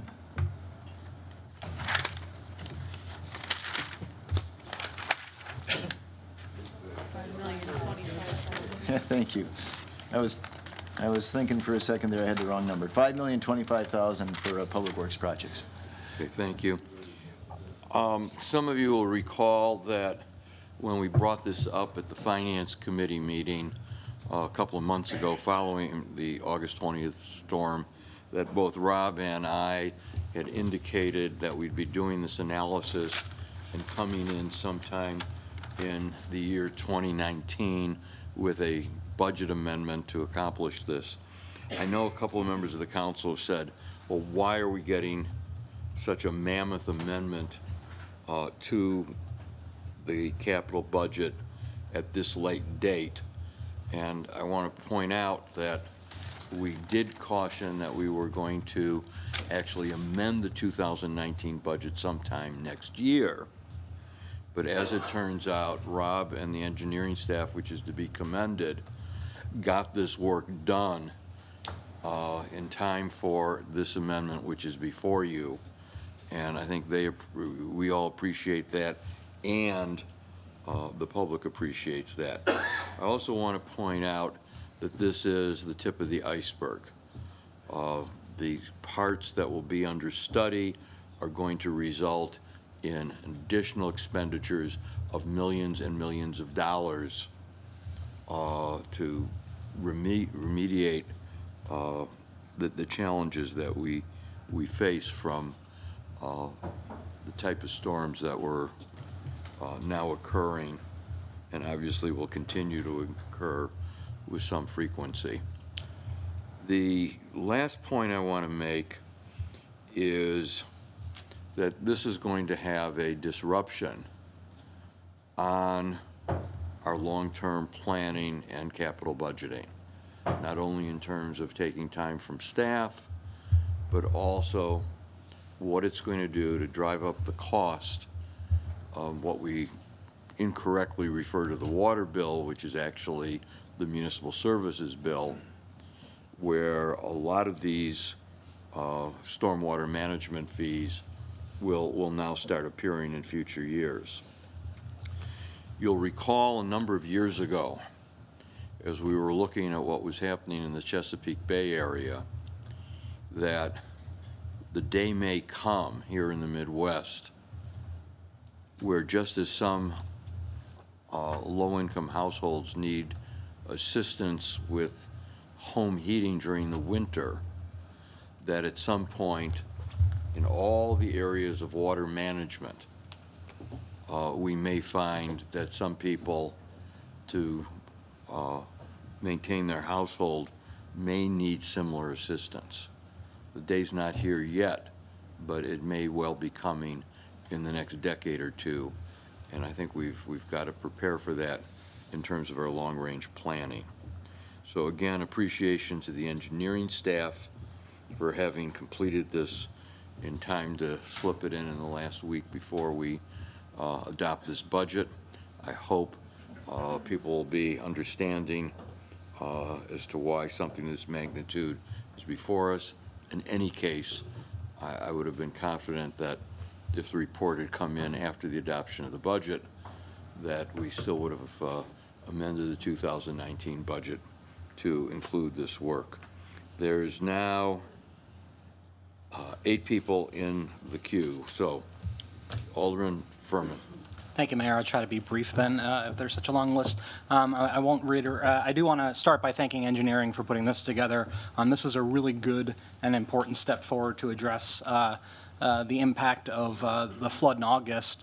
A lot of areas in my district obviously has seen flooding, not just on August 20th, but other times of the year. And I think I want to say one of the silver linings of August 20th is that we are going to focus more on our infrastructure and the deficiencies in our infrastructure. One thing that wasn't noted that I think is important to say is that engineering is working with FEMA on reimbursements for the flooding impact, so it is possible that we will receive, not necessarily, likely, but engineering is certainly trying to get funding from other sources other than just this. So hopefully they're successful with that, and I hope my colleagues support this tonight. Thank you. Thank you. Alderman Palm? Well, that was going to be one of my exact first questions was, Rob, can you give us the landscape of other, of sort of, I guess, federal and state monies that might become available? So with the disaster declaration, we are eligible, and things like storm response, protective measures, which would be the sandbagging effort, and storm damage repair are all eligible, and they differ a little bit on what's eligible under each one, but we would be getting funding from FEMA, hopefully for that, and I don't have it in front of me, something like 75%, I believe. So a significant some amount nods. of selected projects. What's that? Significant amount of selected projects. Well, this is for, remember, this is not for mitigation efforts, this is for repair and those other efforts, yeah.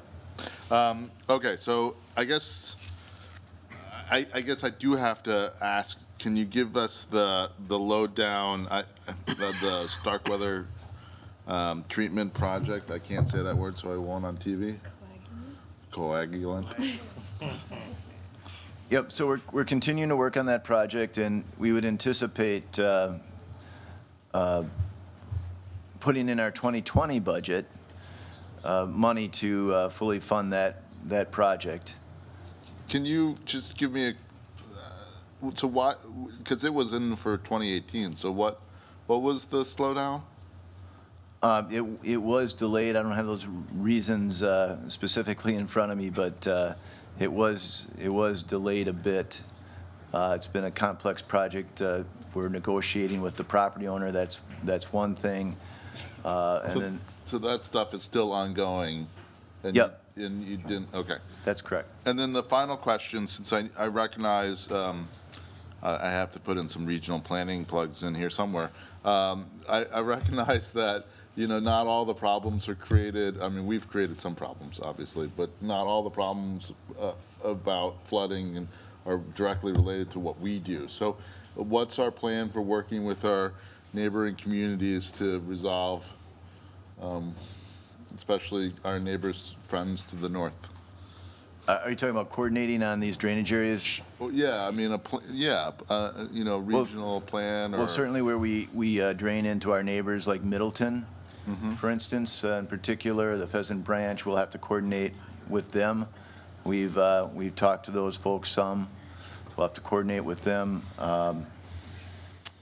We're also looking at our own design standards in new developments to better handle larger storms, particularly the 100-year storm, but even looking at what happens when we get a 500-year storm in new developments, we're at least looking at that impact and what it would do. So we've done a number of things. I think I'm kind of going off your question a bit. Okay. All right, thank you. Alderman Cheeks.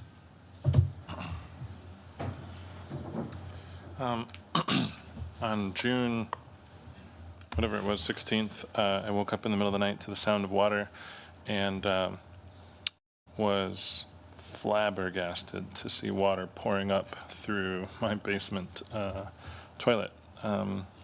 Ended up with a little less than a foot of water across the entirety of the basement, and was fortunate relative to so many of my neighbors on the west side who I know had it a lot worse than that. And so when I learned that my colleague Arvina was working on expediting the efforts to make sure that we were being proactive in our comprehensive planning around how we can keep our neighborhood safe, I was thrilled. Thank you for your leadership on this. Alderman Carter. Thank you. Rob, can you tell me if we are also working with the powers to be for the lakes?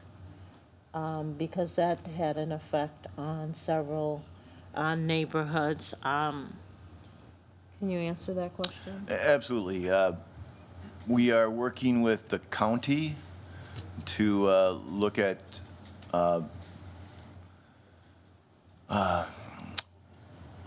what appropriate measures we could take. Excuse me, Rob. Yep. Can you go to the beginning? Sure.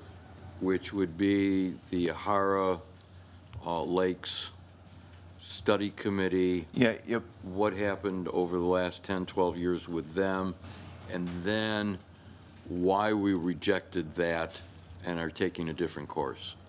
Sure. So the acronym is YLEG, the Yahara Lakes Advisory Group, and it was formed twice, one around the year 2000 and one around the year 2010. I was heavily involved in the 2010 effort. That group came up with a number of recommendations. One of them they looked at was lowering the operating orders for the lakes. So the DNR sets operating orders for the lakes. They tell the county where they have to be operated in the summer and so they have a summer minimum and a summer maximum, and a winter minimum as well. So that's done by the DNR. The group looked at those operating orders and did not come up with a recommendation to change those orders. But there was a number of other recommendations. One option would be to reform that group, which the DNR led, but we didn't think that would be fruitful, just based on the last two efforts. We're not well, we didn't obviously do enough to protect Rob, us I'll from this say storm. it because you want to be diplomatic. For example, the last Yahara Lakes group had 4 representatives from marinas and boating docks. There were 2 representatives from the city of Madison. And if you go through the composition, industry people and people with interests in access to piers had far disproportionate more influence in the composition of the body, and you could see that in the votes on lowering the lake levels. And so we see that as fruitless, where we've already got recommendations on lake levels, and now the question is, let's get right to the point and get those lake levels down to the existing DNR limits, and then we can talk about lowering them even further. Rob? Yeah, that's exactly correct. And if the DNR were to order that the lakes would be 5 feet lower tomorrow, it wouldn't really change anything because we can't get the water out. So just real quickly, Lake Mendota can be relatively well controlled. It has a dam at Tenney, so it can be controlled. Lake Monona, although there are a couple of dams, they've been essentially wide open since August of 2016. So the issue is getting water out of Lake Monona, and that's what we're going to study with the county and hope to come up with recommendations and how to actually get more water out of the system. If we don't get more water out of the system, it just isn't going to matter what the lake levels are. What the operating order is, I should say. Rob, I just got one more question. You talk about land acquisitions. I know that in my district, Liddell's, Vivere's, McKinney's, Martin, Fairs, we all had flooding, obviously. Is there any plans within this to create larger stormwater management systems, especially over by Bram Addition and in areas that currently have inadequate? Right, so you might think, as you're picturing what are we going to do, you might think, well, we're just going to build bigger culverts under roads. And that only works to a point. It just gets the water downstream quicker. So detention is something that we'll have to look at, and that'll be part of the solution. Okay. Now, I should have also added Alder Allen's district too. I mean, we all are affected by the lakes one way or another. That comment applies citywide. Yeah. Detention is part of the solution. I do want to just point out to the council, though, that detention doesn't help the lake level issue, because the water just gets there a couple hours later is all. So it helps the urban flash flooding issue, does not help the lake level issue.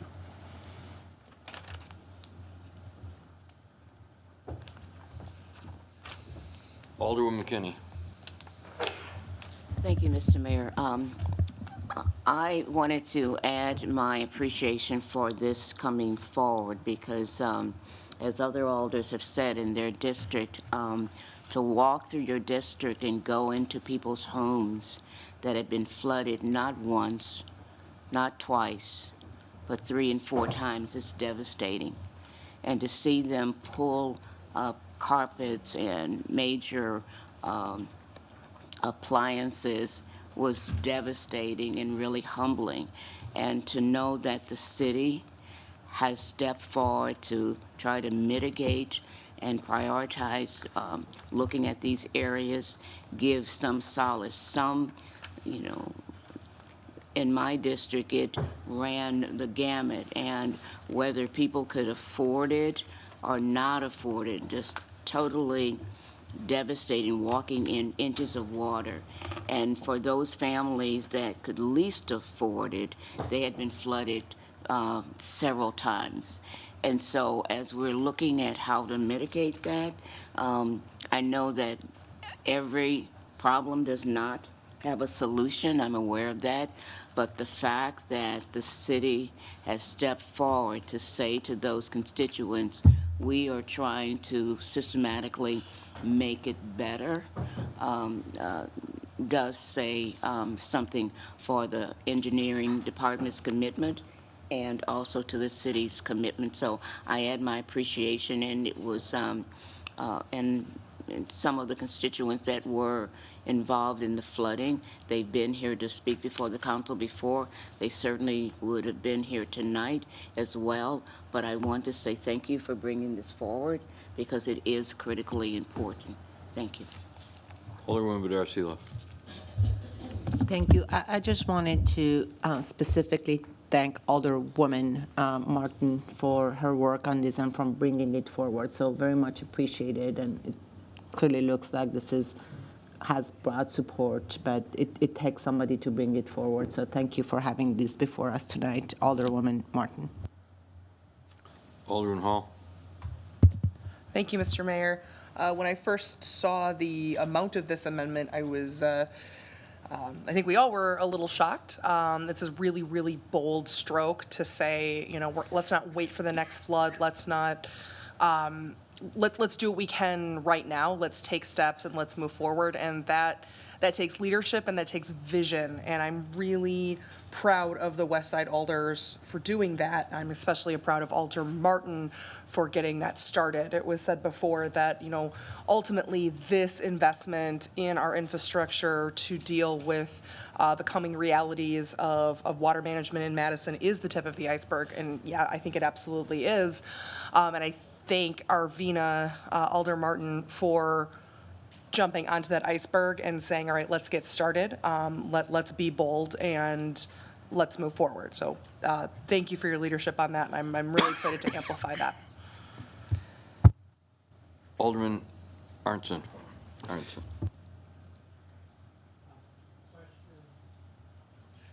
Another question for Rob. You know, my district is around Monona Bay, and around there and also on the Near East Side, one of the issues that really persisted for quite a while was the water coming up through the storm sewers and flooding the streets. And is there any sense to having some sort of backflow storm sewer, you know, to stop the storm sewers from doing that, at least in the low-lying areas where, you know, I mean, the flooding was coming up back through the storm sewers, I mean, over a couple of weeks. And is there technology that can deal with that? Well, the way that's typically done is through pumping. So you get into pumping stations like you see in New Orleans and that type of thing. So generally speaking, short of doing something like that, we wouldn't be very confident that we would be successful at that. Now, you can't block off the storm sewers either because you need the storm sewers open when it rains. So, well, unless they're 5 feet underwater, or 6 inches underwater. I mean, which they were water. Right, but when water accumulates on the street, it's got to push the water in the pipe out.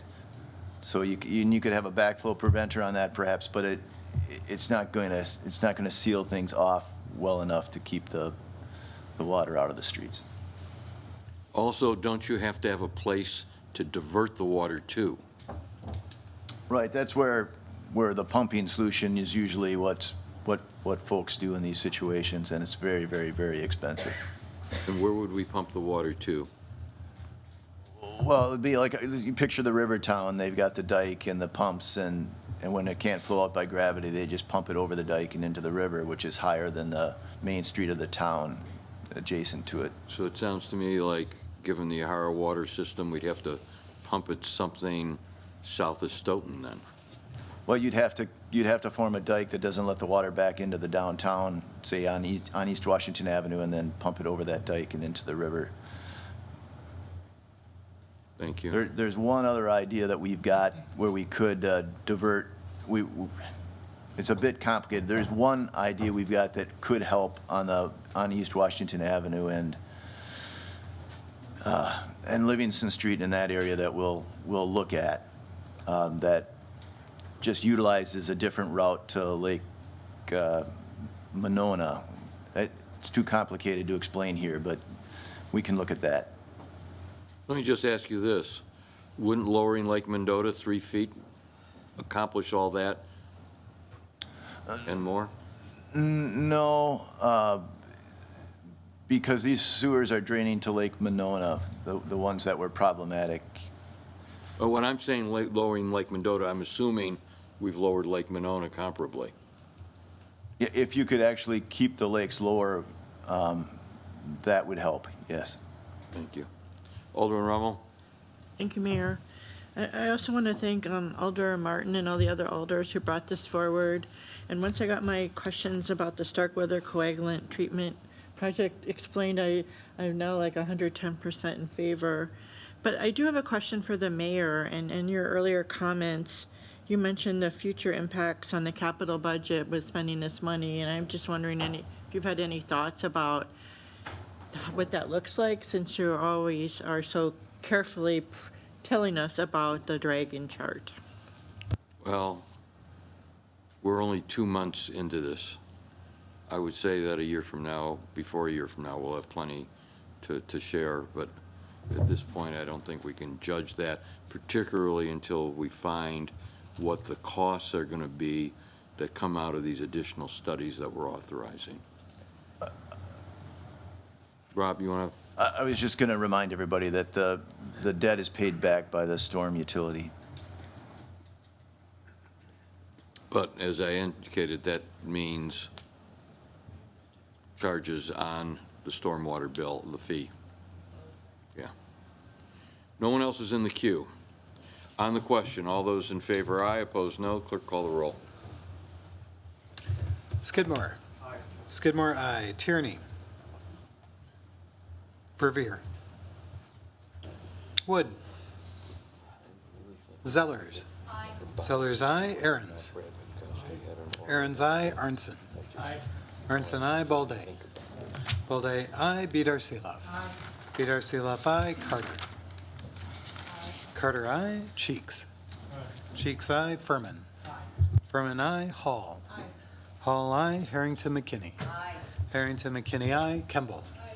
Kemble, aye. Martin. Aye. Martin, aye. Palm. Aye. Palm, aye. Fair. Aye. Fair, aye. Rummel. Aye. Rummel, aye. Tierney. Aye. Tierney, aye. Verveer. Aye. Verveer, aye. Wood. Aye. Wood, aye. 19. 19 ayes, no noes. 45 minutes ago, Alderman Carter asked for a 10-minute recess. If we're going to take a recess, I think this is the appropriate time.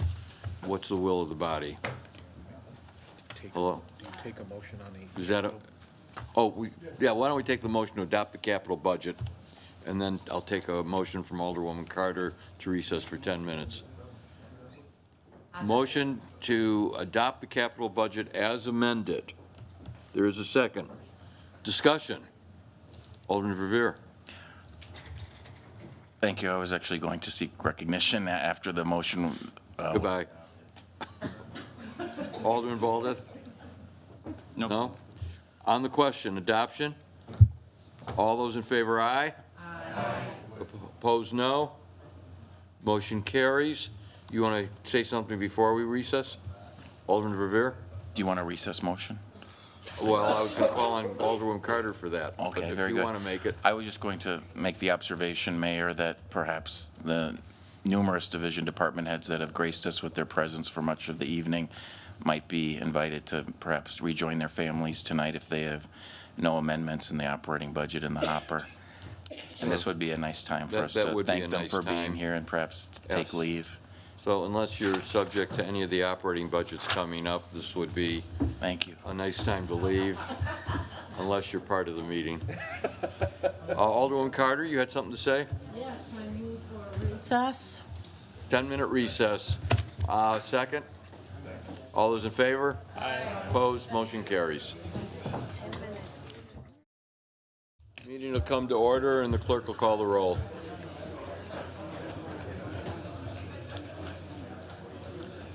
Skidmore.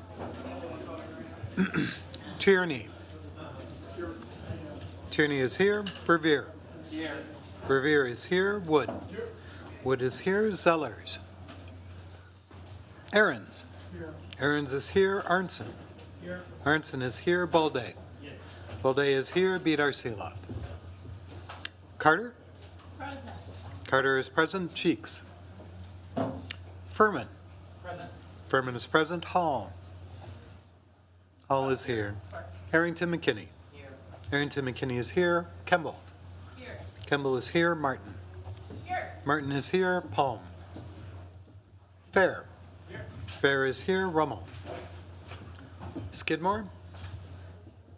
Zellers? Here. Zellers is here. Bedar Seeloff? Cheeks? Here. Cheeks is here. Palm? Rummel? 2, 3, 4, 5, 6, 7, 8, 9, 10, 11, 12, 13, 14. That's 15. Yeah, there's Rummel. We have a quorum. We will now proceed with the first of the operating budget amendments. Item number 1, Alderwoman Kemble. Item number 1. Is there a second? Okay, Dave, can you just tell us what this does in regards to the levy?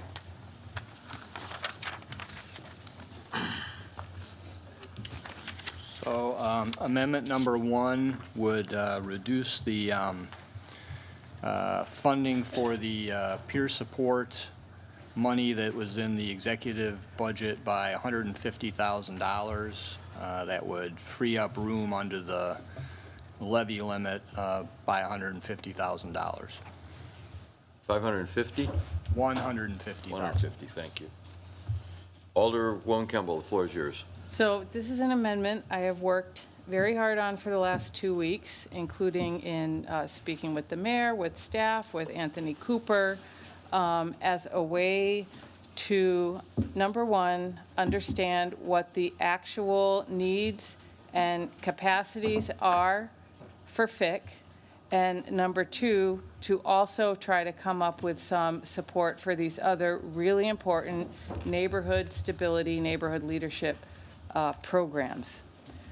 So after very in-depth discussion with the staff that are working with FIC on the ground with their current contract, which is, I believe, for $200,000 a year, I came up with this amendment that I believed staff believe would be the most supportive of what they actually need, which is a case manager and more hours in direct service. So this is a 75% increase in their budget of their current budget for this year. And these documents were just handed out to us a couple hours ago. The black and white one is their fix answers to questions that I had asked them and that staff had asked them a couple weeks ago about their needs, their current staffing levels, what people are paid, and how they would use the additional increase, 75% increase in their budget for next year. And I'll note that they've only, so far in 2018, they've only used $116,000 of the $200,000 that's in their budget this year. So this was my very good faith attempt to support the work of the Focus Interruption Coalition and to give them what we need. Now, apparently this orange document is based on what they would do with a 150% increase in their budget, and it looks very different from how they would spend the 75% increase in their budget. And it has 4 people going to full-time administrators, and, well, you can read it yourself. So that's where this is coming from. All right. Alder Carr. Oh, I saw your thing was, or Mayor, you want to say something?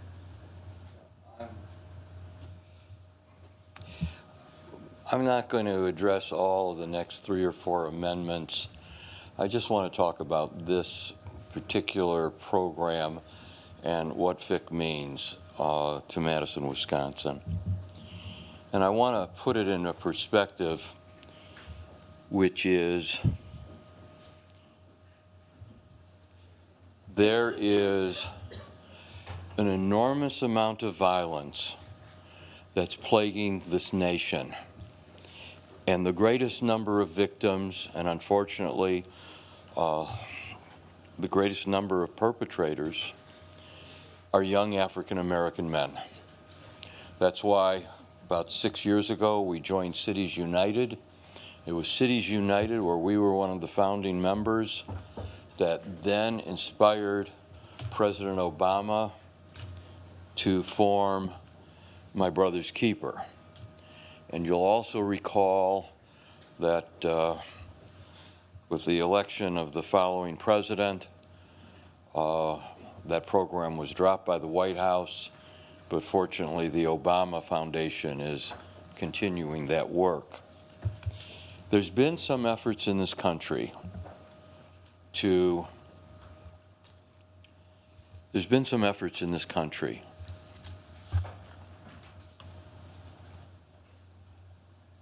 assign two focuses on this problem. One is health-based. Talk about trauma-informed work. The other is neighborhood-based. The healthcare-based effort is long-term. It's multi-generational.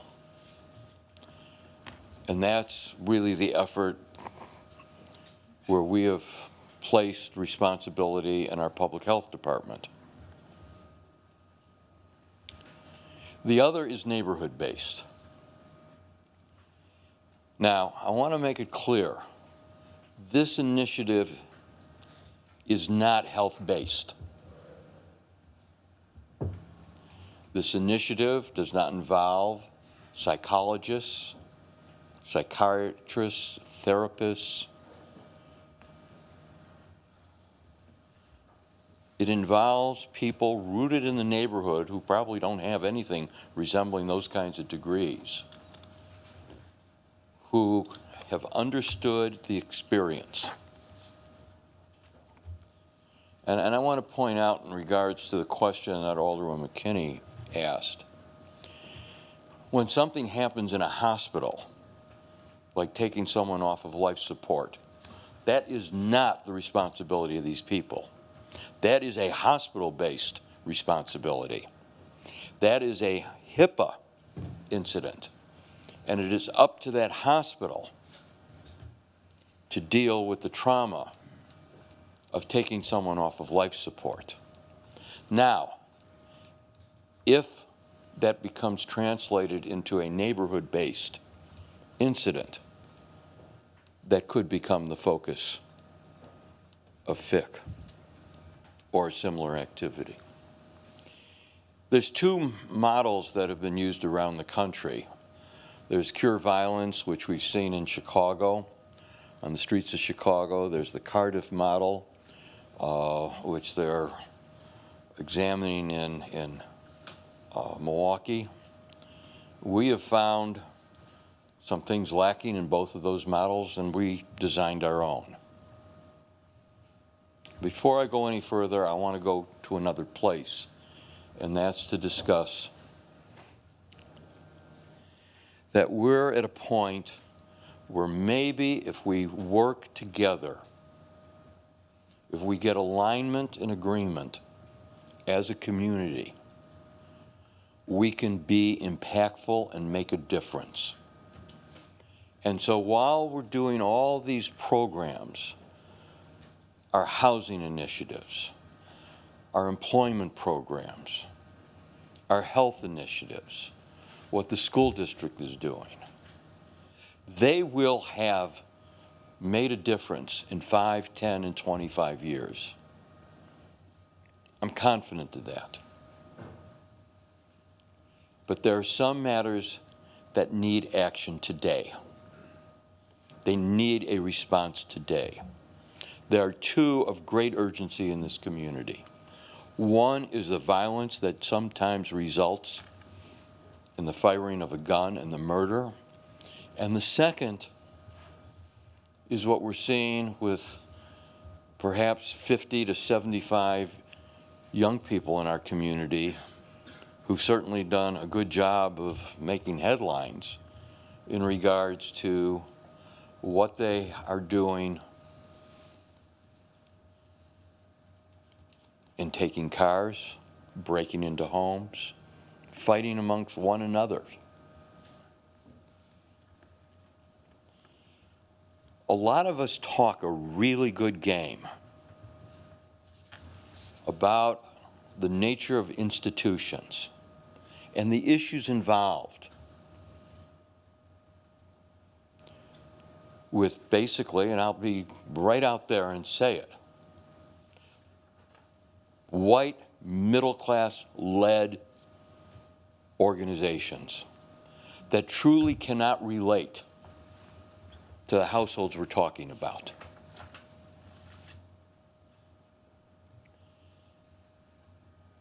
And one of the problems, and this is historic, we saw it in the Woodlawn organization. We saw it in Acorn. When you get a group of people together who can't afford the $80,000 or the $100,000 accountant and the $60,000 and $70,000 vice presidents and the six-figure people who do the fundraising. I mean, in fact, FIC couldn't even qualify as a nonprofit. It had to find a fiscal agent without whom they couldn't be operating. So you've got exactly what we've been talking about. And the question is, are we going to support them? And if you ask me, can I guarantee 100% success? The answer is no. I can't do that. But we as a community can take some risks. Take some risks and invest in what they are doing. You know the data. Now, the data for our community may be a one-off. Maybe it is. But maybe it is a result of 7 months of hard work and dedicated commitment that meant in the 15 months ending August 1st of 2017,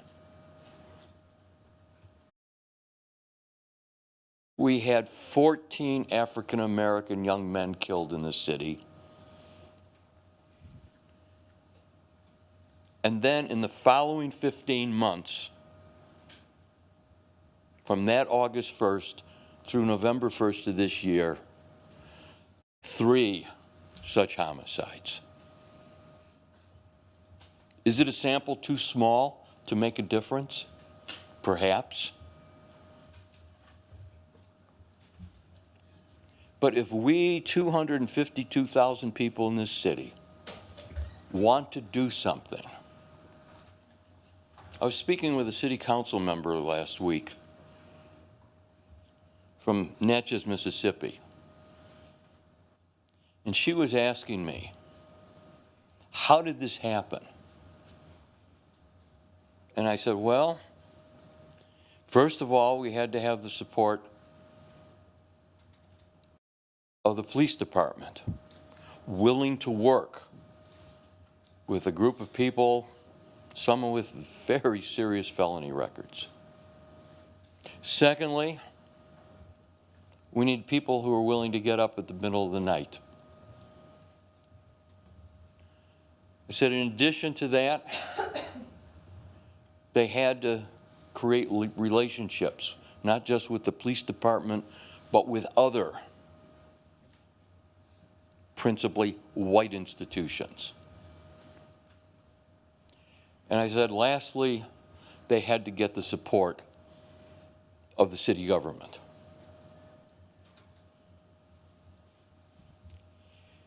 When I talked to Dr. Slutnick about the Cure Violence program in Chicago, and he showed me the data where they had seen a reduction in violence and then an escalation. It was directly tied to the funding. It was completely correlated to cuts in funding, and then subsequently, fortunately, some increases. Going to the question as to how was this number arrived at, I'll tell you how it was arrived at. If we had had the money, if I felt I could put it in the budget, I would have taken them up to $1 million.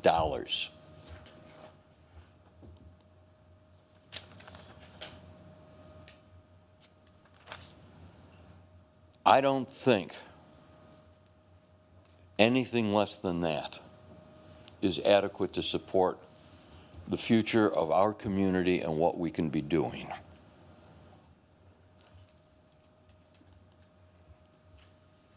They have delivered.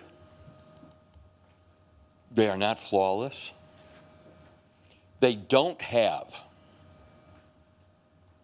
the lawyers and all the other recruitments that make you a 10, a 30, a $50 million organization. They don't have Michael Johnson's network for what he does at the Boys and Girls Club. But they have produced results. And where do we go from here? There's 2 more places that if we could fully fund them that we would go. And it's going to be devised as we go along.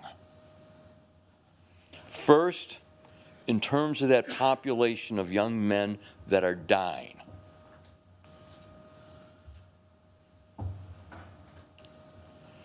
We've got to do more than arrive the night of the violence. We've got to be there tomorrow morning seeking out the sources of that violence.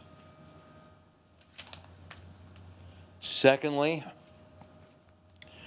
and this is more difficult because of confidentiality, we have to reach those 14 and those 16-year-olds. Because if we don't, they are on a path of disaster. And there's some barriers there because of confidentiality, working with the school district, all those other problems. Our own police department can't turn over the names and the identities of those juveniles because of the way the law is structured. But those are a couple of things that can go on from here in terms of tomorrow and the next day and next week. And yes, we will continue to do the things that will change outcomes in 5 and 10 and 15 years. But these are the folks who are dealing with it on a daily basis. Now, you've heard the phrase disengaged youth. For those of you who have met some of these young people, you know what I'm talking about. You know what the conversation is. If you haven't read them already, you should read the summation that the director of juvenile services prepared a couple of weeks ago in interviewing about 40 kids who'd been in detention.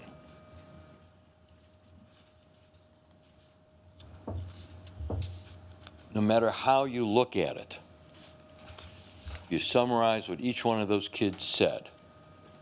I need an adult who cares about me, who I can share my feelings and my life with.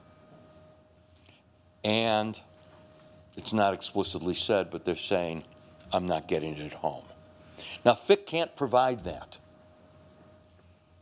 But just like the young man that I ran into this summer, when I said to him, what are you doing? And we got into a conversation, and I said, well, you're a perfect candidate to go work at Exact Sciences. $15 an hour, pension. Didn't know what a pension was. Health insurance. He says, what's Exact Sciences? I tell you what, go to the Urban League. And he said, what's that? That's how disconnected these young kids are. There are avenues that they don't know about, or even if they do, they do not believe it for them. The first point of reaching these kids is the work that we're doing with our peer support. Then they can funnel them into these other really great institutions that we fund. Do we have it all scoped out and figured out exactly how this next evolution and stage of development is going to come with them? No, we don't.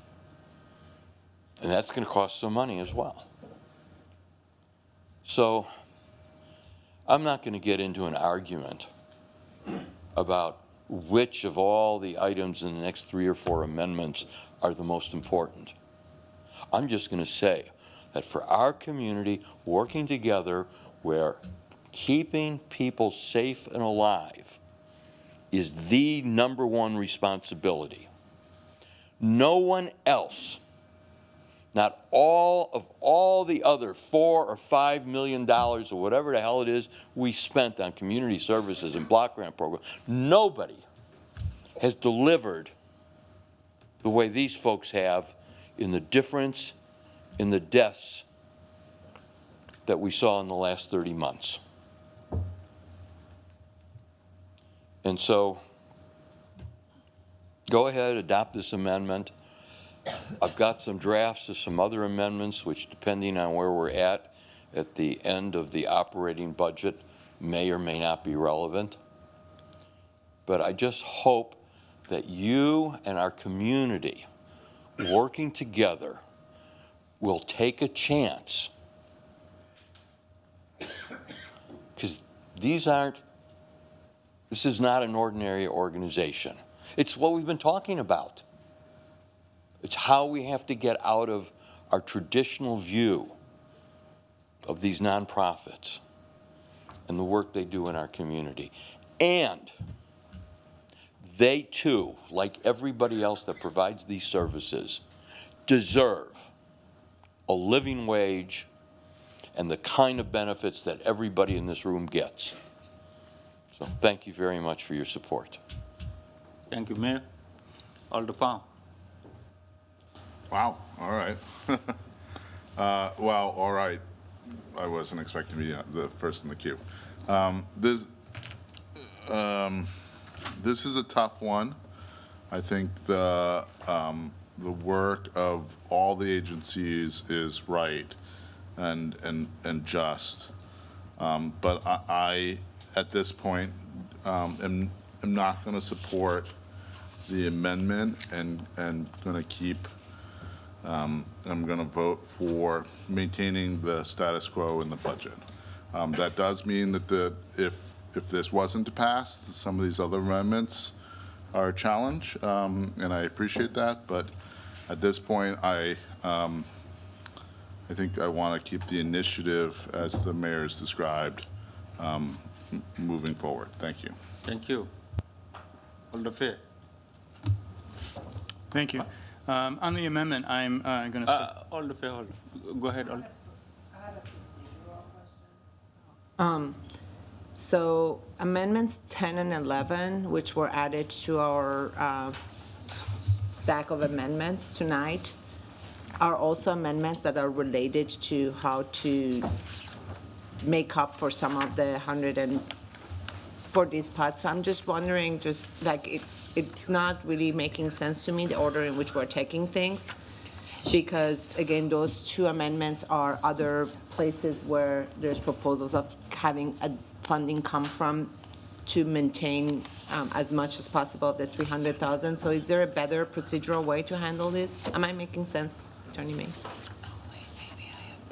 I'm not sure I know what those amendments are, and, you know, the order in which the council takes up amendments is up to them.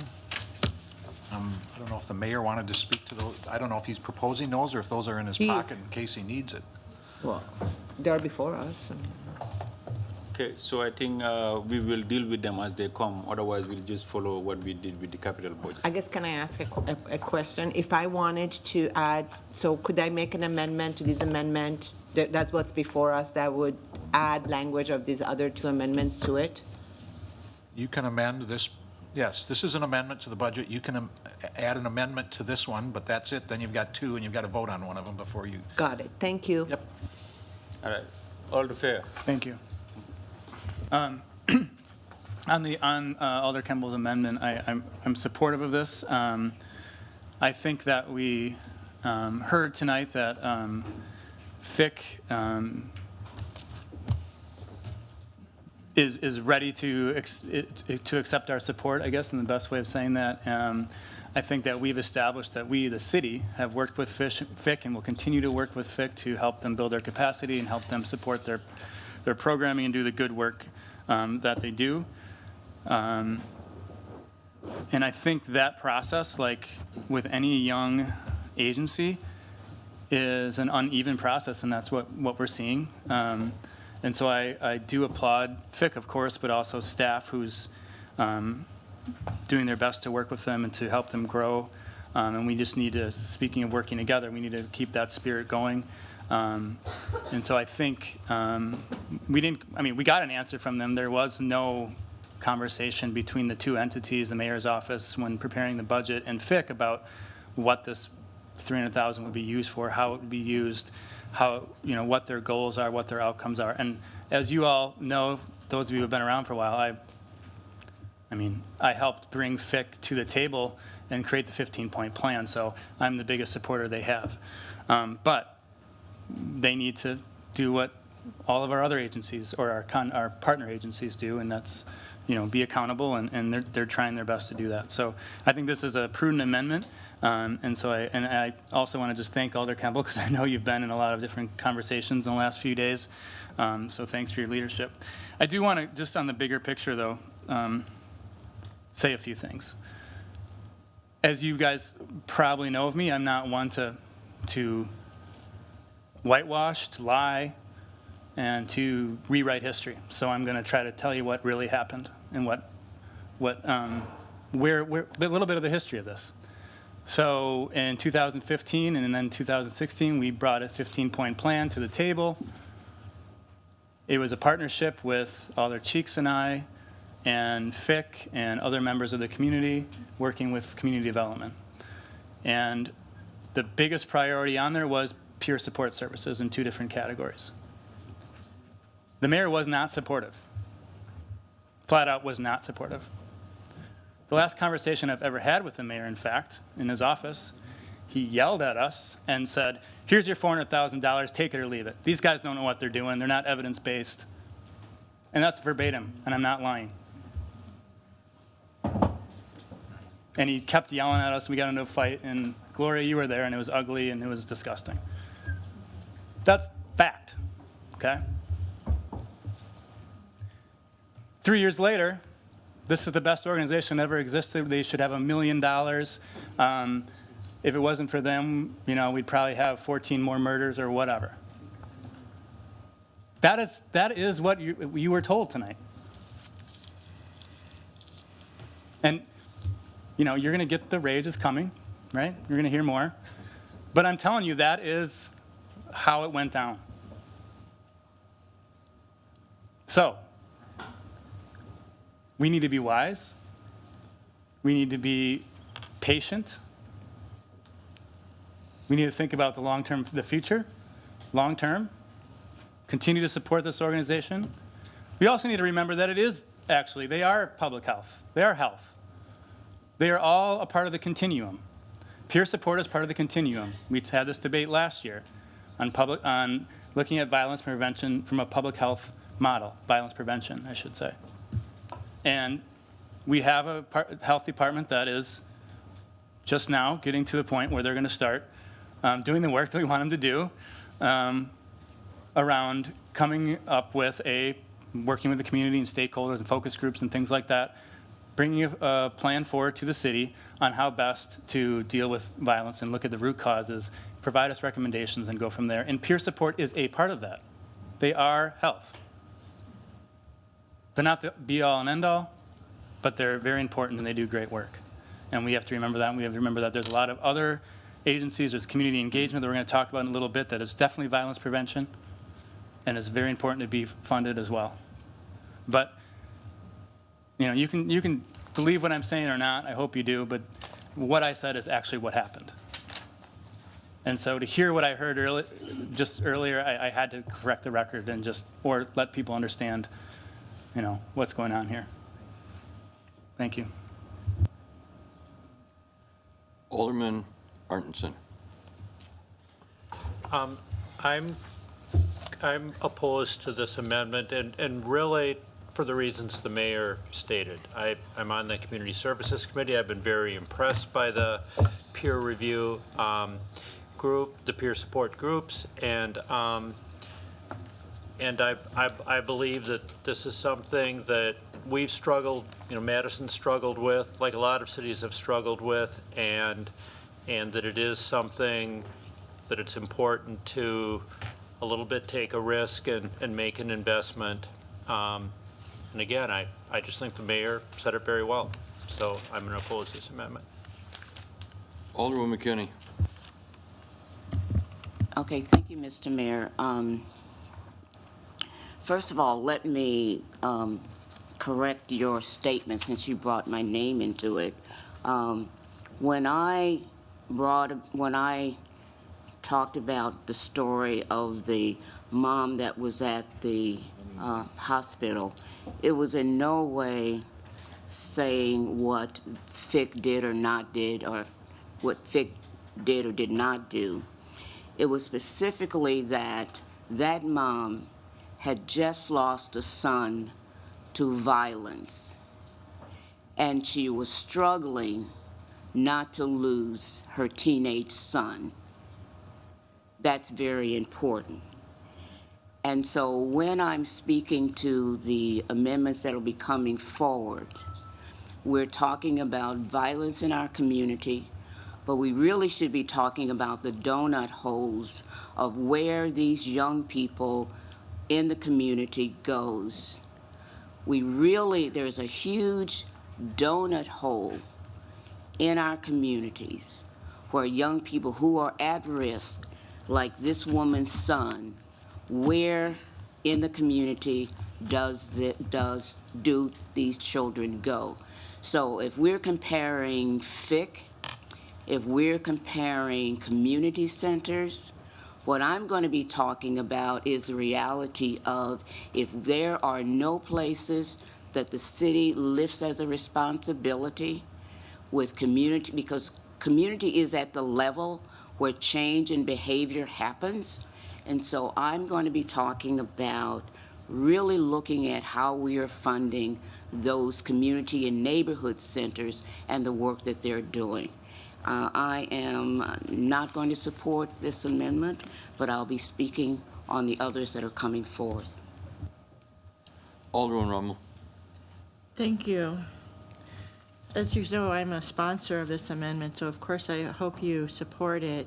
And one of the reasons I was in agreement to it is the budget added $300,000 was really not any explanation, none. I mean, normally we lecture ourselves about how when we go a community services process that we have, we rank it, we have committees do it. We had none of that. Until today was the first time I saw either of these documents about hundreds of thousands of dollars. And so I can't even sit here and absorb them all and compare them. It seemed to me that and I really honor the fact that Alder Kemble did do the work to get to the document that was the one where it had case management identified as a position that would really help the capacity of this organization. And I believe we all support what FIC is trying to do, and it is something that we all have, as Alder Fair said, we went down this path together with a 15-point plan as a way to deal with gun violence, and I know we're all committed to it, but it's just not clear to me that that they need all the money, they can use all the money that is allocated to them. And so I think there are certain amendments that then come later that also want to allocate money to other needs that we see as part of this community engagement, as part of places for kids to go that Alder McKinney mentions. So I urge you to consider it's an increase in their budget, a substantial increase. It's not, I mean, you can look at it as a cut, but it's $150,000 they didn't have last year, and that's a lot of money when we often give agencies money in less increments. So just be mindful of this, the whole totality of this. And I guess as somebody who does pay attention, when there are all these documents that the mayor referenced telling the stories of kids and families, but he never shares them that I know of, I would like to see them so that I understand what you're seeing when you decide to that this is an important step for you to take. So that's just a personal request, and I hope you'll support this and the upcoming other amendments. Alderman Bedard-Seeloff. I'll pass for now. Somebody else. Alderman talk. Cheeks.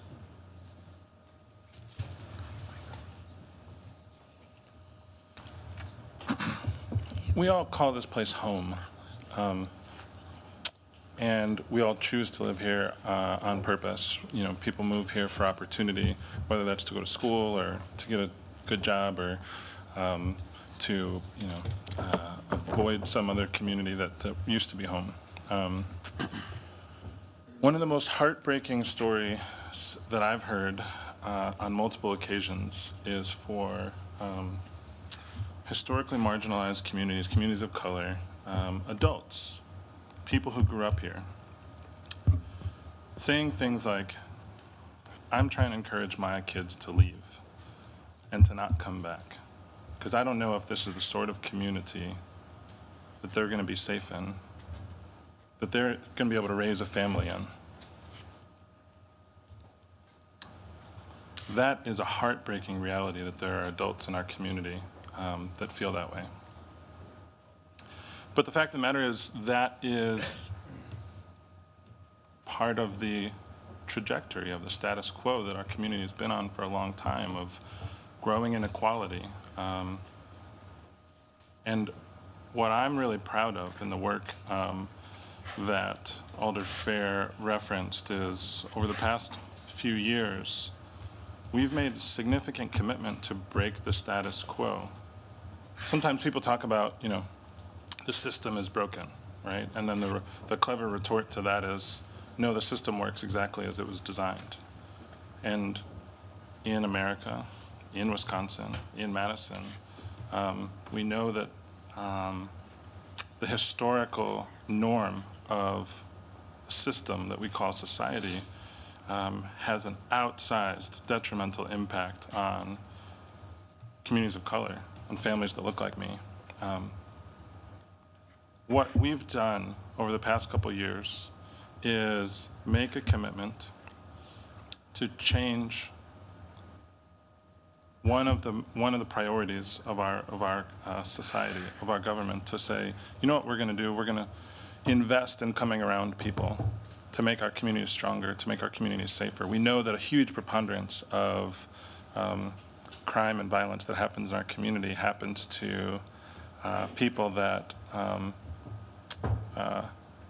is committed by people who are reoffending, and is happening to communities that are historically marginalized, communities that are facing root cause issues that are well beyond things that can be cured in 6 or 18 months, but things that our commitment as a community to say, you know what we're going to do is follow in the evidence-based practices that other communities took leaps on. As we talk about Chicago, I mean, Cure Violence was started almost 20 years ago. You know, this isn't new stuff. This is the sort of thing that we should have done a generation ago, the sort of commitment we should have interrupted this trajectory a generation ago. I was talking to somebody recently about the work of being a millennial in public life. And, you know, when my peers get together and we sort of talk about what it's like to live in this wild moment of having, you know, the president, Barack Obama, and then, you know, this completely different person, you know, my generation thinks so much about, like, we didn't create the rules of society. But society's rules were created, and we have the opportunity in this moment in time to decide on new rules, to decide on new priorities.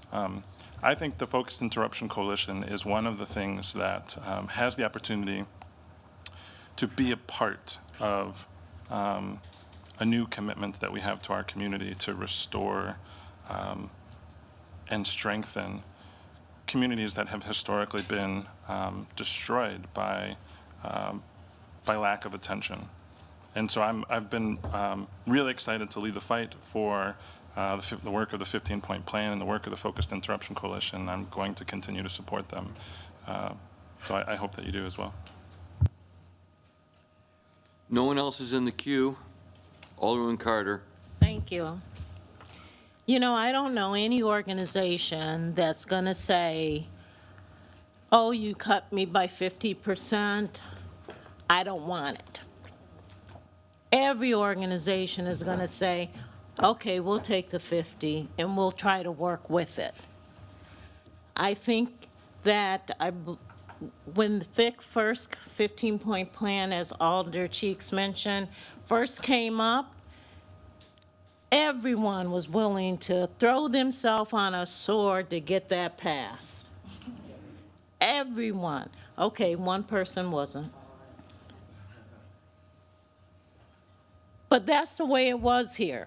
If you were against it, people were trying to convince you that it was the right thing to do. And now we're trying to convince each other that they could, you know what, they did good. They're almost there. Let's give them 50%. They'll survive. Well, at some time, you got to make an investment. At some time, you got to stand for something. Now, if you don't want to give them the 300,000, I think it's interesting that you found other places. When did they come and ask for that money? How did you come up with the extra 57? Did you ask for the 57? I'm just going about what everyone is saying here. I think that we need to support. Some of us districts had shots fired, has had people murdered, and I'm not going to call you out because you know who you are. And some of you might even know some of the families that this happened to. How many of us is going to get out at midnight to console a family? How many of us are going to get up at midnight and go to the hospital? That's what FIC does. And I'm going to support them. And I think we should support them. And I think that they're also providing a career path for anybody they decide to hire in the peer support or the forensic support.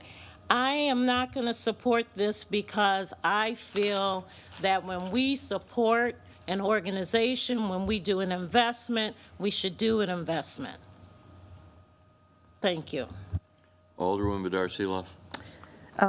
Thank you, Mayor. I'll just go like this. I'm going to propose an amendment of what's before us. It was just emailed to all of you. I'm sorry we can't do better than that, but I will, if you can look at it, that's great. If not, I'm going to read it. What this amendment does is takes into account what's being, partially what's being offered in Amendment 10 and 11 and folds it into this same amendment.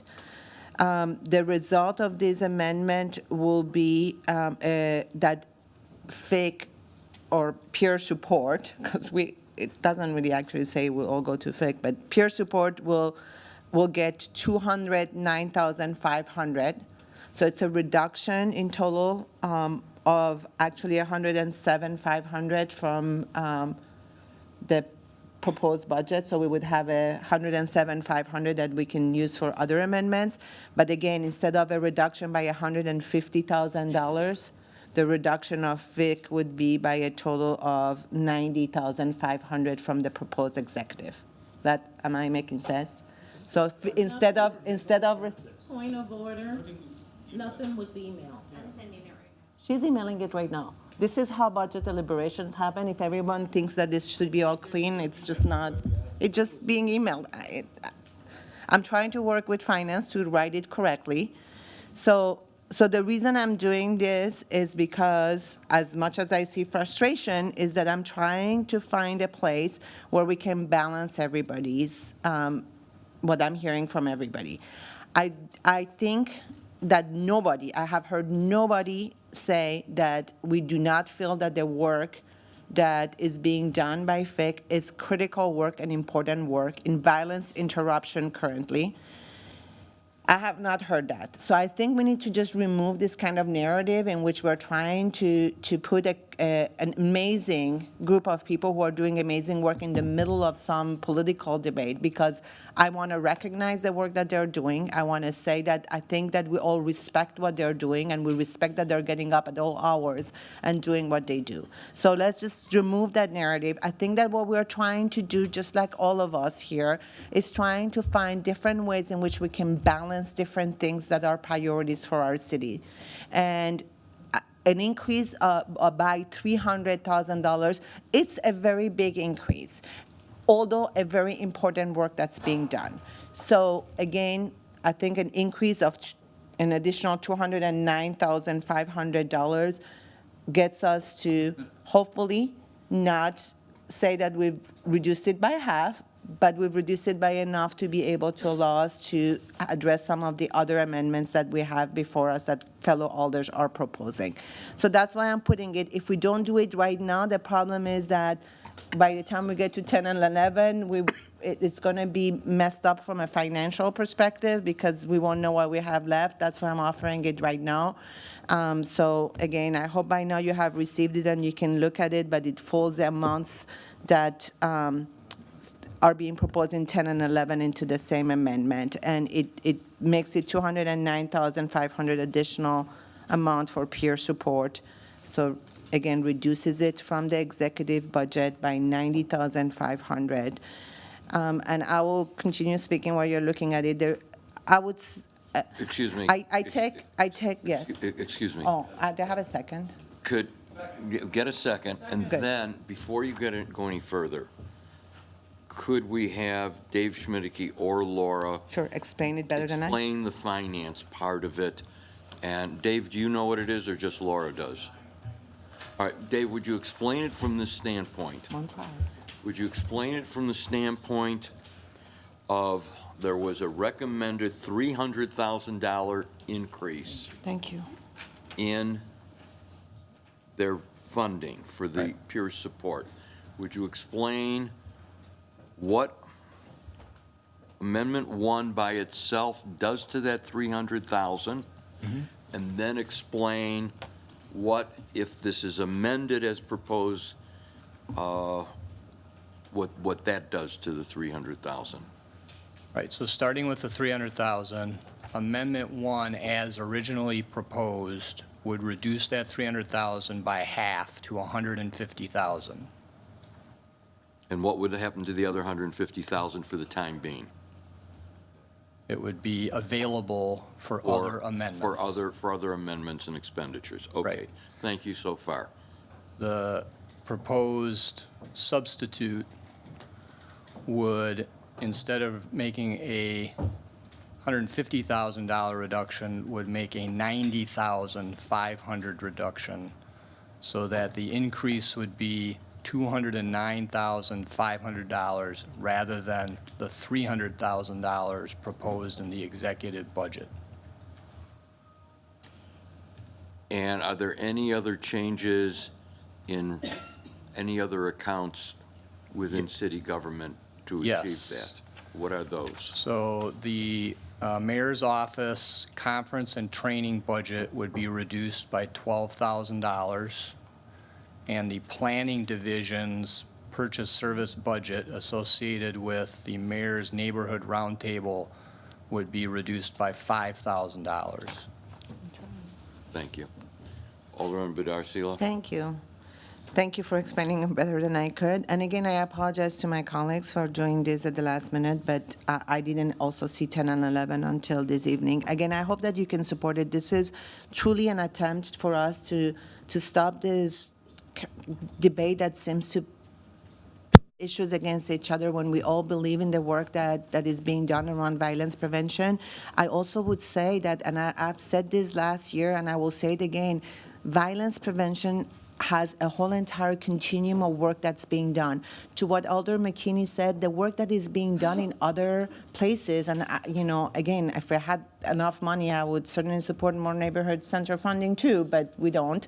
But the work that gets done in neighborhood center, the work that is being done in the next amendment, which is community building and engagement, all of those are actually upstream violence prevention strategies. They are evidence-based violence prevention strategies.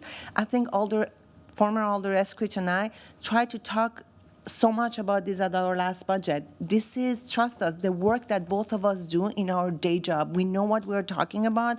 And so please, let's look at this continuum. And yes, clearly, this was work that was started by Alder Cheeks and Alder Fair when they brought this before us. We decided, yes, indeed, Alder Carter, that it was important to invest in it, and we're glad that people have now seen that was an important investment, and we want to invest more into it. Let's do it, but let's also, again, balance it with other things that also, at the end of the day, some of them directly have to do with also some parts of the continuum of the work around violence prevention and violence interruption. So I hope you will take this for what it's meant to be, which is, let's just work it out. Let's just all get along. There's 5 people in the queue. Alderman Baldeth is next. I'll pass. I was just going to say, you go around this country and you tell people you are from Madison, Wisconsin. The first thing that they tell you is how black people are treated in this state and what their status of life is. So they always doubt, are you for real from Madison? Me and you were in Los Angeles this last week. Almost anybody I tell I am from Madison will ask me again, did you say Madison, Wisconsin? So we have this problem. We have this group of black people who say they'll come forward and help us address this problem. But the weakest link that we found in the budget was the $300,000 that we said we are going to give to them. Now, if they don't come back next year, they'll be shooting all over the city, or all this problem will even escalate, and then our own constituents will start calling us. So we all need to think about this. I mean, I know all the items that are identified in this budget are very important items, are things that we need to fund. But we also just made a capital budget amendment of $5 million. But we cannot make $300,000 additional budget amendment to a group that is actually risking their life on a daily basis on some of the issues that they handle. And we want to call ourselves a liberal city and all this kind of stuff. So, I mean, the amendment that Siva came up with is good. I mean, it's compromising. But I hope as we move forward that we work with these groups. It is tough to be sometime black person in this community. Basically, anywhere I go, these meetings that I organize, I go there, I'm asked, why are you here? Because I'm not expected to be there. We have few black people who are ready to participate and help. I mean, we just had a good number of Latino people who came and advocate for themselves. So while all these amendments are important, I think it is very important that we continue to work with this group so they can help us with some of these very challenging situations that we face in our city and actually in our state. And I do want to thank all the CHIC and all the FAIR for getting this thing started. But it is our responsibility to fund groups like this, particularly when they come forward and are ready to take the risk. If we can come up with the money, let's approve all the executive amendment budget and move forward. But we need to fund this group. Thank you. Alderman Fair.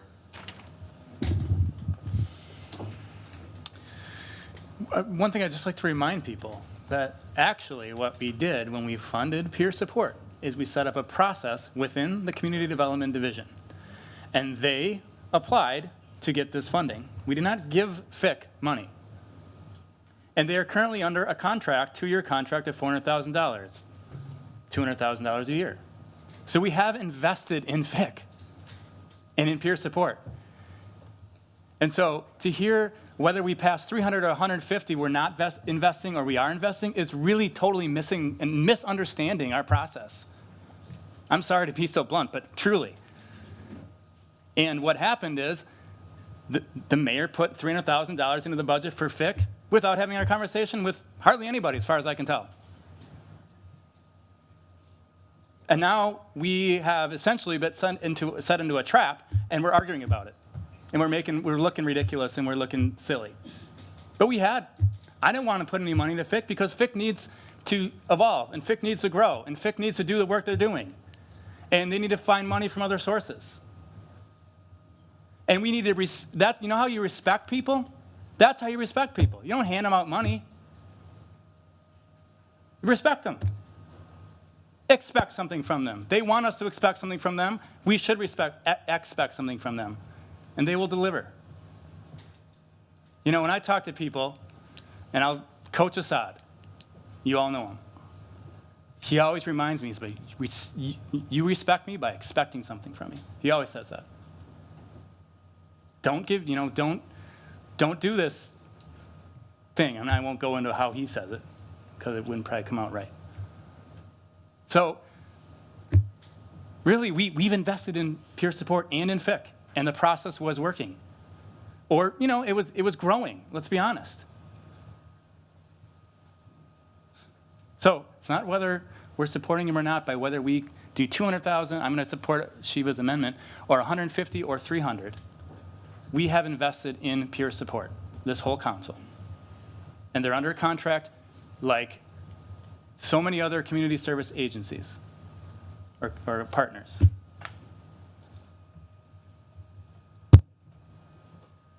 Alderman Palm. Oh, we're going in some circles here. The first circle here is that, I can't talk about a reduction in the budget without talking about how I anticipate people are spending this. Because the other amendment was already at Finance Committee discussed and voted on. So there was a decision made out of Finance Committee. And if you start talking about process, you got to say, well, the Finance Committee made a decision. That's why at some point you can't have these conversations about process as the end-all be-all, as the holy grail.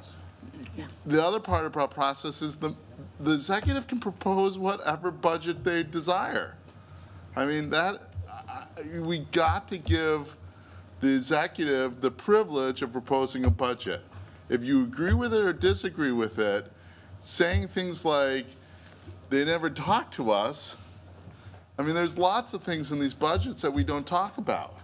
We actually, I don't have a number, but we're just talking about 2-3% of the budget.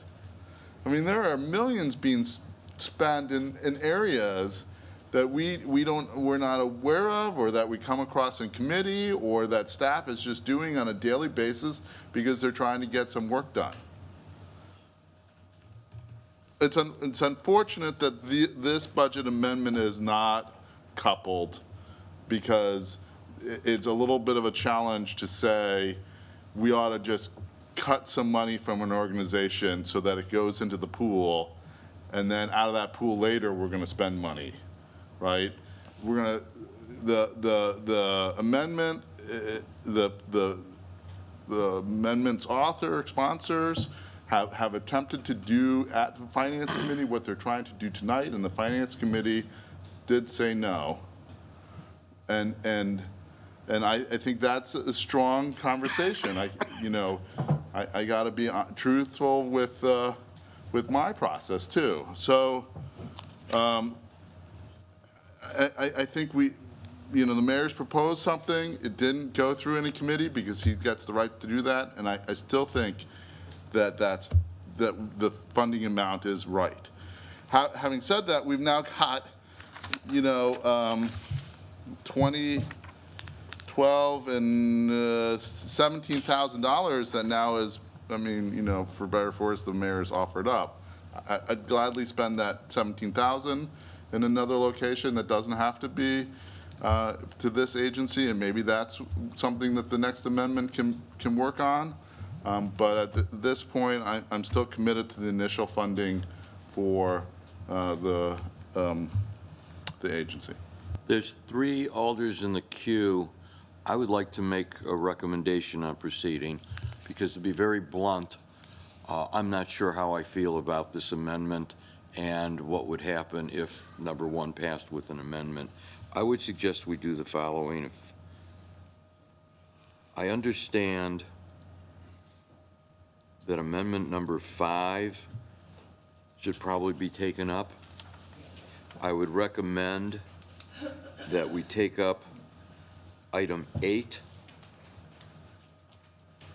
7, 5, 8, 7, 9, if I understand it correctly, and then go to 6. And then with those amendments out of the way, make a decision on 1, 2, 3, and 4. I think that might bring more order and give each alder a better perspective on what to do. If there's agreement to doing that, the appropriate thing to do would be to place this item on the table. Alderman McKinney, All right. point of order. Thank you. Early in our deliberations, it was asked whether we should follow the order of the amendments, and the ruling, I want to say ruling, it was brought up that we should follow the order of the amendments. And what you are suggesting pulls that out of order. And I'm specifically speaking because everything that you named then puts several items at the back end of the decision-making process for everything else. That, to me, is out of order. And procedurally, I think that, it is out of order. Okay, procedurally, I will tell you from the chair, I am in order that at any time this body has the permission that is granted itself, that by suspending the rules on a 2/3 vote, it can change the order of the agenda. In addition, at any time it wants to, it can place an item on the table. You will not silence the chair by declaring me out of order. I am perfectly within the purview of the rules of this body in bringing these points forward. And earlier this evening, when that question was previously raised, if the council had wanted to, just as it had done the very first action when it suspended the rules to take up the hearings, it was following its own rules. It can do it again. I have made my suggestion. It's up to the council as a legislative body to decide what to do. So I'll call on the roll because there was Calling the seated in roll the on chair. what? Well, what you just said is that the body has to agree because you were not in the chair when it came forward to follow the order of the amendments. And the chair at that time was President Balday. And what are you trying to accomplish? What I'm trying to accomplish is that we follow the order of the amendments that are published and that are at our desk. And it will stay that way. It will stay that way unless 2/3 of the council votes to suspend the rules to change the order. It's not up to me. So I call for that vote, Which or whatever. Alderwoman, Can I make a motion to place number 1 on, with this amendment, on the table? yes, you can. You are in order to do that. Is there a second? Second. Motion and a second. Tabling is not debatable. All those in favor, aye. Aye. Opposed, no. That was overwhelming. From the standpoint of two-thirds, clearly not. From the standpoint of opponents, not a single voice was heard. All those in favor of placing on the table, aye? Aye. Opposed, no? No. Thank you. Okay, it's on the table. Now, Alderman Bedar-Seeloff. Make a motion to approve amendment number 8, or to take it out of order? That's to be a suspension of the rules, to take up 8. So motion to suspend the rules to Is there take a number second? 8. Another non-debatable motion. Motion is second. On suspension on 8. All those in favor, aye. Aye. Opposed, no. Motion carries.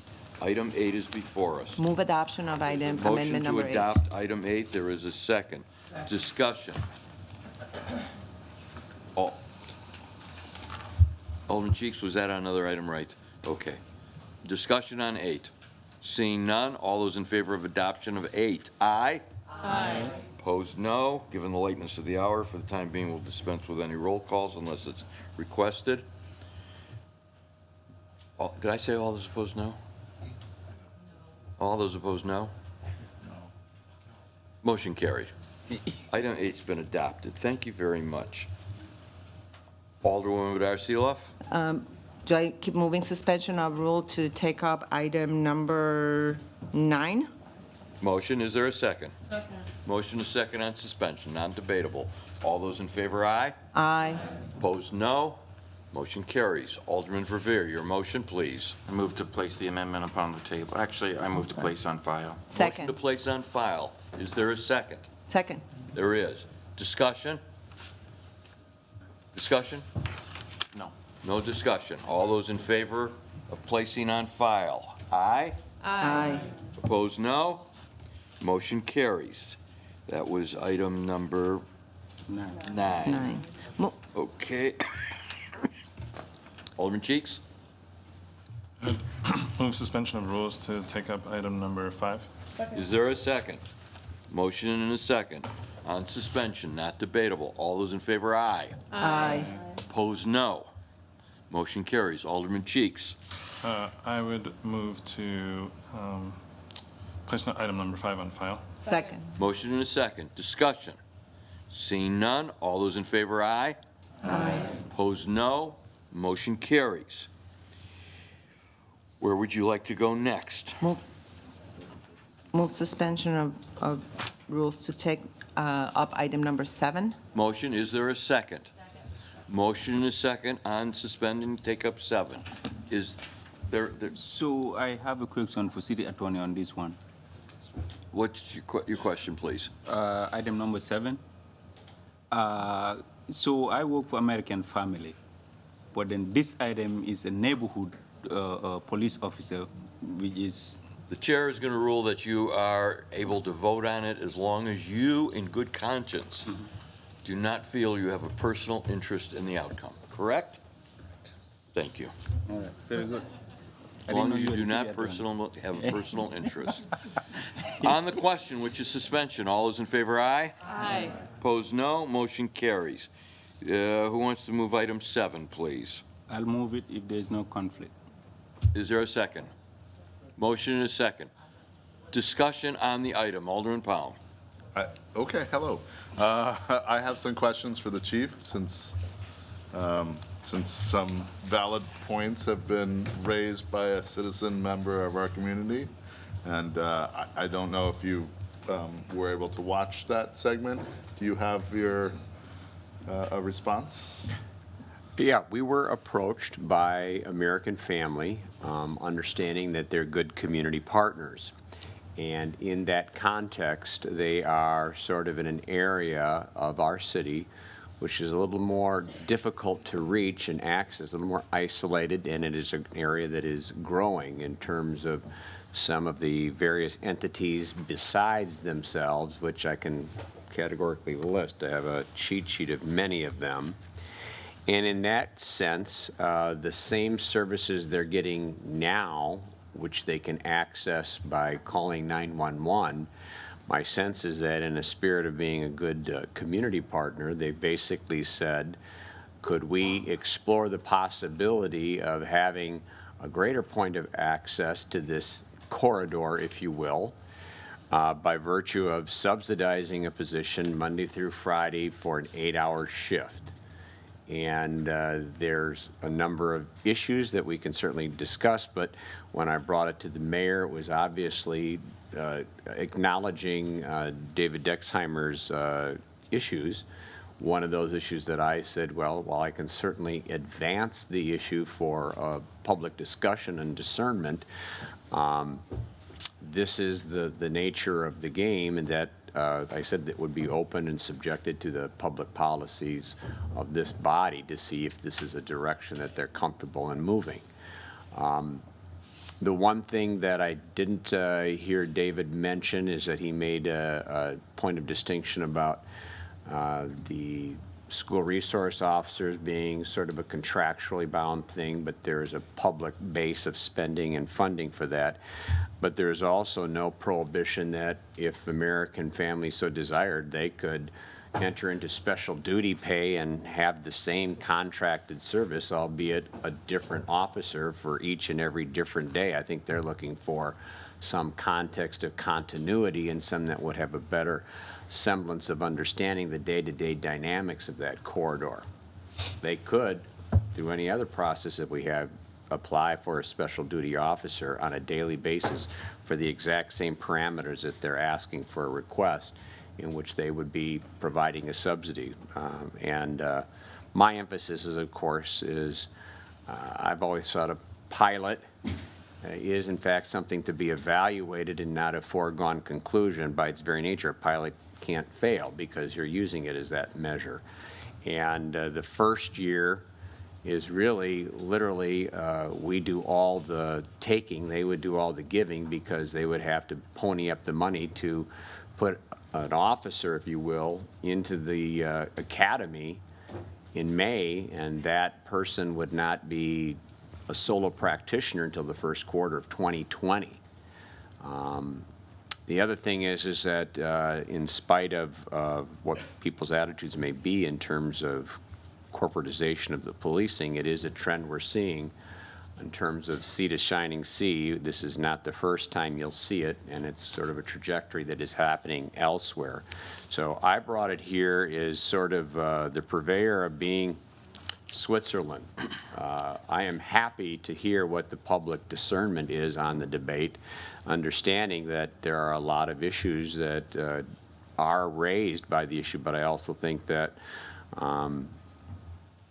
if we look at some of the expansion areas for this area, American Family and actually Alliant Energy, there's several other large businesses. By the concentric circle, we see five financial institutions, 4 medical facilities, 3 hotels, 2 child care facilities, 2 assisted living facilities, 3 large apartment complexes, a neighborhood with 134 single-family units, and an ER. It's almost 2 square miles in size. It has a population between 12 and 15,000. Over 10,000 employees come to work in that area every day, so it's a very diverse workforce.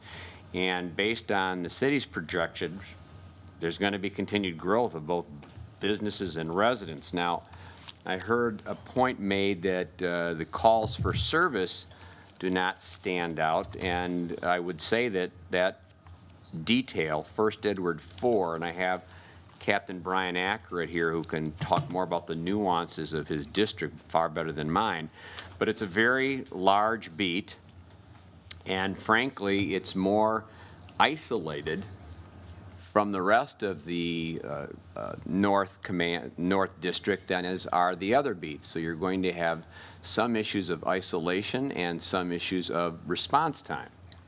So I think that if we look at what that body does for us, at least during those busy hours of Monday through Friday, 8 to 4, we literally have our other resources better able to equip more nimbly with the areas that have other areas of concern in the North and Near East districts as well. Perhaps I will yield the floor to you, Captain Ackeret, to see if there's other issues that you may want to be more point of emphasis on. Captain, could you do a little better job than the chief did in explaining the barriers of that area, 51 and the interstate, and while the officers spend most of their time outside of the American Family Complex, what happens when they get called in there and where that leaves the rest of the east side?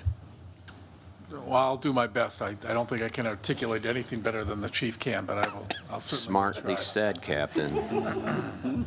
So what we're dealing with here is that Sector 520, in terms of workload data that I analyzed, it's about an average workload for an average police sector.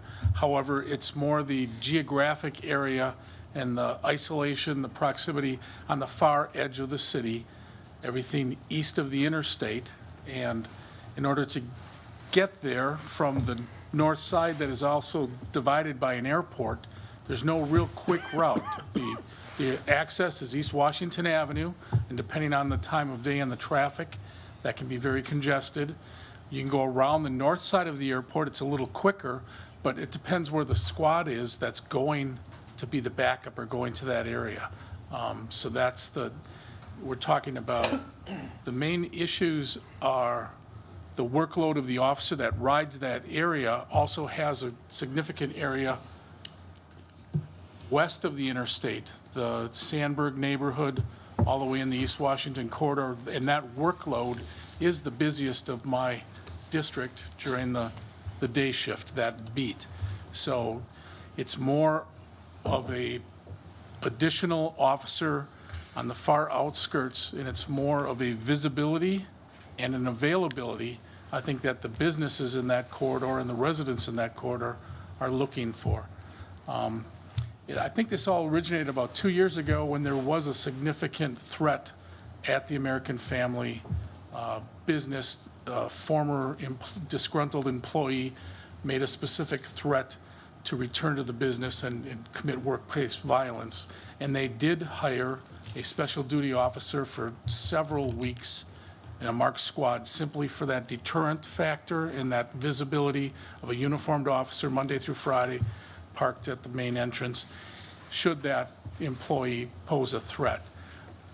That, in and of itself, I think, made their security section and their employees a perception of being safer. They were looking then, how can we continue that? And this proposal came forward after, several months of looking at a way to do that. But it's not just for the American Family, it is also for the other businesses. American Family is working a business partner with the Alliant Energy Center and the UW Hospital that also have quite a bit of employees, and a real concern of emergency preparedness and workplace violence is the big issue there. And we're looking for, I guess that's why I support it.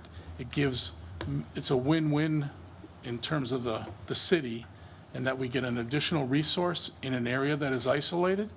It's a win for the other businesses and the other residents in that community to have an extra officer, and at no additional cost to the city taxpayer. So that's why I see it as a win for the city, a win for our police department, have an additional resource when needed, and a win for the area. So I hope that helps. So just want to clarify, I just want to be very specific. So the corporate sponsor would be paying for the duty officer to be on duty at all times, but the officer would not be tied to that location. My understanding is the funding is proposed as a grant to cover the actual costs of salary, benefits, and a squad car. American Family also is proposing office space for the officer to use, but it's not tied. The officer is going to be... Let me be more specific, Alderman Palmer. What is happening is this officer is going to fit into the normal daily rotation. So if the officer is needed outside of that quadrant, that officer will respond like any other Madison officer.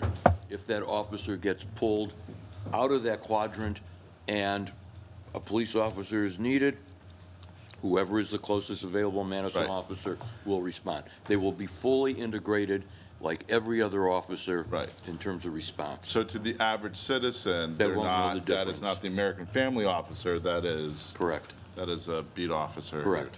Okay, thank you.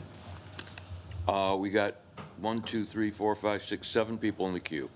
Alderman Kimball. Okay.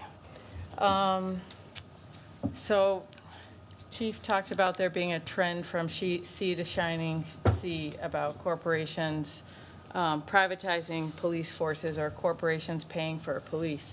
And in fact, I mean, corporations paying for police predates our current public law enforcement. And they were called the Pinkertons, who were police who were called to deal with disgruntled employees. And I think this is a terrible, terrible policy idea for us to allow a company, or maybe what's next, a neighborhood association can raise some money. We can start, anyone can buy their own police officer. The need, we can discuss the need for an additional officer in the North District, but if that is going to be a neighborhood officer, I feel like we should respect the process of actually discerning the needs of neighborhoods to have a neighborhood officer. That is already in place, that Officer Dexheimer described. The issue, Chief said, well, American Family has contracted officers for special duty there, or perhaps it was Captain. But my understanding is that it's a variety of officers who volunteer for those special duty hours, which are not their permanent assignment. I think it is another dangerous precedent if there is one officer whose 9-to-5 job and whose office is in a corporation headquarters, and that's what their daily routine is to be not out on the beat with a regular rotation of other officers, but that's actually where they are posted, and that is my understanding of what's happening here, because apparently they've created an office already in their building. So I am very, very strongly against this. For the public policy precedent it would set, which I think is very dangerous. We need to have discussions about police and adding officers in the public, and we shouldn't be relying on private money for this. We need to decide within our budget, within our public resources, how we want them deployed. And it's legitimate for us to talk about another patrol officer in the North Precinct. It's legitimate for us to, revive the discussion of a mini station near Easttown Mall. It's legitimate for us to question what's the role in all of these special duty hours that are being provided to corporations in the burnout of officers for overtime. There's a lot of legitimate discussions to be had here, but we need to have them publicly. We need to have them within the public funding mechanism. And I hope we never, ever, ever accept private money for law enforcement officers in the city. Thank you, Mr. Mayor. Chief, I assume, just real quick question, I assume that you thought of this, but I don't know the answer, so I'm hoping you can shed some light. With regard to the American Family campus and surrounding area, you mentioned that's in the North District. I would think you could actually, knowing the Northeast side as I do, I would think, why not make it part of the East District? There'd be slightly, not perfect, but slightly better access. So can you walk us through your thinking on why that change isn't on the table? Do you want to go through the logistics of how they divvied up north and east then from that boundary?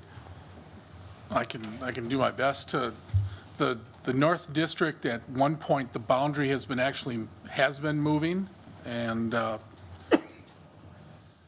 initially it was Milwaukee Street, moved to Highway 30. About 4 or 5 years ago, Easttown Mall was moved into the East District. The reason that the North District is shrinking geographically is not because it makes geographic sense. It's because the size of the station of the North District cannot hold any more officers. It's currently busting at the seams at capacity in terms of workspace, locker room. There's not enough parking space to hold all of the marked assigned squad cars to that district. So that is another issue that is for another day in terms of getting a bigger North District station. But the East District is also growing immensely, and I don't believe that they're going to have a similar problem in the future in terms of not having enough space to add additional officers. So for the East District to take on that American Family Corridor would mean moving additional officers into the East District station, and there's other areas of growth that are further on the east side that are proposed through that we know from the planning section where that is going to grow as well. Yeah. So that's where we're looking at. It wouldn't make sense to add more officers and add more coverage. It's going to be another West District being one of the biggest, 6 largest cities in the state if we tend to do that. Sure, if you'll allow a follow-up, and poor Captain Snyder isn't here to watch me try to give him more work and a bigger territory to cover. But, I mean, I think it's, we knew that the east side and the northeast side was growing. The Northeast Neighborhood Plan, was adopted in, I think, 2001. I mean, we know that's a growing area. And the East District Police Station is pretty new. But I would assume it was built with that notion in mind that as this area grew, that, there would have to be space for more officers and more squads. That district is almost at capacity though now. And what year was the district station built? You remember? I'd be guessing. You know it? I don't know the exact year that the building was built, but I do know that during the process of approving the station's floor plan, that because of budget concerns, it was shrunk. So it is not as big as it was originally thought to be. And so, yes, we're very close to capacity already. Okay. All right. I appreciate. We're talking about north? No. East. Yes. And I appreciate my colleagues humoring me on that tangent and it being close to midnight, but I thought, hey, if there's, a different way to approach this issue, perhaps we could go there. Mr. Mayor, I have had time to ask questions. I also would like to discuss. Would you like me to go around and get in line again? No, you've got the floor. Okay, all right. I know we like to keep those separate, so. I appreciate the situation in which this geographical area finds itself. I know workplace violence is not something that's going away anytime soon, so even though this seems like a very, this just seems like a business park, it's not an area that you would worry about. I understand the desire for police presence that is at least geographically close. I think it's probably also fair to say that there's a lot of private citizens in Madison that maybe wish that they, could qualify for additional protection or for something like this. And I wholeheartly agree with Alder Kemble that this is one of those things that looks logical, but does not set a good precedent for where we need to be going and how we think about policing in our community. We absolutely cannot, go down the road or even look down the road of privatizing our police officers. So I have to agree with Alder Kemble on this, and I hope you'll go with us on this. Thank you. Alderwoman Carter? Yes, Chief, can you tell me, there's several neighborhood officers that have offices in commercial buildings. Can you tell me how many? I know if we start west, we've got at least one at Meadowood in that strip mall. And if we go further south, we have one in that area off Allied. That's sort of a shared use building as well. Yeah. And south, do we have any more south? No. East. Midtown has, at Bayview. That's right, Bayview is now in the new Midtown, so they have one. Midtown. So, Oh, yeah, Northport property has one, too. so it's not unusual for the neighborhood officers to be in a corporate building. The site Or a location. commercial building. No, the site location isn't sort of the driving consideration for that, no.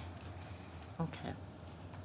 So I know that at one time, there was a neighborhood police officer in my district that was in one of the commercial buildings just for an office. And that didn't really sway that person to extend leeways, correct? You're correct. I mean, they're still, the uniform they wear is a Madison police officer uniform. They respond to our standard operating procedures, our code of conduct, our training. They are our employees. Nothing changes that. Thank you. Alderwoman Rummel. Thank you, Mayor. I guess I have a couple of questions for the chief or Captain Eckert. So it could just be the narrative is distracting, but when you look at the description, not in the amendment narrative, but on the next page, it calls us a neighborhood police officer as if that were a title. Is that what is intended? No, I don't think that's, I would agree with David's assessment. I think it was probably shorthand, given the 11th hour, because I would agree. I don't think that that fits my sort of de facto definition of the traditional neighborhood officer as we've used that concept. Well, because, if you look on your website, under the North District Neighborhood Officers, it says, they're assigned to a specific area of the city, the neighborhoods are geographically small and typically have a high need for police services. And that they're assigned to the neighborhoods, and then rather than responding to calls for services, they take a proactive approach to find long-term solutions to problems, and they're typically assigned to up to 4 years. So that's not the intent, it sounds like, from what you just said. That's correct. Thank you. So I have another set of questions that, when you first started speaking, you mentioned the contractual services we offer as a department, and that American Family or others could apply for a daily request for a special duty officer. Can you just talk about how often we do that? Is that, just tell me more about what that means. Well, we have contracts with the Madison Metropolitan School District for everything from dances to athletic events to flagging jobs to private security at the Easttown and Westtown malls. So it takes a variety of different events. And then, of course, we have special duty options for all the various charitable fund runs and things that need just a few people but doesn't require a major MPD coordinated emphasis. So those special duty options really span the globe in terms of their variety. Because, I guess my experience with this is those charity events that you mentioned. I would think of my neighborhood festivals. Right. And so they are often required as part of their permit to have special duty officers. And sometimes they seem to have trouble finding people that are willing to serve. Correct. So how does that sort of play out when you have the malls and the school district and maybe a corporation wanting these special duty officers? Do they have a hard time sometimes getting filled, these positions? Sometimes those various job options do go unfulfilled. That's correct. And now that I've started thinking about this, I can't recall in your quarterly reports if you mention dysfunction at all, and how often people are using this service. Do you collect data that you're telling us and I just never focused on it before? I don't think it was a point of inquiry that was really asked because it's a voluntary assignment that officers work through. Well, I would be interested just to, in general, to be familiar with, how often is the service requested and by who, and sort of some basic information going forward. Thank you. Okay. Thank you.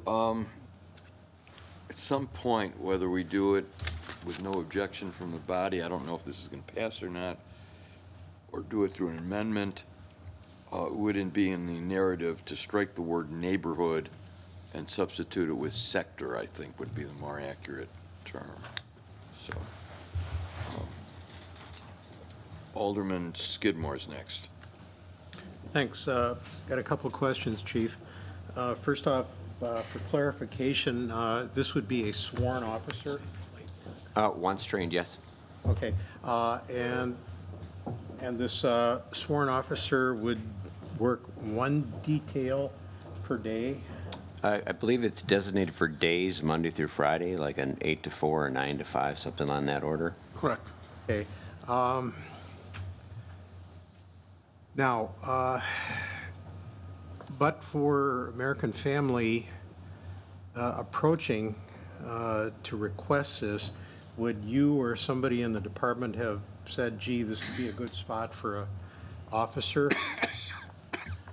No, actually, I think that to their credit, I think they realize they're sort of out there in left field and they might be using services and that they're growing sector or that corridor themselves along with the other business entities, and I think it's also being scheduled for some other development. Okay. If I can make a few comments at this point? Okay. On the face, my first reaction was this is an opportunity to add another officer to the force where there could be more people in the force. My second thought goes to my district and how my constituents are reacting. I'm fairly disturbed that I just recently had a conversation with a neighborhood association president who contacted the captain who said, talk to Skidmore about that, who wanted to know about getting security for their neighborhood because of the dramatic amount of juvenile car thefts. And I think I advised him that it was probably not cost-effective or wise to have private security, and I don't think that a neighborhood officer was warranted. But now that I'm thinking about it, I could see how that could be requested. And if American Family can request it, I think you can all fill in the blanks that if this sets a precedent, then we might be looking at what was mentioned as a possible slippery slope to say there will be designated sectors, beats, whatever you want to say. And I mean, that makes me pretty uncomfortable because if Corporation A has the money to afford their own officer and we keep granting them, we grow the force, and we have areas that may have officers and other areas that might not be able to afford it or have those corporations. I don't really have a high comfort level with this. You all know I have a kind of a different day job, and we are regularly hired for bomb threats, disgruntled employees, things like that.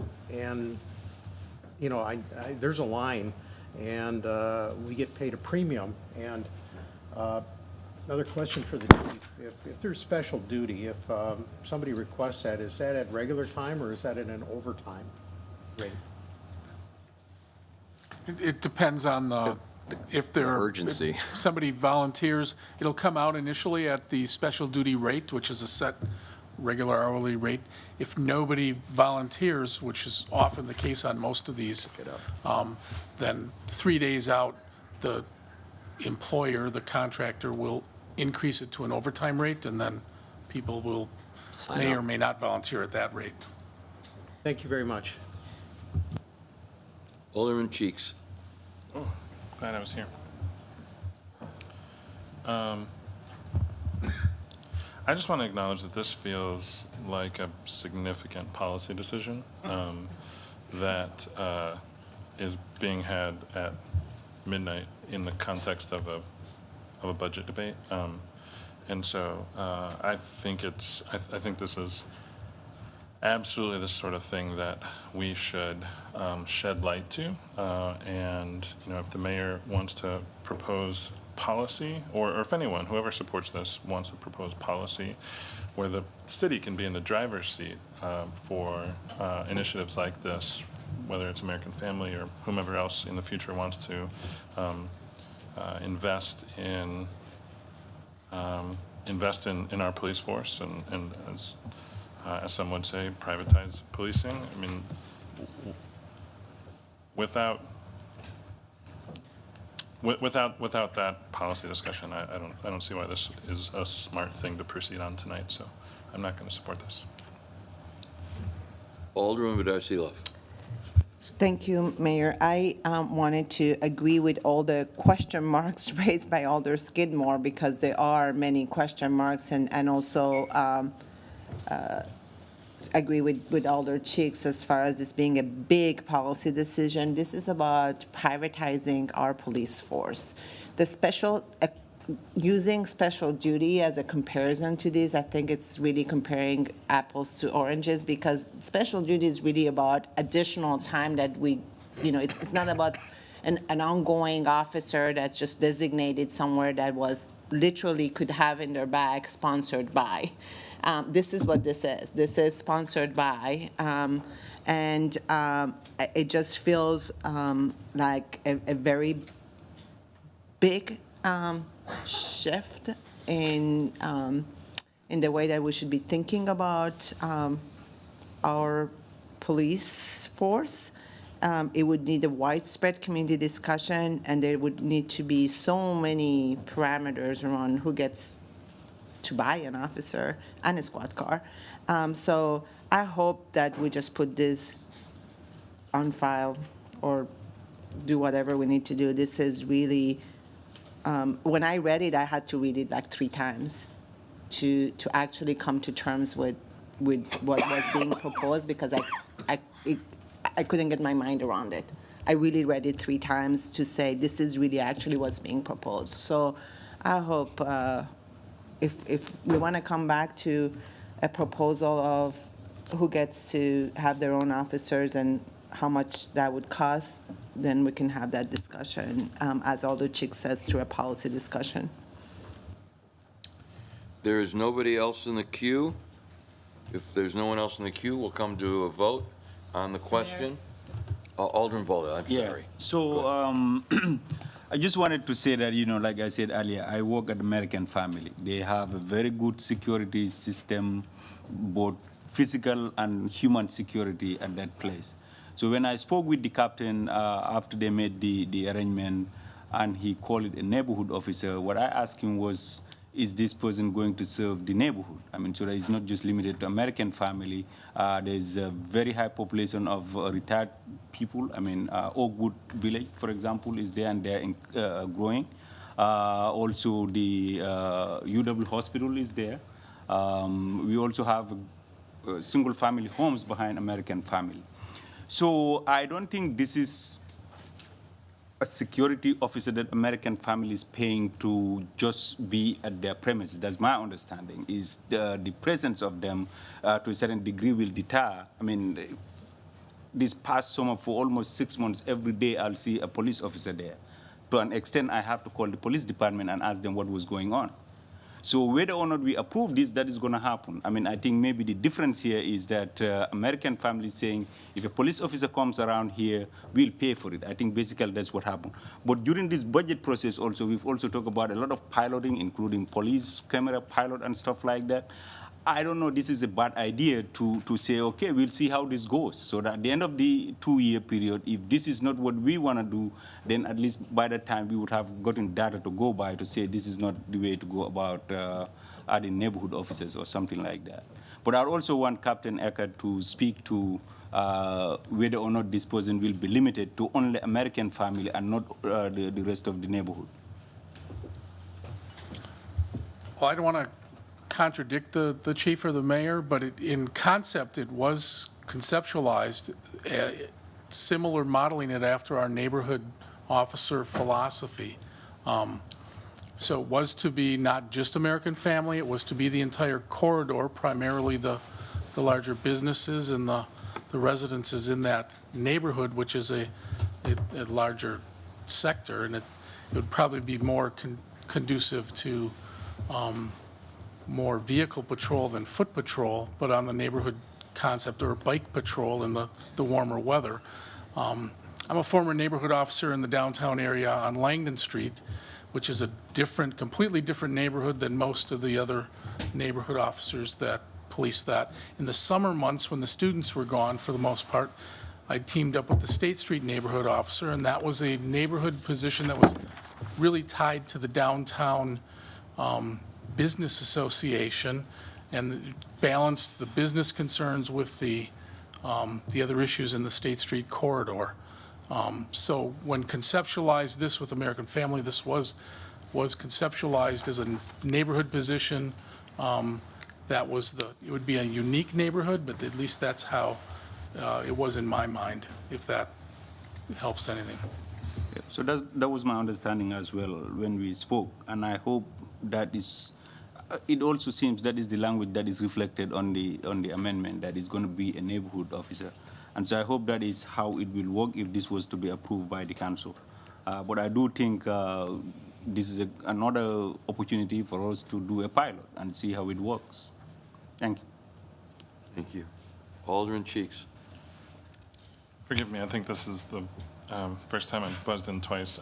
I just wanted to follow up on Alder Balday's sort of attempts at clarifying this, and I think he makes a good point. American Family is a good corporate partner. They're a safe place, but the on-the-floor sort of clarification of what's the usage of the role, I mean, that's exactly the problem, right? Like, for all the good intentions that American Family has for their employees and for the community, and I wouldn't call those into question, it's our job as policymakers to steer the ship of how we're going to do this, right? I mean, listen, several of us have neighborhoods that, should this pass, there are neighborhoods who would call us next week and say, I can come up with $235,000 every 2 years. Like, I want an officer that lives in Tacoma. I want an officer that lives in wherever. What's the policy on we don't have a plan for how we're going to make this something that is uniform and appropriate and fair for our constituents. That needs to happen. Alderman Skidmore. Thank you very much, and I too feel compelled to speak twice, and I do agree with Alder Cheeks. This is a big policy issue, and the more I think about it, the more concerned I am about the policy. This is first detail, and what is it, 7 o'clock till 4? 7 to 3. 7 to 3. But we can modify the hours to be 8 to 4, 9 to 5. Not exactly a regular Yeah, but it would assignment. be basically a day shift, and Right. it's going to be geared toward certain businesses in that area. And the Oakwood community and others are not going to have the benefit of that officer at night when it might be useful. And the banks that are there, closing time can be problematic. I think we know that. And I agree that if this does pass without a thorough policy discussion, we're going to have a parade of neighborhoods that are going to be coming in. And we're going to have to deal with it. So I'm getting less and less comfortable with this. I do feel compelled to tell a story which some of you may find humorous. Years ago, when there was a different chief, another colleague of mine who sat in the 2nd District chair thought it'd be a great idea to propose another neighborhood officer position. And I believe we were called on the carpet by Chief Ray, who reminded us that it was his sole decision to allocate resources, and we should remember that. No one else is in the queue. We will now come to a vote. All those in favor, aye. Roll call. Opposed, no. Clerk will call the roll.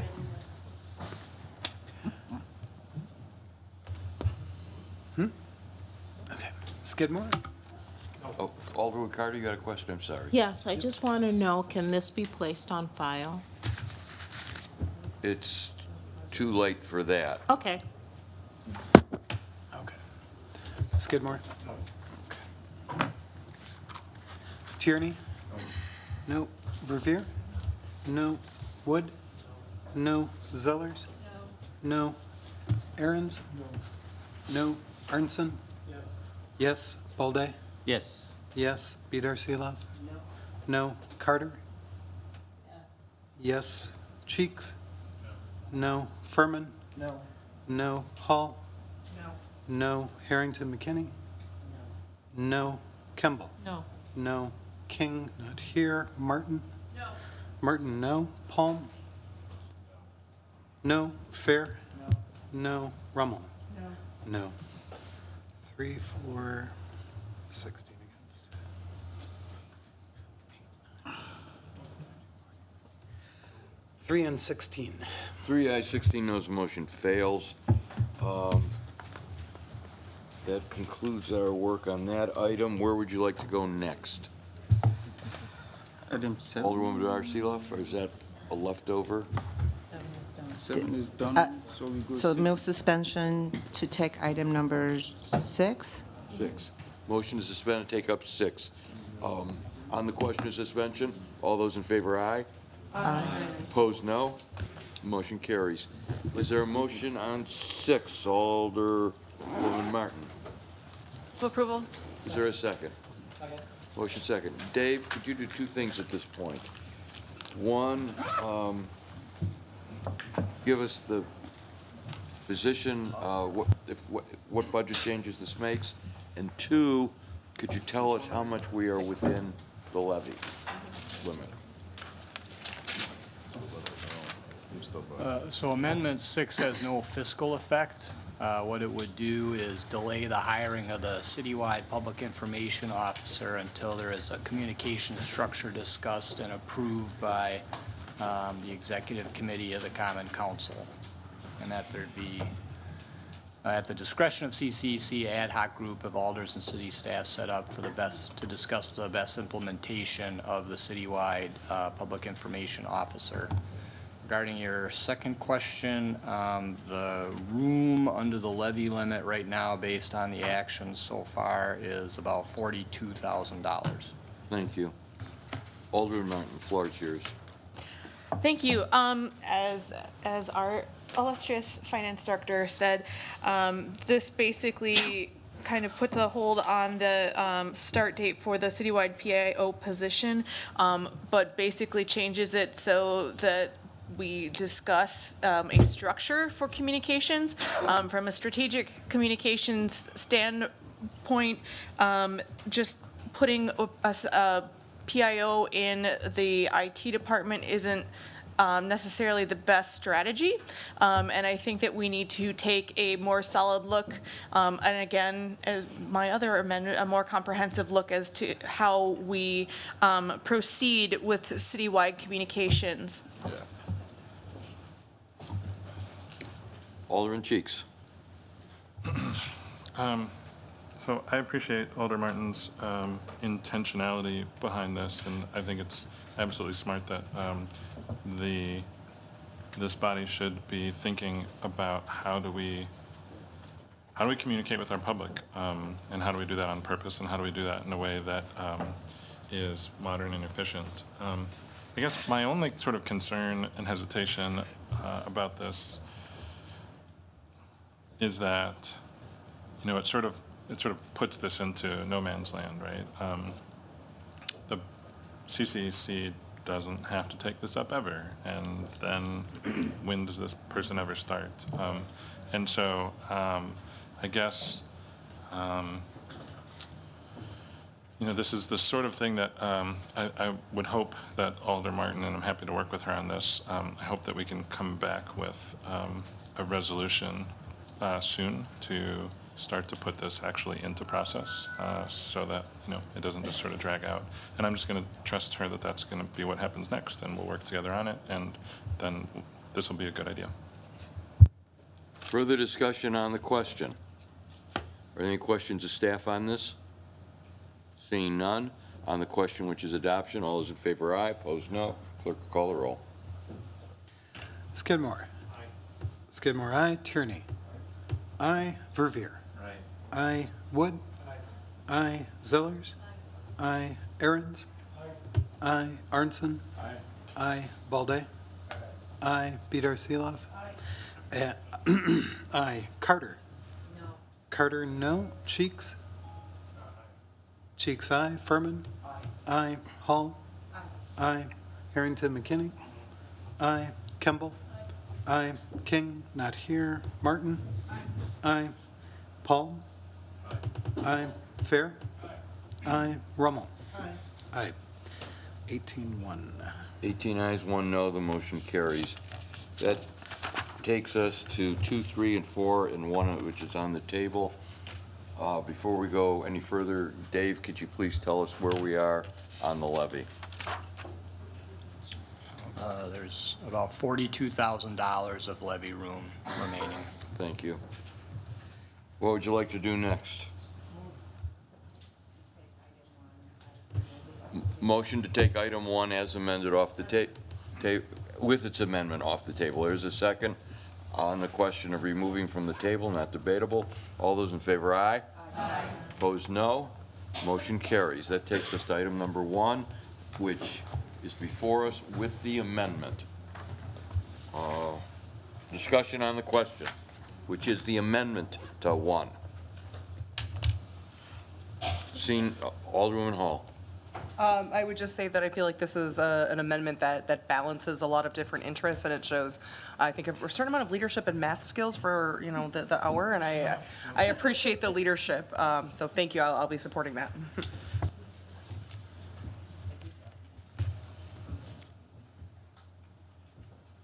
Alderman Cheeks. So I feel like I should speak on this because I spoke on it earlier. In a time where politics has pop culture, and we have gotten into this habit where everybody's thinking about politics all the time, and it's hyper polarized, we've become extremely ideological and reflexive about how we, as a society, how we think about politics. And to some extent, I think that's doing the work of politics wrong. I think that, in order to be effective, in order to move our community and for that matter our state and our country forward, we have to be in pursuit of progress, even when that means some amount of compromise. And so while I, if this were to fail, I would be inclined to support keeping FIC at 300,000 because I would rather see them with more rather than less. I'm going to support this amendment because I think this shows an appropriate amount of compromise. And frankly, coming into this meeting, I knew I knew that a win for FIC was, and for this work and for this community, was doubling our investment in them. For us to have come forward 2 years ago and had, sort of the public struggle that we had to be able to get to a place where we were ready to put together an RFP, and to see that RFP drag out but eventually get fulfilled, here we are, ready to double our investment in an organization that's been proven successful. So I'm certainly willing to support this amendment, this sort of compromise amendment here. And I hope you will as well. If this doesn't pass, I'm going to be going back to trying to fight for even more.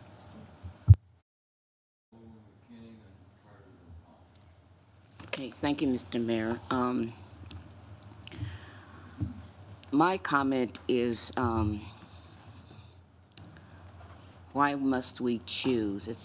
It's an either or, and it's not a political ball that we're playing. I understand what a grassroots organization, boots on the ground, that address violence. I get that. But where I struggle is that we're losing our youth in our community. And I know that this is an amendment that is conciliatory, and I hear that it is a balance between looking at $300,000 versus looking at $150,000. But the issue is that I'm always looking at the young people in our community. And so I will not be supporting this amendment because it's forced to be an either or, and I don't like the political ball game that we've been playing tonight. I think it degrades the work that Vic has done, and I'm not going to play that game. Yes, and this is for staff. Can you tell me what the budget is for the neighborhood roundtable currently? I think it's $15,000, $10,000 coming from the private sector, and $5,000 coming from this account. And when I saw all these cuts coming to the program, I prepared this amendment. I looked for as much money as I could take out of the mayor's office. We already had all the salary savings we could take, and the only thing I could come up with was the $12,000 in the travel budget, and I figured we could probably get the additional $5,000 from the private sector, and so that's where the $17,000 comes from.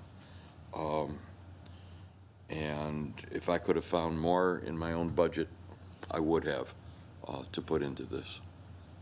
Thank you. Alderman Powell? So we can't add substitutes. So I'm telling you about a substitute that doesn't exist yet, and I ask potentially to vote this down. So the mayor has proposed $17,000 from the mayor's budget. There's $42,000 currently unallocated in our budget capacity. That's $59,000. We can fund Amendment 2 with that $59,000. So that doesn't, I mean, Amendment 3 comes later, but I ask that you vote down this substitute and then introduce a second substitute that would not cut with this amendment the FIC, and let's fund Amendment 2 in an alternate way. Thank you. Alderman Bedar-Seeloff? Mayor, would it be appropriate to ask you a question? Go right ahead. So, again, I offered this compromise in good faith and good, spirit of getting us to a good place at the end of tonight. And so, because it's past midnight. And The answer is yes. You're okay? What I would like to see. Thank you. We had prepared two amendments. Okay. I would hope both of them would pass, this one and the other one that is yet to come. So you're okay with the 209,500? At this point in the evening, I would like to see, I had said earlier today that I thought we were going to finish at 12:30. We have 10 minutes still, and we could get it done. What at this point in the evening, I would like to see item 1 adopted with this amendment, then depending on what happens with the remaining 3 items, we might have another amendment to add to the program. Okay, thank you so much. So let's Alderman go Wood? with that. Okay. Motion before us is the amendment. No one else is in the queue. On the question of the amendment to the motion, all those in favor, aye. Opposed, no. Clerk, call the roll. Skidmore. Skidmore, no. Tierney. Tierney, aye. Verveer. Verveer, aye. Wood. Wood, aye. Zellers. Zellers, aye. Aaron's. Aaron's, aye. Arnson. Arnson, no. Balde. Balde, no. Bedar Seeloff. Bedar Seeloff, aye. Carter. Carter, no. Cheeks. Cheeks, aye. Furman. Furman, aye. Hall. Hall, aye. Harrington McKinney. Harrington McKinney, no. Kemble. Kemble, aye. Martin. Martin, aye. Palm. Palm, no. Fair. Fair, aye. Rummel. Rummel, aye.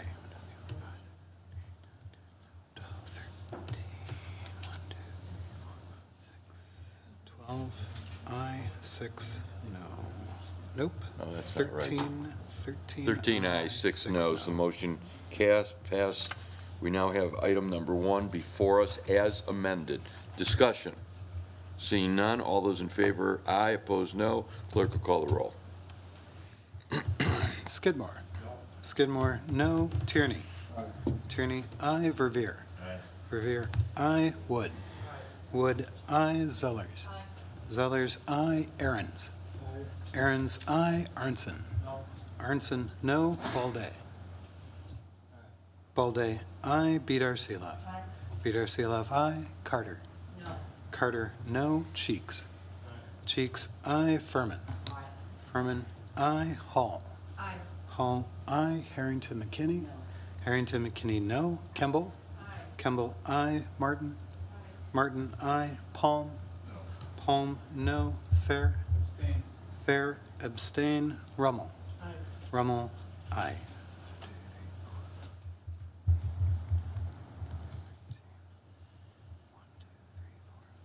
Thirteen, 5, and 1.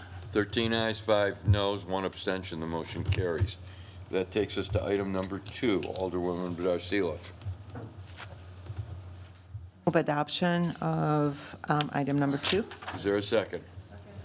Case Schmiedeke, could you tell us where we are on the levy limit? And what this does to the operating budget? The amount available under the levy limit through the amendments adopted is $150,000. This amendment number 2 would appropriate $57,500 for community building and engagement activities. Thank you. Discussion on the question. Alderwoman Bedar Seeloff. To the amendment. I hope that you will support this. I'm going to quickly answer a couple issues that have been brought up that I'm a little, I guess, surprised about. One, I would like to remind all of us that the Finance Committee does not make decisions for the full council. It makes recommendations to the council. So it is part of the process, but it is not the process. And we actually tonight took an action that reverse the recommendation of Finance Committee on the body-worn camera. So I hope that we eliminate that from any further conversation because it is completely appropriate to bring something back to the council regardless of whether it did get approval or not of the Finance Committee. The second piece of process I'm going to talk about, which we talked about at Finance Committee, which is whether this was something that came to the recommendation of Community Services on which I sit as the alder. So I would again say that the community services made under Billy's a recommendation for half the year, which was what was approved at Finance Committee. But the reason, again, I was there, I sat at that table, I know my committee members, colleagues that I work with, was because it was kind of like if at least we have a good chance that they would get half the year. It wasn't like, okay, we only believe that they should get half the year. So those are two very different ways of coming at it. So I don't think we should also just say they only wanted for sure for them to get half a year because there was an issue. It was because the committee felt that there was a better chance that 57.5 would pass than there was 100 and the total, which not proven to be right. It was easier to pass half of it because it passed finance than to pass the whole amount. Last point that I would make, you've heard over and over tonight, again from community members who came, about the importance of grassroots leadership building within our neighborhood for long-term sustainable violence prevention, community empowerment, and sense of belonging in our communities, which are all things that we talk about when we talk about the continuum of how we can influence the future of our city from, again, from upstream issues that can help with curtail the issues that may lead to violence, to, again, violence interruption. So this is really in that vein. I've seen the leadership skills an amazing way that this kind of training and has supported organization, has supported community members. You heard them. They came before the council and spoke tonight.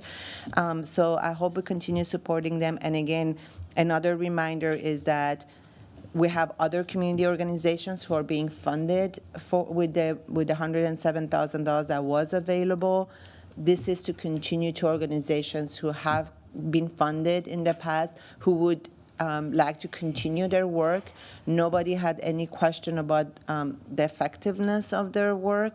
It was just the fact that it was a choice between funding new organization or continuing to funding the organization that had already been funded for previous years. So if we can do both, I think we're going to continue building stronger neighborhoods. Further discussion? No one else is in the queue on the question. All those in favor, aye. Opposed, no. Clerk, call the roll. Skidmore. Skidmore, aye. Tierney. Tierney, aye. Verveer. Verveer, aye. Wood. Wood, aye. Zellers. Zellers, aye. Aaron's. Aaron's, aye. Arnson. Arnson, aye. Bolday. Bolday, aye. Beidler-Seeloff. Beidler-Seeloff, aye. Carter. Carter, no. Cheeks. Cheeks, aye. Furman. Furman, aye. Hall. Hall, aye. Harrington McKinney. Harrington McKinney, no. Kemble. Kemble, aye. Martin. Martin, aye. Palm. Palm, abstain. Fair. Fair, aye. Rummel. Rummel, aye.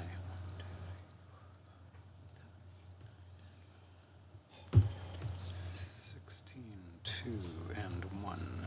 Was there an exception? Yes. Alderpool. Okay. 16 ayes, 2 noes, 1 abstention. The motion carries. That takes us to amendment number 3. Alderman Rummel. Move approval of amendment number 3. Is there a second? Second. Motion and a second. Before we proceed, Dave Schmidtke. After all amendments adopted so far, the remaining levy limit capacity is about $92,000. Amendment number 3 would appropriate $100,000 to the human resources budget for a external study, and it would also reduce IT's personnel budget by $50,000 by freezing the citywide PIO position for all of 2019. So the net effect of the amendment is an increase in expenditures and levy of $50,000. Thank you. Alderman Rummel. Thank you, Mayor. This proposal was in the supplemental request by the HR department, and as some of you who serve on CCEC, you know that we got wind of certain concerns, but we're not in any position to do anything about them earlier in the spring. And so when I saw this, I thought this is the way forward. We need to have a good, thorough audit as something as a best practice, and to continue the work that HR and DCR have already done on, the equity impact analysis and the survey of the Multicultural Affairs Committee that pointed out certain kind of issues that still remain for us as an employer, where you know, we can talk about best practices and performance evaluation, but if we don't have employee trust and willingness to share and do, and then they're not feeling that their interests are being represented, as I've heard, I thought this would be the way forward. And so it takes away the money, part of what was left over from the PIO position, which, as we all just previously voted, needs some more policy work before we would go forward. So that it seems premature. And then the other 50,000 came from the reallocation from the peer support, which now has been amended. I would just remind you that in Legistar history, we received a letter from MIPSI in support of this supplemental request. And I think there, as somebody who served in council leadership, I am very familiar with various concerns among our staff. And I think this would be a way forward to resolve it in a way that would, you know, build on our strengths. I hope you'll support it. Alderman Palm. So, this is math on the floor. So, I guess I'd like to make a substitute to, since we have 93 in the, to take the 93,000 that is in the remainder and begin the PIO in August. Because You're amending this, yeah. and what is exactly? So we have 93,000 available, and then 92 now? 92. And then begin the PIO in August, 1 month later, and take $8,000 from the PIO position. Does finance understand the amendment? Then why don't you tell me what it is? So if I understand correctly, you would fund the HR study by using the remaining 92,000, the levy limit, plus 8,000 of additional savings from IT by delaying the start date of the citywide PIO to August rather than July. Did I? Yes. Okay. I need a second. Is there a second?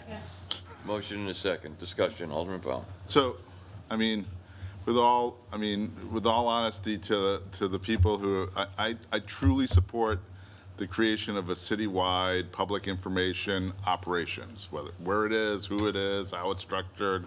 I think the city can serve its constituencies best by having a strong, coordinated opportunity to engage with them with clear, concise information. And that would help the mayor's office, the council, agencies, and whatnot. So I don't really, we've really started the conversations about the PIO officer, and pushing that off to 2020 becomes another budget conversation about taking that money and moving that around, and did we do this?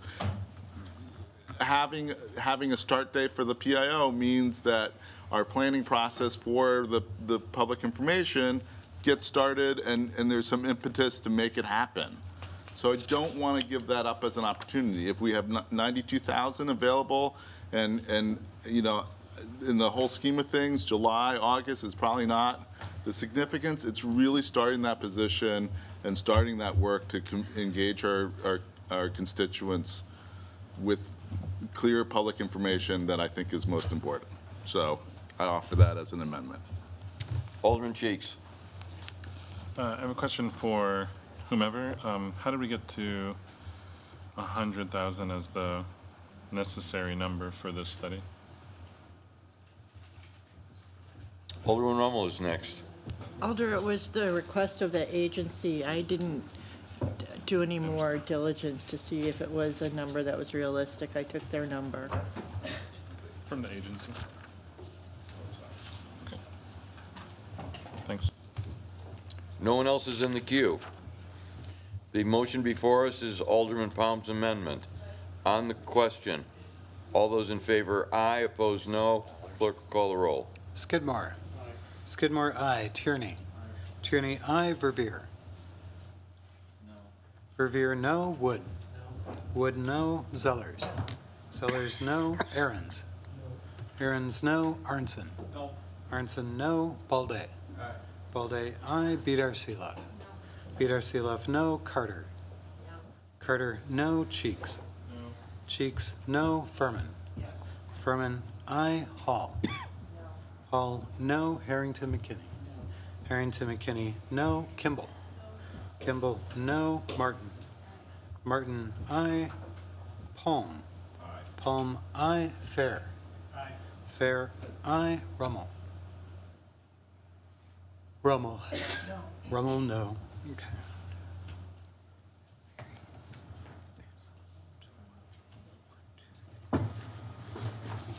Seven aye, 12 no. 7 ayes, 12 noes, the motion fails. No one's in the queue. I've got a just question. Sarah Edgerton, would you just tell us if this has any impact on your staffing level during the course of the year? In terms of how much staff we're going to have for next year for the PIO position, or just in general? Just in general, how will this affect staffing in your agency? The difference between this amendment being adopted and not adopted? So one of the concerns I keep thinking about is that we have the census 2020 coming, and somebody's going to have to handle that. And that's going to fall back to some of my teams to be working on that and helping with that communications plan, as well as the city, all the other city public information officers, and then depending on the planning department to help with that as well. If we had one position that was working on this, and if it was in IT or wherever this position was, this position needs to be working on that census messaging and starting that early, because this is really pretty important work that we need to be doing for the Census 2020. So that's, in terms of that, those are the things that I'm concerned about. So yeah, it's going to impact our staffing in terms of their workload.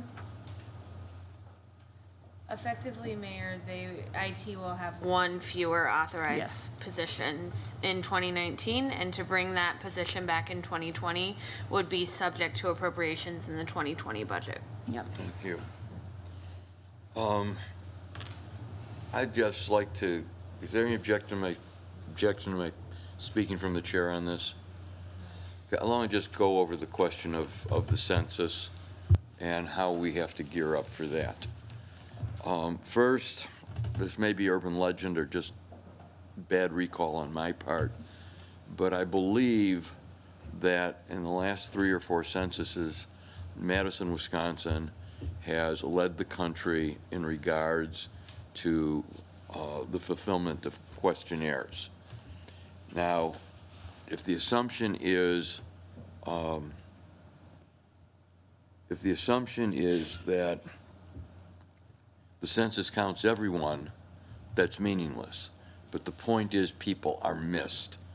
And what the data shows is that the more people who fill out the original questionnaire, the less likely you are going to miss people in the subsequent work that's done, which is the follow-up of the door-to-door work, and then going back to places where you'd previously had people enumerated and didn't show up in the census.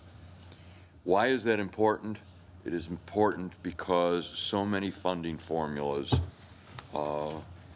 as well as accurate data, are critical in terms of the future of the community.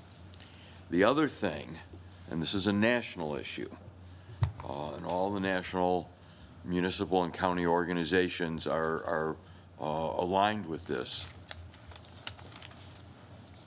We are terribly concerned, because of the position of the Trump administration, that there is going to be a massive undercount in this nation, particularly of low-income households and of families of color, and those who are not citizens of the United States because of the fear of doing anything responding to a government questionnaire. So if we want to get an accurate account we are going to have to expend funds on our own. And some of you may have already received test questionnaires. They've already been circulated in our community. But we are not going to get the rigorous support that we've had from previous administrations. The funding for the American Community Survey has already been significantly cut. We've seen that in the last couple of years. And we are deeply concerned about the future of the census. I just want to make sure that we do not fail to get the most accurate count possible. And we may even have to make some supplemental budget amendments depending on what the Trump administration does to cut back on a fair and accurate census. Alderman Palm, Rummel, Bedar-Seeloff.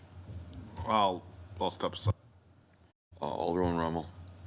I just had a question about this line of questioning, and I don't know if it's the mayor or our IT director, but if you did leave this position in, would this PIO officer have day-to-day responsibilities to conduct the census? I'm a little confused. I thought we were going to work on a job description and a policy for them. Is that part of what they would be expected to do? I'm just wondering if somebody could help me understand. The PIO is not going to be conducting the census.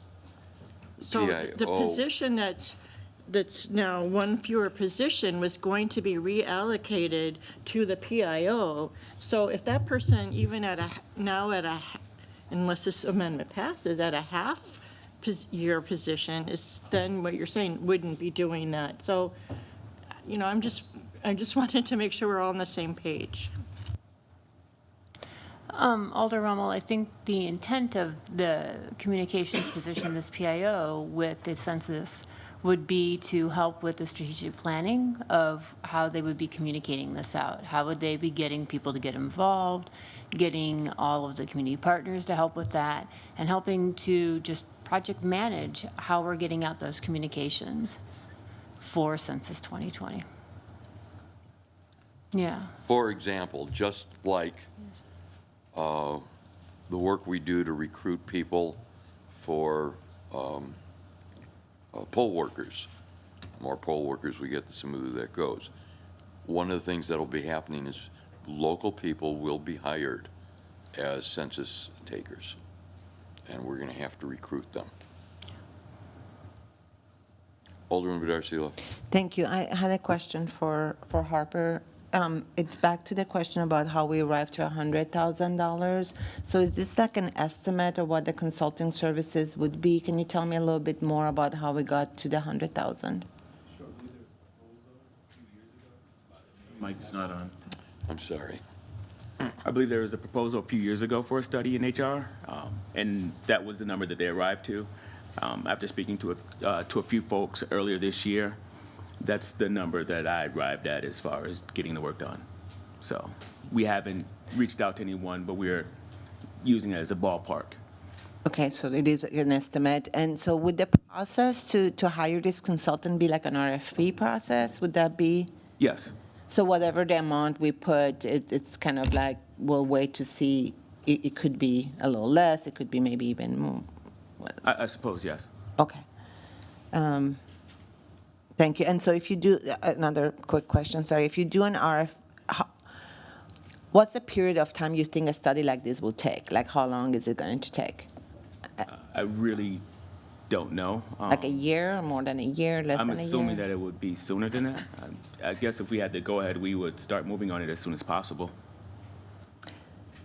And then you would have to do the process for the RFP, et cetera, so that would take I'm sure a couple of months, right, into 2019? Yes. Okay, thank you. Alderman Powell. So, so this year, IT had a position, and they took that position and wanted to make it a citywide citywide PIO. for 2019. I suppose when I say this year, I mean 2019. And they also had an enterprise position that they wanted to fill. And at finance, my initial thing was trying to split the work, and we really, there was many of us who thought that the finance, it's a little late at night here, the enterprise position was also worthy. And what the finance committee did was took the money from the PIO, that is an existing 2018 budget position, and took the money, didn't give the engineer, and then used the halftime for the PIO to fund other things. And now we're saying we're going to take the rest of the PIO to fund something else. And so for IT, they've got a position in their 2018 budget that they have, rather than coming to us and asking us for more money for a new position, have used an existing position to fund something that I think is vital to our ability to communicate with our constituents, visitors, business owners, and the public. And we are now proposing to remove that function, which I would assure that then work on whatever plan for PIOs and public information won't move forward that quickly because there's no payoff.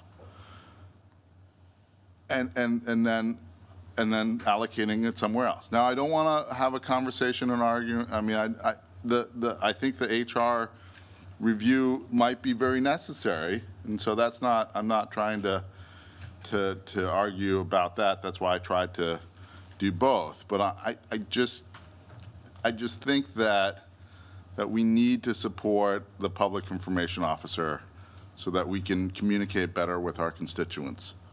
And therefore, I'm going to have to vote against this if there's no alternative. No one else is in the queue. The motion before us is the motion.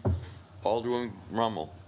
I guess I would have an amendment, but I'm not quite sure exactly what it is. But it would be to take some of the money. Can I just have a moment to Would you like to place this on the table? place it on the table? Thank you. Is that a motion? Yes. Is there a second? Motion and a second to table. All those in favor, aye. Aye. Opposed, no. Motion carries. That takes us to item number 4, Alderman McKinney. She's trying to figure out what her I'm sorry. Peer support funding. Is there a second? Second. Motion is second. Discussion. Wow, I did not realize we were going to get to this point. And my challenge is every time that we get to the discussion of neighborhood centers or community centers, when that discussion comes up, we want to dismiss it and blinders go up. And so I know it's 10 minutes to 1, but I intend to really go through this pretty thoroughly. I heard from my colleague, influence the upstream of violence interruption. Neighborhoods, centers do that. There is a huge donut hole in our service to keep young people in our neighborhoods out of the judicial system. I can go through a list of the neighborhood centers and the community centers, but I'm going to highlight 2, and not even 2 that's in my district.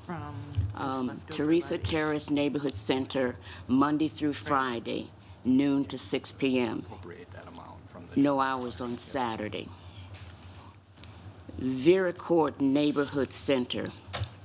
Its mission, goals, providing academic support healthy meals, and loving care to keep our community's children success in our schools. When we're talking about neighborhood centers and community centers, we're not talking about buildings. We are talking about neighborhoods, building neighborhoods, and keeping our kids safe. Community-based programs can and do steer juveniles away from delinquency. There is a sense of urgency to address risk factors and protective factors. The definition of risk factors is anything that increases the probability that a person will suffer harm. Protective factors is something that decreases the potential harmful effects of risk factors. Community level neighborhood centers do that. Within our communities and our neighborhoods, where do youth go? And so the challenge is that as we are investing in many of the amendments that we have passed tonight, where is the investment in our youth? That's challenging to me. We're going upstream, trying to keep some of our community, some of our high-risk violence prevention out of the stream. But what we're doing at the bottom of that stream is pulling young people out of the water.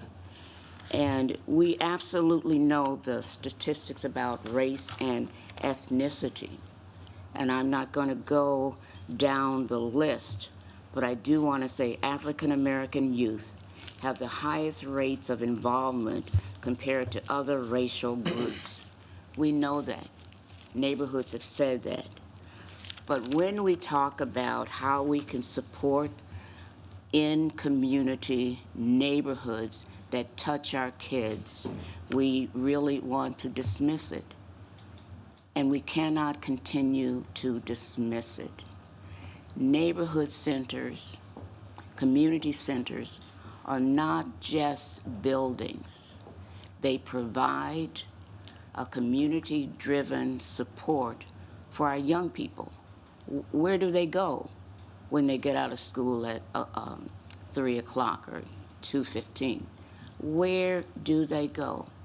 And so my amendment, and I've been struggling all evening because I've had to say no to some very strong amendments that I support. But when it comes down to making a decision about supporting young people, I need to hold that up. And I will continue to hold that up because we can really go down the list of risk factors that impacts young people. But the positive factors are engagement in healthy and safe activities with peers during leisure time. And so when we talk about communities and keeping communities safe, and we've gone to neighborhood meetings in the past 2 months where 200 and 100 residents talk about community safety and the challenges that they're looking at in terms of our young people. But even with that, people have hope. And what can they do for youth? And so this amendment that I brought forth really talks about strong, healthy neighborhoods. The Community Development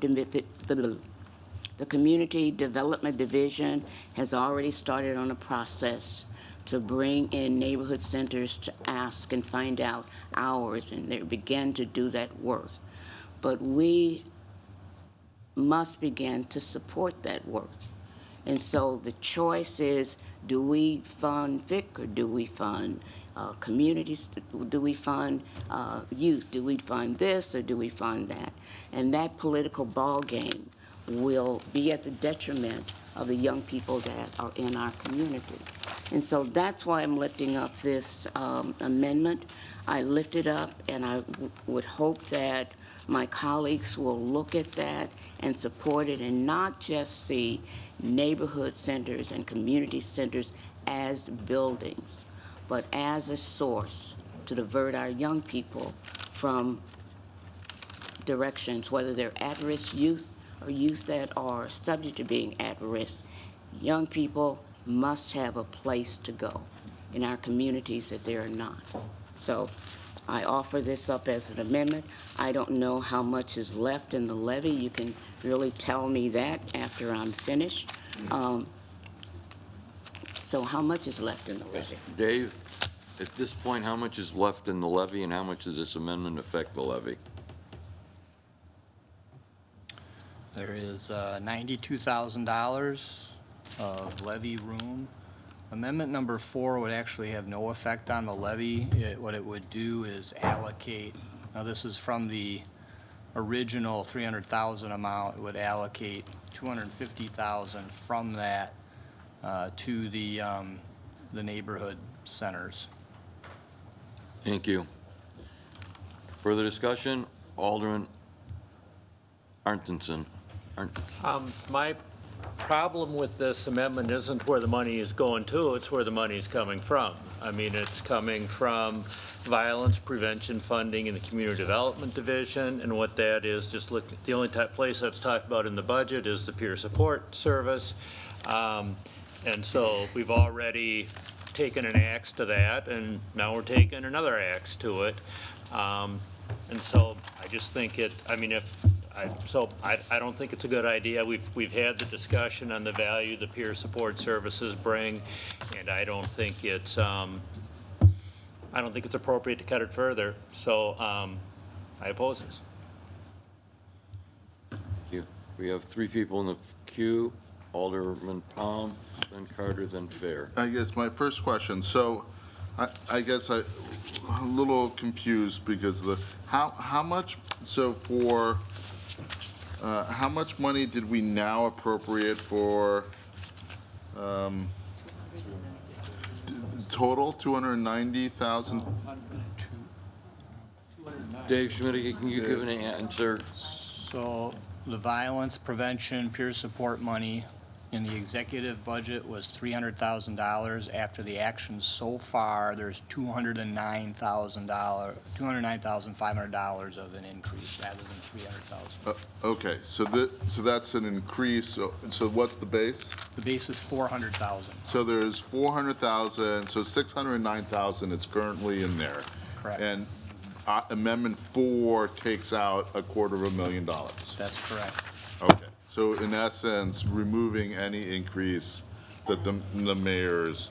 And then down here, it talks about if adopted, total funding for neighborhood center supports will be 1.25 million, a 41%. What, without, in the mayor's budget, what was the percent increase?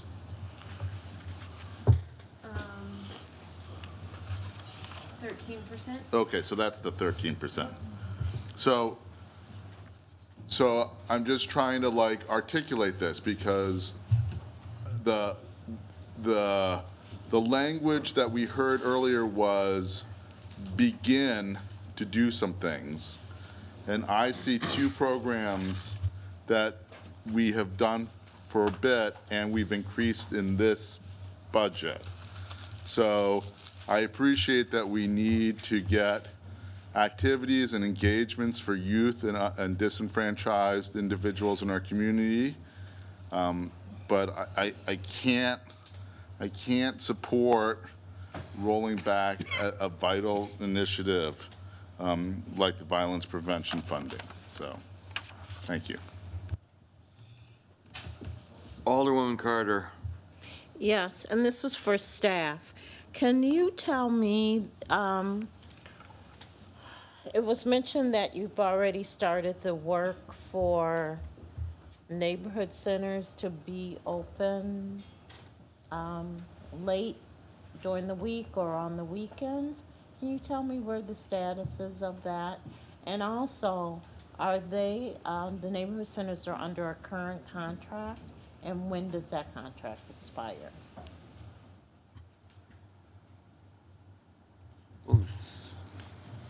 Neighborhood centers are under annual contracts, like all of our purchase of service contracts, so that contract period is consistent with the city's budget period. I think what you're asking, Alder Carter, is we are beginning the groundwork for developing an RFP that we expect to conduct in 2019 that would set the stage for funding allocations to neighborhood centers in 2020. And as part of that process, we are surveying the centers to understand better their hours of operation.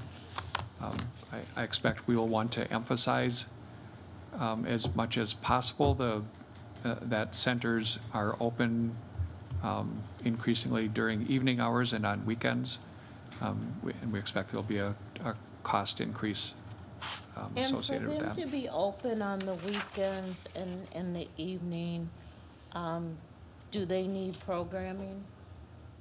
Or is it just No, hangout spot? there wouldn't be much point in having a facility open if there wasn't programming being provided. So they would have to create programming or extend a program that they have during the day? Or alter schedules from their current schedules. Okay, thank you. Alderman Fair. Real quick, I don't want to belabor this, but Jim O'Keefe kind of hinted at what I was just going to say, that the CDBG is in the process of developing an RFP, but not just that, but also, reform's a loaded word, but redoing the way we do funding. And they've been working with neighborhood centers already on that, and some of the alders on the community development division committees. So I think it's best if we just, in speaking of the 15-point plan, funding neighborhood centers is in there and upping the funding, but I think this isn't quite the time when we do that reform or whatever and go out to RFP, and then for 2020 would be the ideal time to add additional money. We will probably have to do that anyway. Alderwoman McKinney, then Hall, then Zellers. I have a question of staff. Jim,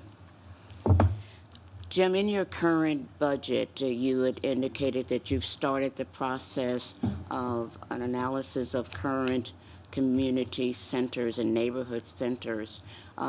What is the amount that you're allocating to number one, what is the amount that you're allocating to achieve that goal? What is the cost associated with that? If I understand your question, Alder McKinney, we currently allocate about $2.7 million annually to neighborhood centers. Part of that money goes out in what we label as center support payments, which are more related to some of the foundational costs of keeping the centers open and funding key staff and key facility costs. And part of that money is specifically tied to specific programming that is provided at the centers. But my question is that this process of preparing for the RFP, what is that costing you? Will there be community engagements? Have you assessed the cost of that? How is that being achieved? What's the process that's in place? We're undertaking that process with our current staffing folks within the community services unit within community development division. And so it's a matter not unlike what we do with other program areas, where we'll be working closely with service providers, in this case neighborhood centers. We'll be soliciting input from them. We'll be soliciting input from neighborhood residents. We'll be engaging our legislative committees, policy committees, and formulating recommendations that we'll bring to the council that will serve as the foundation of our next RFP. A follow-up question, I didn't hear that. In bringing all those stakeholders together, will they be brought together in some kind of community forum, community engagement? Is that included in the process? How are you going to achieve that? It is included in the process, and it'll take the form of multiple, it'll be a combination of focus groups and public meetings. There'll be opportunities to have these discussions before our policy committees, interactions with community groups that our staff are part of day in and day out. Thank you. Call the question?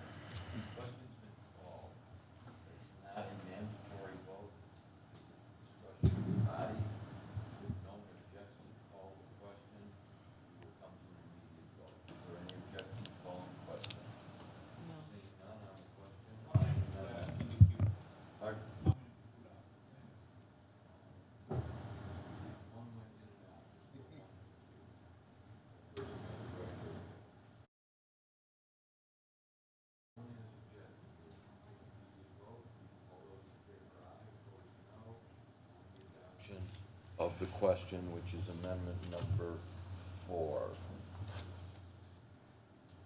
Sorry, my mic was off. All right.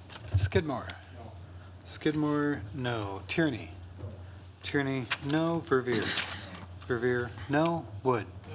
Wood, no. Zellers. Zellers, no. Aaron's.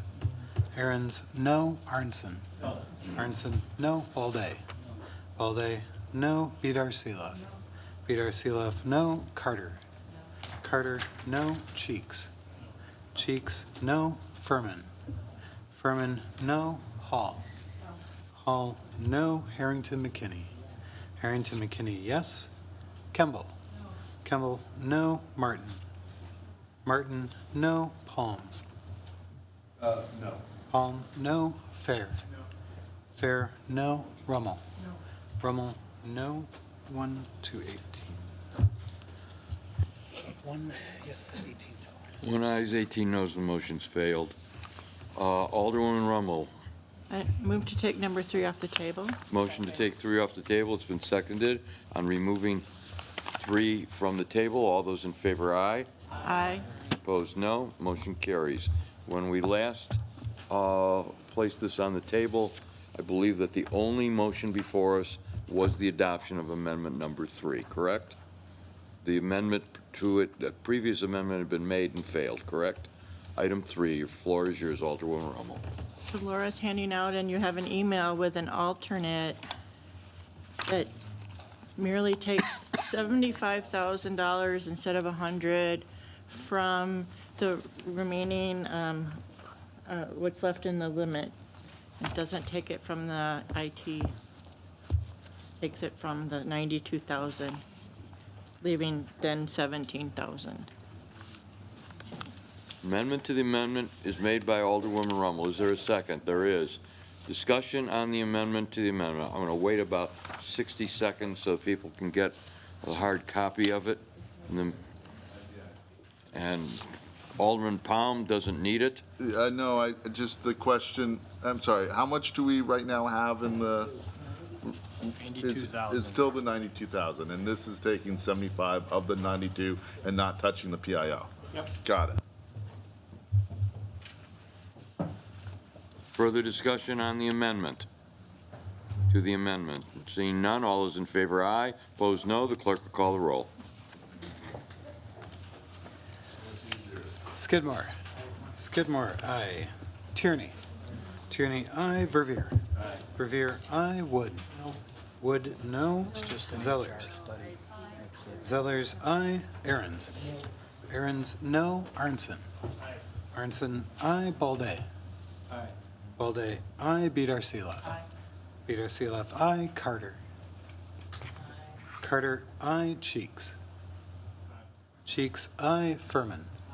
Furman, aye. Hall. Hall, no. Harrington McKinney. Harrington McKinney, no. Kemble. Aye. Kemble, aye. Martin. Aye. Martin, aye. Palm. Aye. Palm, aye. Fair. Fair, aye. Rummel. Aye.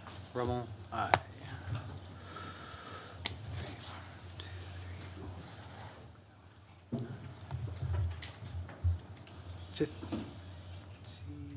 Four. 15 aye. 15 ayes, 4 noes. The amended number 3 is what is before us. Discussion on the question. Seeing none, excuse me, Alderman Cheeks. I wonder if I can just get Harper to speak on this a little bit in terms of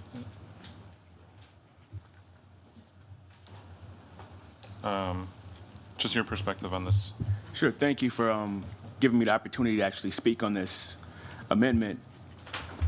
I guess I kind of have mixed feelings. I was made aware that there were concerns from reading an article last year. I've reached out to the individuals that were in that article to discuss their concerns and was told that it was inappropriate.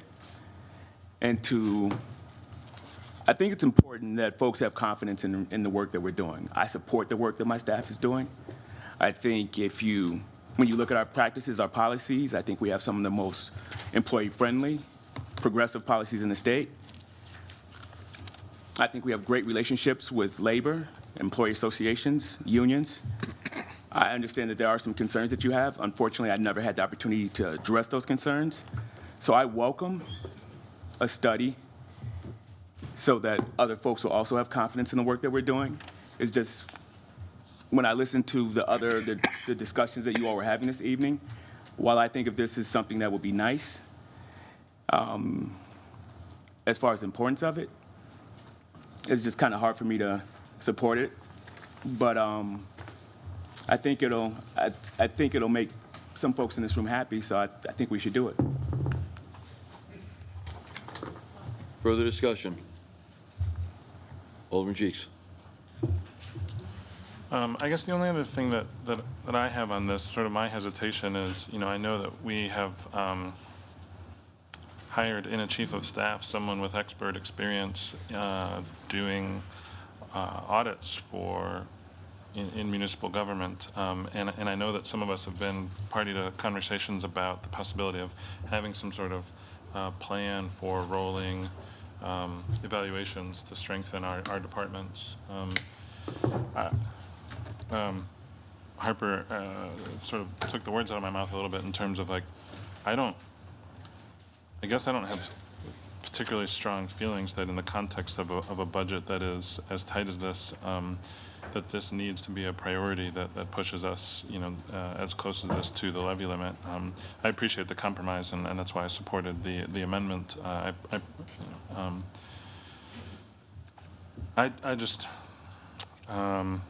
I don't think that this is going to be something that I see as a priority, unless somebody wants to speak on it further and make a stronger case. I mean, there's a few words in here. There's, a description in here, but, this is a pretty significant decision, and given the hour, we're having pretty limited discussion about it.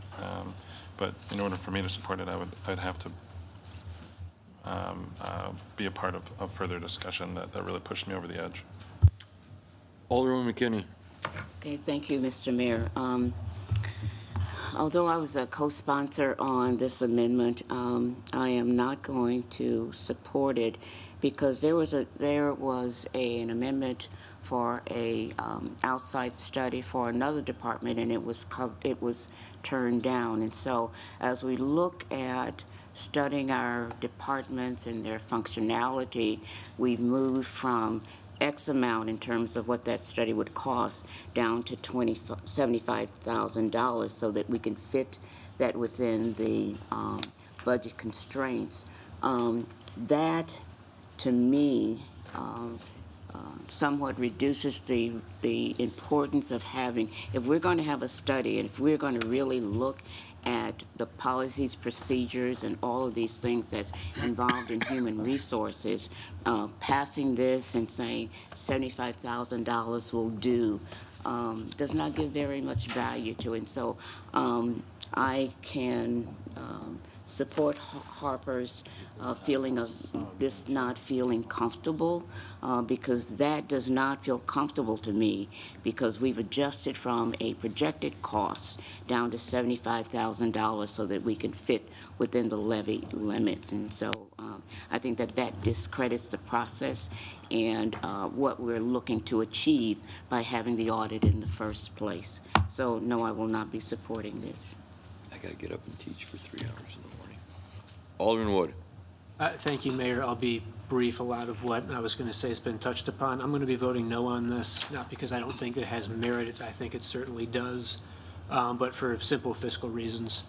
As I believe Alderman Cheeks mentioned, this is a very tight budget, as they've all been recently. We, in fact, exceeded the levy limit for a few minutes last year. That's something I'd hope to not attempt to do again, and I would encourage us to stick where we're at. I think it's not a badge of honor, at least in my mind, to hit that.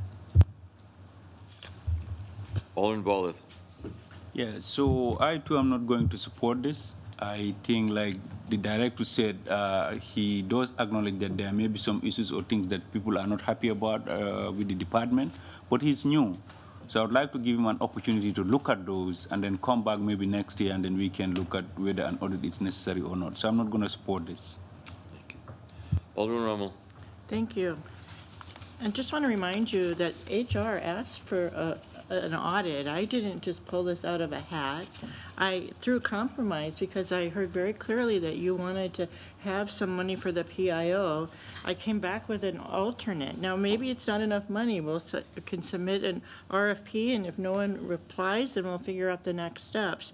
But you can tell me it's a tight budget, but then you better not allocate the money to any other thing. You're just going to sit on it, right? Or are you going to say, oh, well, we should give it to something else and some like future amendment? I certainly hope you'll support this, because honestly, I think the message to our staff is one you should think about. It's like, okay, like the complaints that you share with alders on a confidential basis, the only way I can deal with them in the position I'm in is to have a full, professional review of our practices. And I don't necessarily say that we're bad. I think we're probably generally good. We just can get better. So I just question that, your priority when you say, when we hear from our staff, we got a letter on this from our staff. So it's not just, I just want to make sure that you are thinking this through. Thank you. No one else is in the queue. Alderman Cheeks. Thanks for the reminder of the supplemental request. I honestly have forgotten about that at the hour, and that is useful context. I'm going to ask a question to Harper again as to why was this supplemental, and I know you already spoke on, saying, sort of bring it on if this makes everyone even more confident. So I think I'm just going to ask you to speak in the context of the supplemental request again. Sure. I did submit the supplemental request for the study. I was encouraged to submit the supplemental request. And again, I'm comfortable. I would welcome the study. I don't have an issue with the study. It's like, say, my only concern was if other folks had concerns, I would welcome to hear those. But as far as the work that we're doing,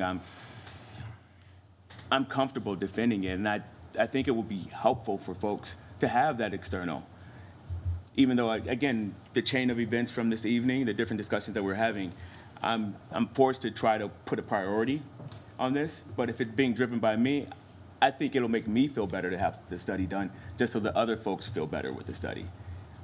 I just think we could have gotten here a different way. And maybe I'm also at pause based on the way that it was described this evening, as far as the concerns with the work that we're doing. Maybe that's causing me to be somewhat defensive, because I am proud of the work that we're doing.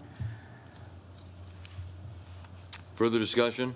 No one's in the queue. We'll come to a vote. All those in favor, aye. Opposed, no. Clerk will call the roll. Skidmore. Skidmore, no. Tierney. Tierney, no. Verveer. Verveer, aye. Wood. Wood, no. Zellers. Zellers, aye. Aaron's. Aaron's, no. Arnson. Arnson, no. Balday. Balday, no. Bedar Seeloff. Bedar Seeloff, aye. Carter. Carter, no. Cheeks. Cheeks, aye. Furman.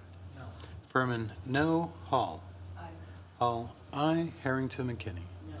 Harrington McKinney, no. Kemble. Kemble, aye. Martin. Martin, aye. Palm. Palm, aye. Fair. Fair, aye. Rummel. Rummel, aye.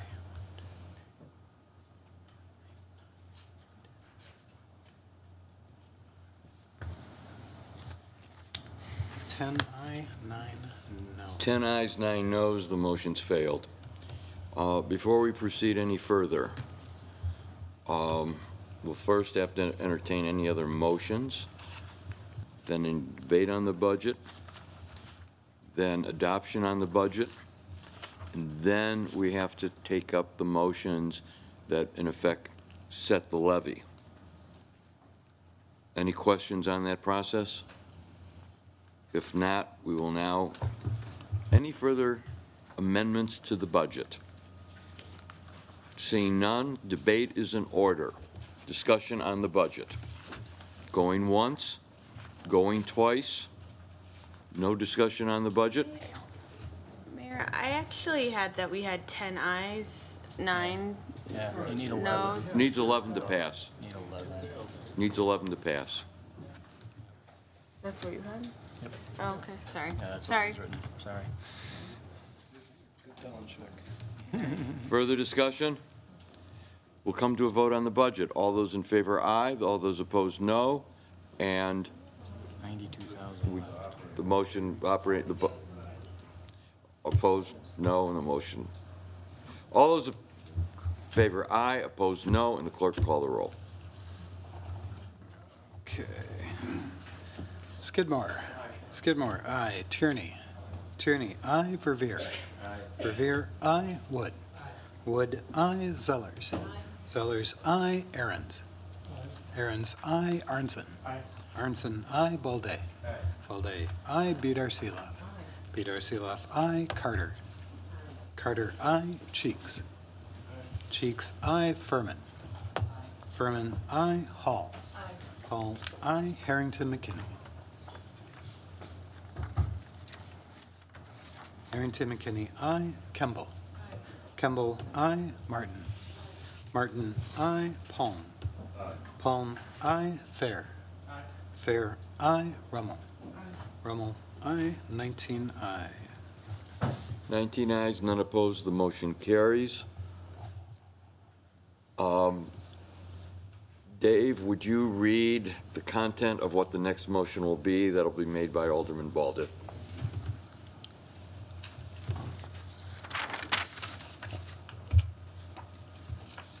This will be the budget resolution substitute. So the 2018 tax levy established by this resolution is necessary to fund the 2019 budget. This levy will result in a tax rate of approximately 9.07 mils. The 2018 general property tax levy will be $241,829,722. This resolution will also adopt a supplemental increase to the budget of $4,572, which is the carryover from the prior year. And the total allowable levy will be $241,922,401. The maximum principal amount of general obligation indebtedness expected to be issued for the reimbursement of expenditures from the capital budget is $185,424,710. The maximum principal amount of revenue bond indebtedness for the water utility is $8,780,000.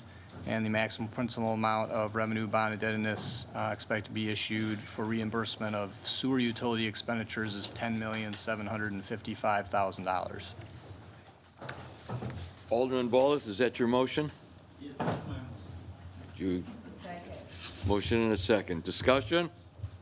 All those in Alderman Verveer. Thank you, Mr. Mayor. I'd like to take this moment, as we try to every year at this time, to just take a moment on behalf of the entire council in thanking our excellent service presented to us, as always, by our finance department staff. So led by Finance Director Dave Schmidtke, Laura Larson, Travis Martin, Brent Sloat, and the veteran analyst, Betsy York. I absolutely, on behalf of all of us, wish to thank them for their assistance, their professionalism, and absolutely, in my case, their patience. So thank you all very much again for another job well done this year. Thank you.